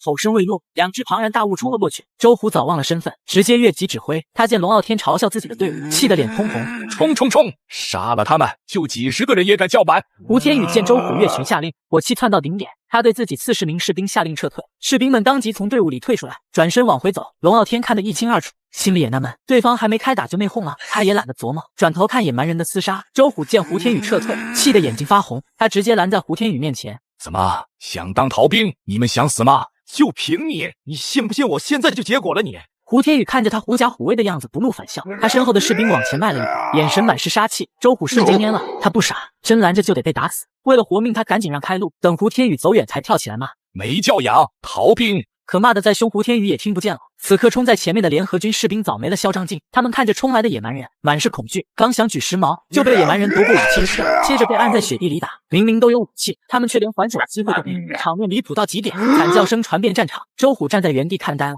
没等他反应过来，熊熊突然出现在他面前，抬起爪子啪的拍在他头上。脆响过后，周虎的头颅掉在雪地上。联合军士兵见总指挥被杀士气全无，没一会儿战争结束，玩家全部阵亡，俘虏125名士兵。随后龙傲天把30野蛮人对战400联合军的截图发去聊天室，玩家们瞬间炸开了锅。有人觉得400人打不过20多人有些离谱，不如找块豆腐撞死。有人惊叹龙傲天的队伍战斗力强得可怕，最离谱的是有人愿意给龙傲天当儿子，就想龙爸爸给条生路。龙傲天看到认贼作父的留言，当场气笑。不过他没忘记正事，胡天宇带走的40人看起来像精锐，得尽快搞清楚对方的底细。很快王毅带着10几人打来，交接完俘虏，龙傲天带着队伍继续围剿联合军部落。队伍渐渐来到冰岛中央，龙傲天发现怪事，地面有大部落的新鲜痕迹，人却凭空消失了。难道是部落迁徙了？他从没听说过部落迁徙的操作，想不出其他理由能让大部落消失不见。家人们接上集，龙傲天的队伍正在返程，一共俘虏150人，其中55人是女性。虽然女性战斗力弱，但擅长制作衣物、处理食物等生活技巧。龙傲天决定把他们带回去。可他不知道的是，胡天宇正带着40人躲在他部落300多米外的树林里。早在看到狼群和北极熊时，胡天宇就预料到联合军会战败，跟这些野蛮生物正面打就是找死。好周虎抢了指挥权，给了他撤退的理由。回到自己部落后，胡天宇亲手拆了高级木屋隐藏踪迹。他计划等夜幕降临，在龙傲天部落附近偷偷建新房，然后趁夜色偷袭。他盯着龙傲天部落的方向，眼里满是野心。只要今晚成功，龙傲天就彻底完了，到时候我就是新的神。胡天宇心里开始盘算着，今天凌晨人们睡眼最深的时候动手，成功率会高上几成。要是晚上有岛屿撞击就好了，还能有人给他打掩护。另一边，龙傲天回到部落后直接就睡了过去。深夜，王毅安排了10几个部落人巡逻，自己也回到屋内休息。岛屿上的一切都显得格外安静。很快凌晨降临了，或许是之前和龙傲天的岛屿相撞的太多，今晚并没有新的岛屿过来碰撞。吴天宇凭着不懈计算，在龙傲天部落128米外重新搭建起茅草屋。可迷雾刚一升起，他就后悔了，步数竟然算错了。如今最少要穿越3米的迷雾，谁也不知道这3米迷雾里有没有怪物等着。可他已经步步了这么。今晚是唯一的机会，再拆部落，我就得去当土匪了，拼了！胡天宇拉过一个士兵推进迷雾，很快那边传来士兵的声音，没什么问题。他接着把士兵一个个推过去，最后轮到自己。可闯出迷雾后，胡天宇傻了，眼前只有光秃秃的空地，士兵们去哪了？没等他反应，2只狼的瞳孔死死盯着他。原来从第一个士兵过来时，巡夜的狼就嗅到了气味，通知了小白。后面来的士兵全被狼群围住，送到部落里集中看管。如今只剩胡天宇一个，2只狼纵身飞扑，一口咬住胡天宇的衣服，本意是把他带去集中管制。可胡天宇以为要杀他，当即用骨头棒打过去，挨打的狼吃痛松嘴。胡天宇还没完，举着棒子往狼头上砸，几下挨打让狼彻底恼了。另一只狼也从背后发动攻击，胡天宇给他一棒，实打实的一棒把狼打懵了。先前挨打的狼趁机扑向他，胡天宇又一棒打在狼的牙齿上，牙齿碎裂，骨头棒子断裂的声音是响起，狼发出痛苦的叫声。这一幕正好被小白看到，小白跑到胡天宇身边，没理他，反而用爪子拍了狼小弟的头。狼受了双重疼痛，不敢再出声。胡天宇知道不能再拖，转身就往迷雾里跑，可没跑2步，屁股就被咬住，然后小白叼着他就回俘虏营了。第二天，龙傲天睁开眼就下楼了。昨天答应给野蛮人们做新吃食，不能食言，他拿出事先收购的水果，榨出汁液，又取来新鲜冰块揉碎，淋上果汁，一份刨冰就做好。野蛮人们见了，也兴致勃勃的自己动手。龙傲天一边吃刨冰，一边靠着篝火，惬意极了。吃东西时，龙傲天没忘发截图到聊天室。冬天日子就应该烤着篝火，吃着刨冰，这感觉真的舒服。不图是一碗刨冰，这下早上刚起床的玩家们顿时酸了。有玩家忍不住土豪，觉得龙傲天还有心情悠闲吃刨冰，压根没注意到大家的冰岛都快融化没了。还有玩家附和，说自己现在根本不敢挖冰，今天太阳一出来，自家冰岛就只剩不足50米了。更惨的玩家表示，自己的冰岛只剩25米，眼看就快到睡醒掉海里的地步。甚至有玩家提到自己之前好不容易吞并了3个冰岛，可一觉醒来地盘不仅没变大，反而比原来更小了，满是疑惑的想知道到底是怎么回事。龙傲天看着聊天室里玩家们的抱怨与疑惑，原本放松的神情瞬间收敛。冰岛这是在融化了。冰岛融化的消息出现后，龙傲天第一时间就走出了屋子，第一眼就看到了门外蹲着的那些俘虏，而且他们还都是一些生面孔，根本不是自己昨天抓来的那一批。家人们接上集，龙傲天刚走出屋，就看到门外蹲着一群陌生俘虏，正纳闷时，正好瞥见王毅在给俘虏分烤肉，立马走了过去。这些人是你弄来的？我哪有那本事？这些都是小白抓来的，估计是昨天晚上有人想偷袭咱们，被巡逻的狼崽子们发现了。听到王毅的话，龙傲天恍然大悟，快步走到俘虏面前仔细查看。这一看，他先懵了，这群俘虏的忠诚度竟然全是100。正琢磨没找到玩家领主时，目光突然停在一个缩在角落的人身上。那人见龙傲天看过来，慌忙低下了头，不是别人，正是胡天宇。胡统帅别躲了，昨天带40人跑的时候，没见你这么怂啊。龙傲天，你别得意，要不是周虎那蠢货越权，我怎么会输？输了就是输了，还想偷袭我部落，留着你早晚是个麻烦。小白，龙傲天打了个响指，小白立马凑过来，对着龙傲天嗷呜叫了一声，处理了，别脏了部落门口的地。小白叼着胡天宇的衣领往树林拖，胡天宇瞬间慌了，我错了，龙哥饶命！可狼的力气哪是他能挣脱的？没一会儿，树林里就没了动静，胡天宇彻底没了声息。龙傲天收回目光，继续查看其他俘虏。除了胡天宇，居然没其他玩家了。难道是在外面冻了一晚上，普通部落人全吓怕了，忠诚度才满了100？就在龙傲天琢磨的时候，远处传来一阵嗷呜的欢叫，是小白跑回来的。他叼着龙傲天的裤腿，先往砖瓦屋拽，到了门口又对着正在做刨冰的野蛮人们低低吼叫。通言的野蛮人先是一愣，随即眼睛亮了，呜喊了2句。几个捧着碗的野蛮人不情不愿地放下刨冰，抓起石斧石矛，跟着小白往外走。一行人很快到了部落北方的茅草屋前，龙傲天推开屋门，当场愣住。屋里躺着一具女性玩家的尸体，旁边只有几个女性部落人，男性和老弱病残一个没有，空地却堆满了物资。这玩家有点脑子啊，居然敢在我家附近建新家，换个人说不定真被偷家了。可我是一般人吗？狼的嗅觉多灵敏，想偷袭我纯属做梦。龙傲天没耽误，先把5000斤肉上架到交易市场，又让野蛮人搬剩下的木材和石头，东西太多一趟搬不完，他直接私信王毅过来搬东西。王毅秒回收到，很快带着人赶来。而交易市场这边，玩家们看到龙傲天又卖肉，瞬间炸了锅，抢到的欢天喜地，没抢到的全在聊天室抱怨。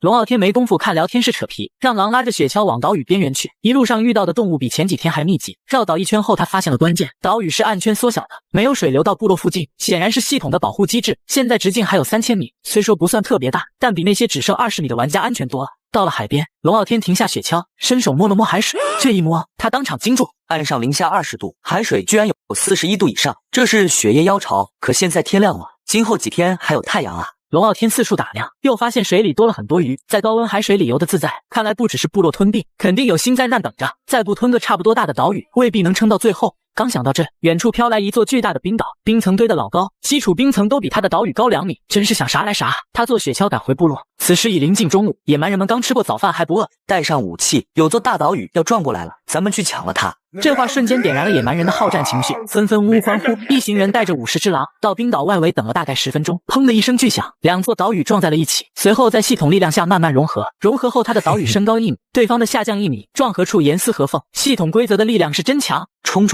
冲上岛屿，抢光他们！野蛮人们呜呜应和，可这话传到对方岛屿玩家耳里，直接让他们懵了。到底你们是土匪，还是我是土匪啊？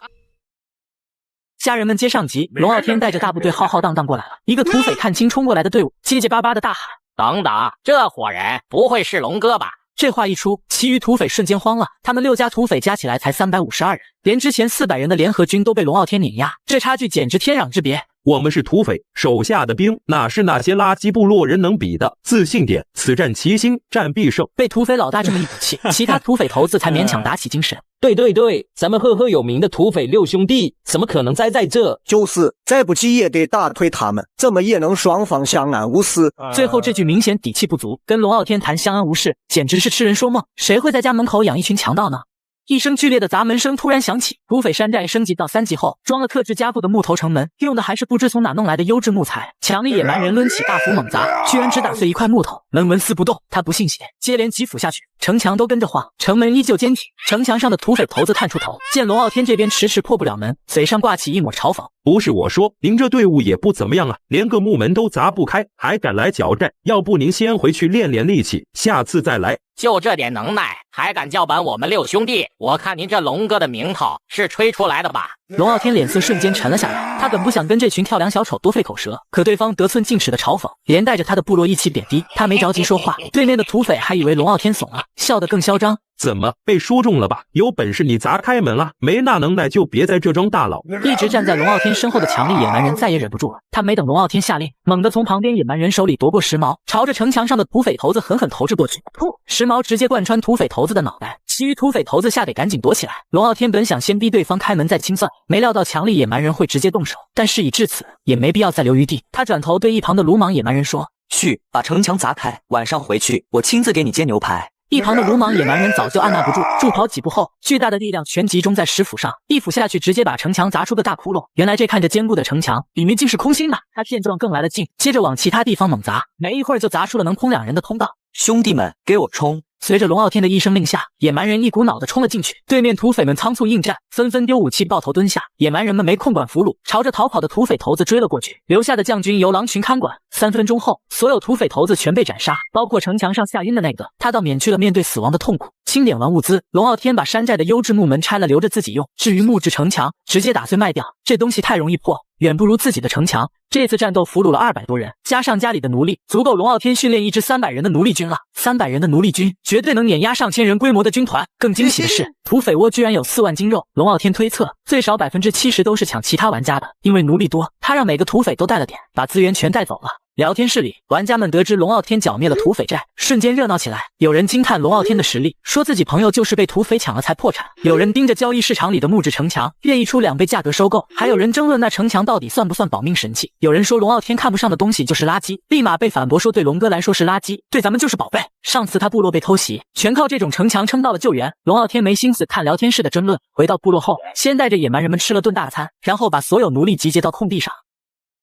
借上集，龙傲天剿灭土匪寨收了200多俘虏，加上家里原有的奴隶，总数早超500，这下终于能好好训练那支盼了好久的奴隶军了。各位，现在开始，所有人给我跑起来，不允许掉队，除非你连站都站不住，否则直接砍断双腿，送你上断头台。奴隶们当场愣住，之前人数少，龙傲天还没管过吃喝，现在人多了，显然是要动真格筛选了。谁都知道被淘汰的下场绝不好过，孱弱的只能去干杂活。巡逻顿饿肚子，能留下的才能进那支传说中的斯巴达奴隶军，那可是能跟着吃顿肉的活。发令后，奴隶们跑得一个比一个拼命，2000米下来愣是没一个掉队的。可龙傲天却皱了眉，这不是他要的效果。500人里肯定有偷懒的，按着慢跑节奏，他们靠着之前部落的强化洗礼，跑1天都没问题。怎么筛出真精锐呢？都不想吃饭了，跑这么慢是在迁就别人。我告诉你们，不能淘汰别人，被淘汰的就是你们自己。没进奴隶军的，每天只给1顿饭，完不成活就3天1顿。这话一落，奴隶们的呼吸都急促了。龙傲天又抛出诱饵，但奴隶军不一样，只要入选，每天训练完3餐，顿顿有肉，每周还发食材让你们自己做爱吃的。现在还慢悠悠散步，说的就是你。领队是废物，你跟着他跑，你不是废物是什么？不会超过他。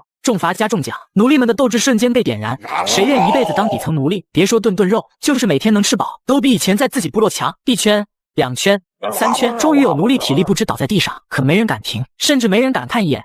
停下就意味着淘汰，谁都赌不起。又一个奴隶倒下，像推倒了多米诺骨牌，接二连三有人栽倒。加把劲，已经倒下100个了，胜利就在前面。有的奴隶脸憋得通红，呼吸都快断了，却还在往前挪；有的实在绕不开倒地的人，犹豫了一下，还是咬牙从同袍身上踩了过去。他们知道这也是龙傲天的试炼，连这点狠劲都没有，根本成不了斯巴达奴隶军。龙傲天盯着第一个踩过去的奴隶，暗暗记了下来，这小子最少能当100人长。倒下的人越来越多，最后只剩不到100个还在跑。龙傲天没喊停，奴隶们就不敢停，谁都怕自己一停就成了下一个倒下。原本忠诚度不高的，现在全飙到了100，连赵丹都因为这狠辣的选拔，对龙傲天的忠诚直接拉满，直到有奴隶跑吐了昏过去，龙傲天才缓缓开口，降低速度，慢慢停下来。奴隶们满脸疑惑，却不敢问。等所有人站定，龙傲天扫了一圈，只剩80人左右，能快速站直的就4个，其中就有那个第一个踩过铜袍的奴隶。你出列，从今天起，你叫奴役300斯巴达奴隶军，你当总头，你们3个叫奴2、奴3、奴4，各带100人当百人长。这下几人瞬间狂喜，呜呜的欢呼起来。龙傲天脸色一冷，记住现在的笑，以后不准用任何语言、任何表情表达情绪，否则直接砍头。奴隶们瞬间噤声，浑身发寒。至此，300斯巴达奴隶军总算选拔完成。至于那些昏过去的，能醒过来没后遗症的，就留下干杂活。到了吃饭的时候，王毅看着龙傲天的眼神怪得很，赵丹却满脸崇拜。龙傲天心里嘀咕：赵丹这丫头，今年快30了吧？要是被赵丹知道，非得跟他拼命。他明明才26。他扫了眼王毅，王毅顿时后背发凉，总觉得没好事。果然，王毅啊，之前吃我做的饭，挺开心吧？是不是喜欢？王毅快哭了，那表情明明是敢说不就杀了你。他赶紧拼命点头。对，喜欢。那今天多吃点。龙傲天说着，直接端出2盘金钱肉，还煮了锅动物鞭汤，这都是从土匪寨缴获的宝贝，他自己都没舍得吃。王毅看着那汤和肉，心里哀嚎，之前喝怪汤就算了，这次居然要生吃这东西。没等他动筷子，龙傲天又说：等会儿我截个图，这么好的东西被炫耀一下。王毅当场挤出一滴幸福的眼泪，赵丹在旁边笑得直拍腿，眼泪都快出来了。家人们接上集，龙傲天把金钱肉的截图发到聊天室，聊天室瞬间就炸了锅。有人说这食材也太奢侈了，自己连顿饱肉都吃不上，也有人调侃龙哥整天弄这种补汤，是不是身体虚了？还有玩家立刻反驳，说肯定是给部落人补的，毕竟部落人天天打仗耗体力，不补哪扛得住。眼看龙哥虚了的节奏要起来，赵丹立马站出来控评，把话题往部落人善战全靠营养补给上引，其他玩家也跟着附和，很快就没人再提调侃的话。龙傲天看着聊天室里的风向被轻松扭转，心里暗暗称赞。当初没杀赵丹，真是选对了，这哪是收了个奴隶，分明是收了个能掌控舆论的好手。他转头看向还在皱着没吃金钱肉的王毅，没再强求，毕竟人的胃口有限，总不能像野蛮人那样一顿吃10几斤。等王毅和赵丹走后，龙傲天总算睡了个安稳觉。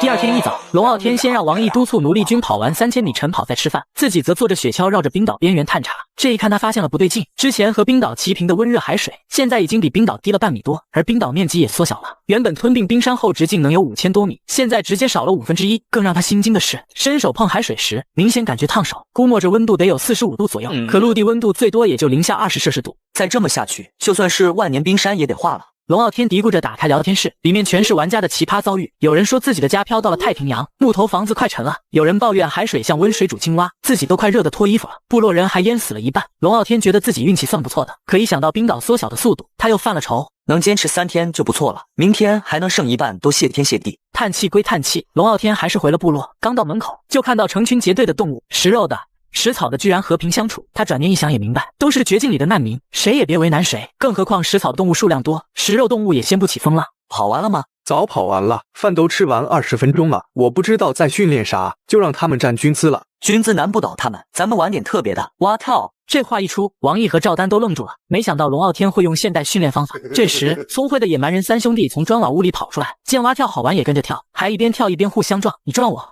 我撞他，玩得不亦乐乎。奴隶军们见野蛮人跳得欢，也眼红起来，跳跃速度一下就提上去了。龙傲天看着3兄弟，心里暗道这几个家伙倒还有点用。一整天训练下来，连龙傲天自己都觉得扛不住，可奴隶军们愣是坚持下来了。晚上吃过饭，他刚想上床睡觉，聊天室里突然弹出系统提示：天灾大爆发，血液妖潮开启。规则1：血液重新出现，妖潮爆发，各类鱼威胁性暂时加2。规则2：所有的鱼类均不可食用。规则3：海洋温度会一直持续走高，直到所有玩家的冰岛完全消失，或者有玩家将器材宝珠放回大海。规则4：陆地迷雾取消，海洋迷雾退散，但海洋玩家夜晚能见度降低为10米。看到这个游戏介绍，聊天室瞬间乱成一锅粥。有人说自己就飘在木头上，鱼类威胁加2根本活不下去。有人哭着说木材被淹了，现在骑在北极熊身上不敢松手。还有人调侃遇到鲨鱼，喊救命时还不忘唱日落。龙傲天翻了翻，没找到有用信息，反而想起之前的规则，鲨鱼能割裂岛屿，可他至今没遇到过，也没听人说过。难道血液妖潮后，鲨鱼实力变强了？他正琢磨着，突然感觉岛屿被剧烈撞击了一下，整个人从床上弹了起来。这么晚了还打部落战？龙傲天赶紧下楼，就见野蛮人们都抄着武器，就等他下令冲锋。既然已经撞了，龙傲天也不犹豫，带着狼群和野蛮人冲出部落。可到了外面，他当场傻眼了，又是一下剧烈撞击，这次他看清了，那居然是一个巨大的鱼鳍。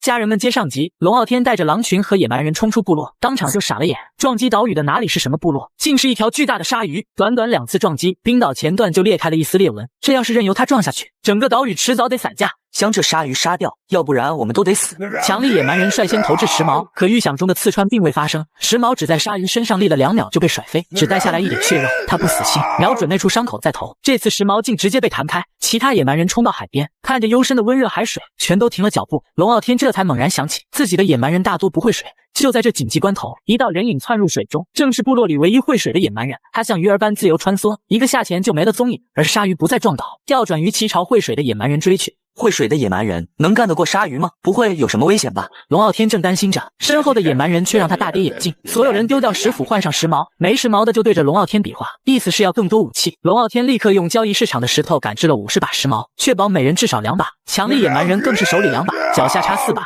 摆明了要能者多劳。砰！一声巨响，会水的野蛮人从水里窜出，紧随其后的是愤怒的巨鲨。只见他一只眼睛上插着时髦，已然成了独眼鲨。鲨鱼大嘴一张，朝着会水野蛮人落地的冰面咬去，却扑了个空。对方早已再次下潜。这短短1秒的空窗期，野蛮人们怎会放过？20多根战矛瞬间插进鲨鱼口腔，强力野蛮人更是连发2矛，直接从内部刺穿鲨鱼皮，鲜血喷涌而出，鲨鱼重重落入水中，10秒内没了动静。可会水的野蛮人没罢休，又顺了一把时髦，对着鲨鱼仅剩的眼睛狠狠刺去，这下彻底成了瞎眼鲨。他没了方向，只能凭着感觉乱撞。冰岛接连遭受10次猛烈震动，龙傲天生怕城墙和砖瓦误塌了，好在没多久，鲨鱼就彻底没了动静。很快，会水的野蛮人从海里上了岸，然后打了个寒噤。龙傲天赶紧丢了一块加绒的羊毛衫过去，生怕这大功臣给冻感冒了。龙傲天当即截了2张图，一张是鲨鱼被时髦刺穿的瞬间，一张是会水野蛮人的性感写真，配文发到聊天室。杀了条鲨鱼，我这野蛮人还真强。截图一出，聊天室瞬间乐翻，有人羡慕龙傲天能杀鲨鱼，吐槽自己的冰块或木头被鲨鱼撞碎；有人盯着会水的野蛮人调侃，说这胸大肌要是玩家，绝对能圈粉无数。龙傲天看着满屏玩笑，忽然觉得求生好像没那么可怕，至少大家还能苦中作乐。可他不知道，玩家们说的全是真话，只是他把这些惨状当成了调侃。回到部落，龙傲天盯着房间房顶悬挂的7彩夜明珠，想起了系统规则第3条，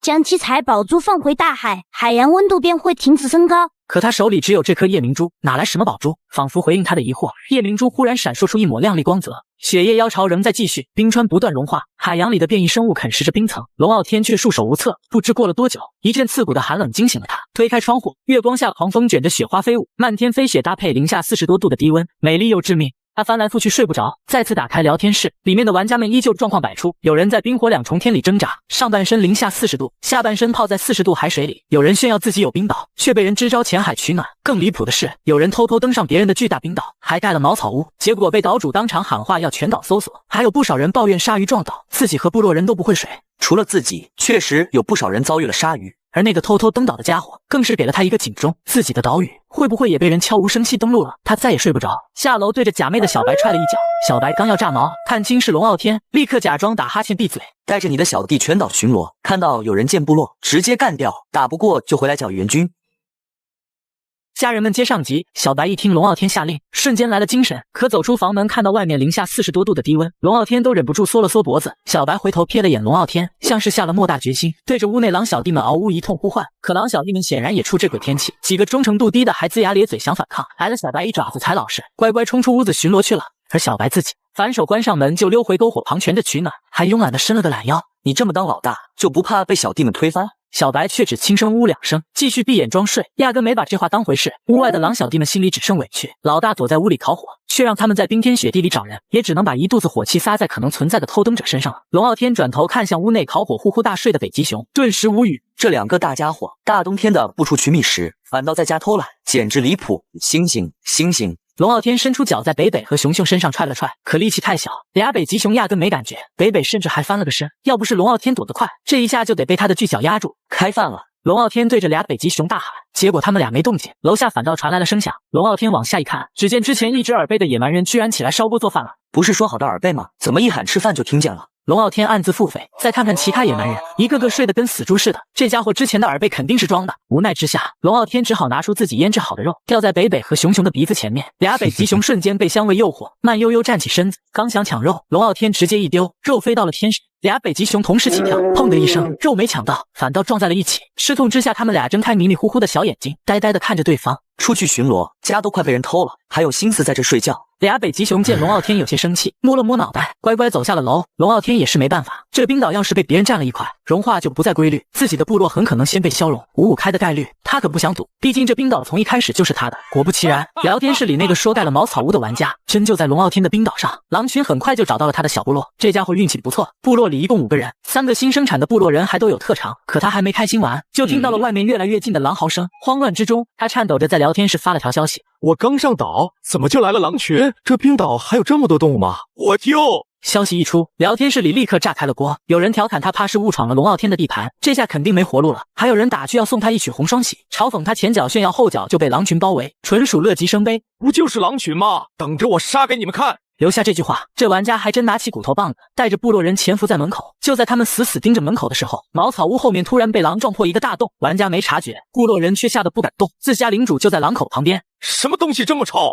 玩家伸手在屁股下面摸了摸，啥也没有，可臭味越来越浓。等他回头一看，当场吓晕过去，一双绿油油的眼睛正死死盯着他，臭味正是从狼的嘴巴里飘出来的。狼小弟一声怒吼，直接扑上去撕咬。等他宣泄完怒火，那玩家早就面目全非了。另一边，玩家们以为这就是灾难尽头，没想到更恐怖的来了，海水居然开了，咕嘟嘟冒着水泡。那些舒舒服服泡热水澡的玩家瞬间被烫熟，而那些一半身子冻一半身子泡的玩家更惨，下半身被烫伤后又被剧烈寒意侵袭，直接冻住了，烫伤加瞬间冰冻，那酸爽没人能体会。聊天室里瞬间一片骚乱，有玩家哀嚎海水烧开简直不给活路，有人苦苦哀求谁能找到七彩宝珠拯救大家，还有人吐槽亲眼看到部落人被烫熟的惨状，感慨好好的求生游戏彻底变成了末日炼狱。就在这一片混乱中，龙傲天猛然从梦中惊醒，屋顶的七彩夜明珠突然发出耀眼的光芒，像是被什么触发，自动开启了一般。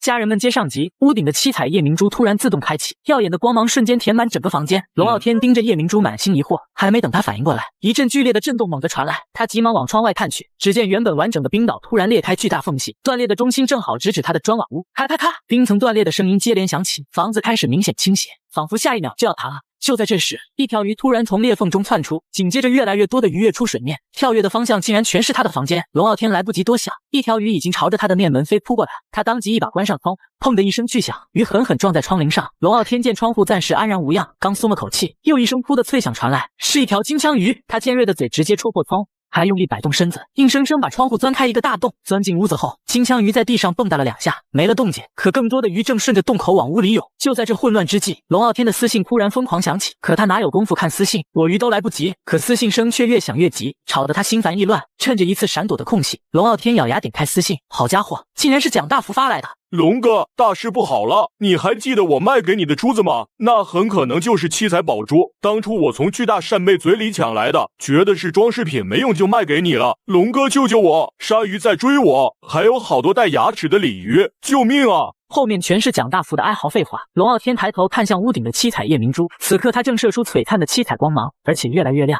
仿佛要冲破屋顶照亮全世界。龙傲天当机立断，一把卸下屋顶的夜明珠，朝着窗外的大海狠狠丢了出去。七彩夜明珠落入海洋的瞬间，整个世界突然安静了，跳跃的鱼瞬间坠落，断裂的冰层不再蔓延，所有的混乱都停了下来。就在这时，一道系统通知在所有玩家耳边响起：七彩宝珠回归海洋，血液妖槽灾难结束，第1阶段生存竞赛奖励即将发放，3小时后开启下一轮求生竞赛，因玩家死亡超总数80%，届时将有新玩家涌入，交易市场物资清零，每位玩家可选择一样物资保存，忠诚度不足100的奴隶将被解放，奴仆不受影响。新竞赛规则1小时后公布。龙傲天看着破败的屋子，心里五味杂陈。保存一样资源，肯定选食物啊。他当即对楼下的野蛮人和小白下令，把整个冰岛的活物全部猎杀，自己则开始清点肉类物资。没过多久，第2轮生存竞赛规则公布：1. 每人出生在荒岛，保留原部落人与忠诚度100的奴隶、奴仆。2. 所有人分布在4个海域，不可跨区域交易，本海域每日发言5次，世界海域2次。3. 部落战争系统关闭，海盗系统开启。4. 3代商人，他们属于联盟。5. 部落人觉醒部分意识，可简单交流，忠诚度不足可叛变。6. 海域争霸赛结束则本轮竞赛结束。7. 无法制作木筏者直接淘汰。好家伙，这还划分海域了。刚吐槽完，系统提示音再次响起，竟是一连串奖励。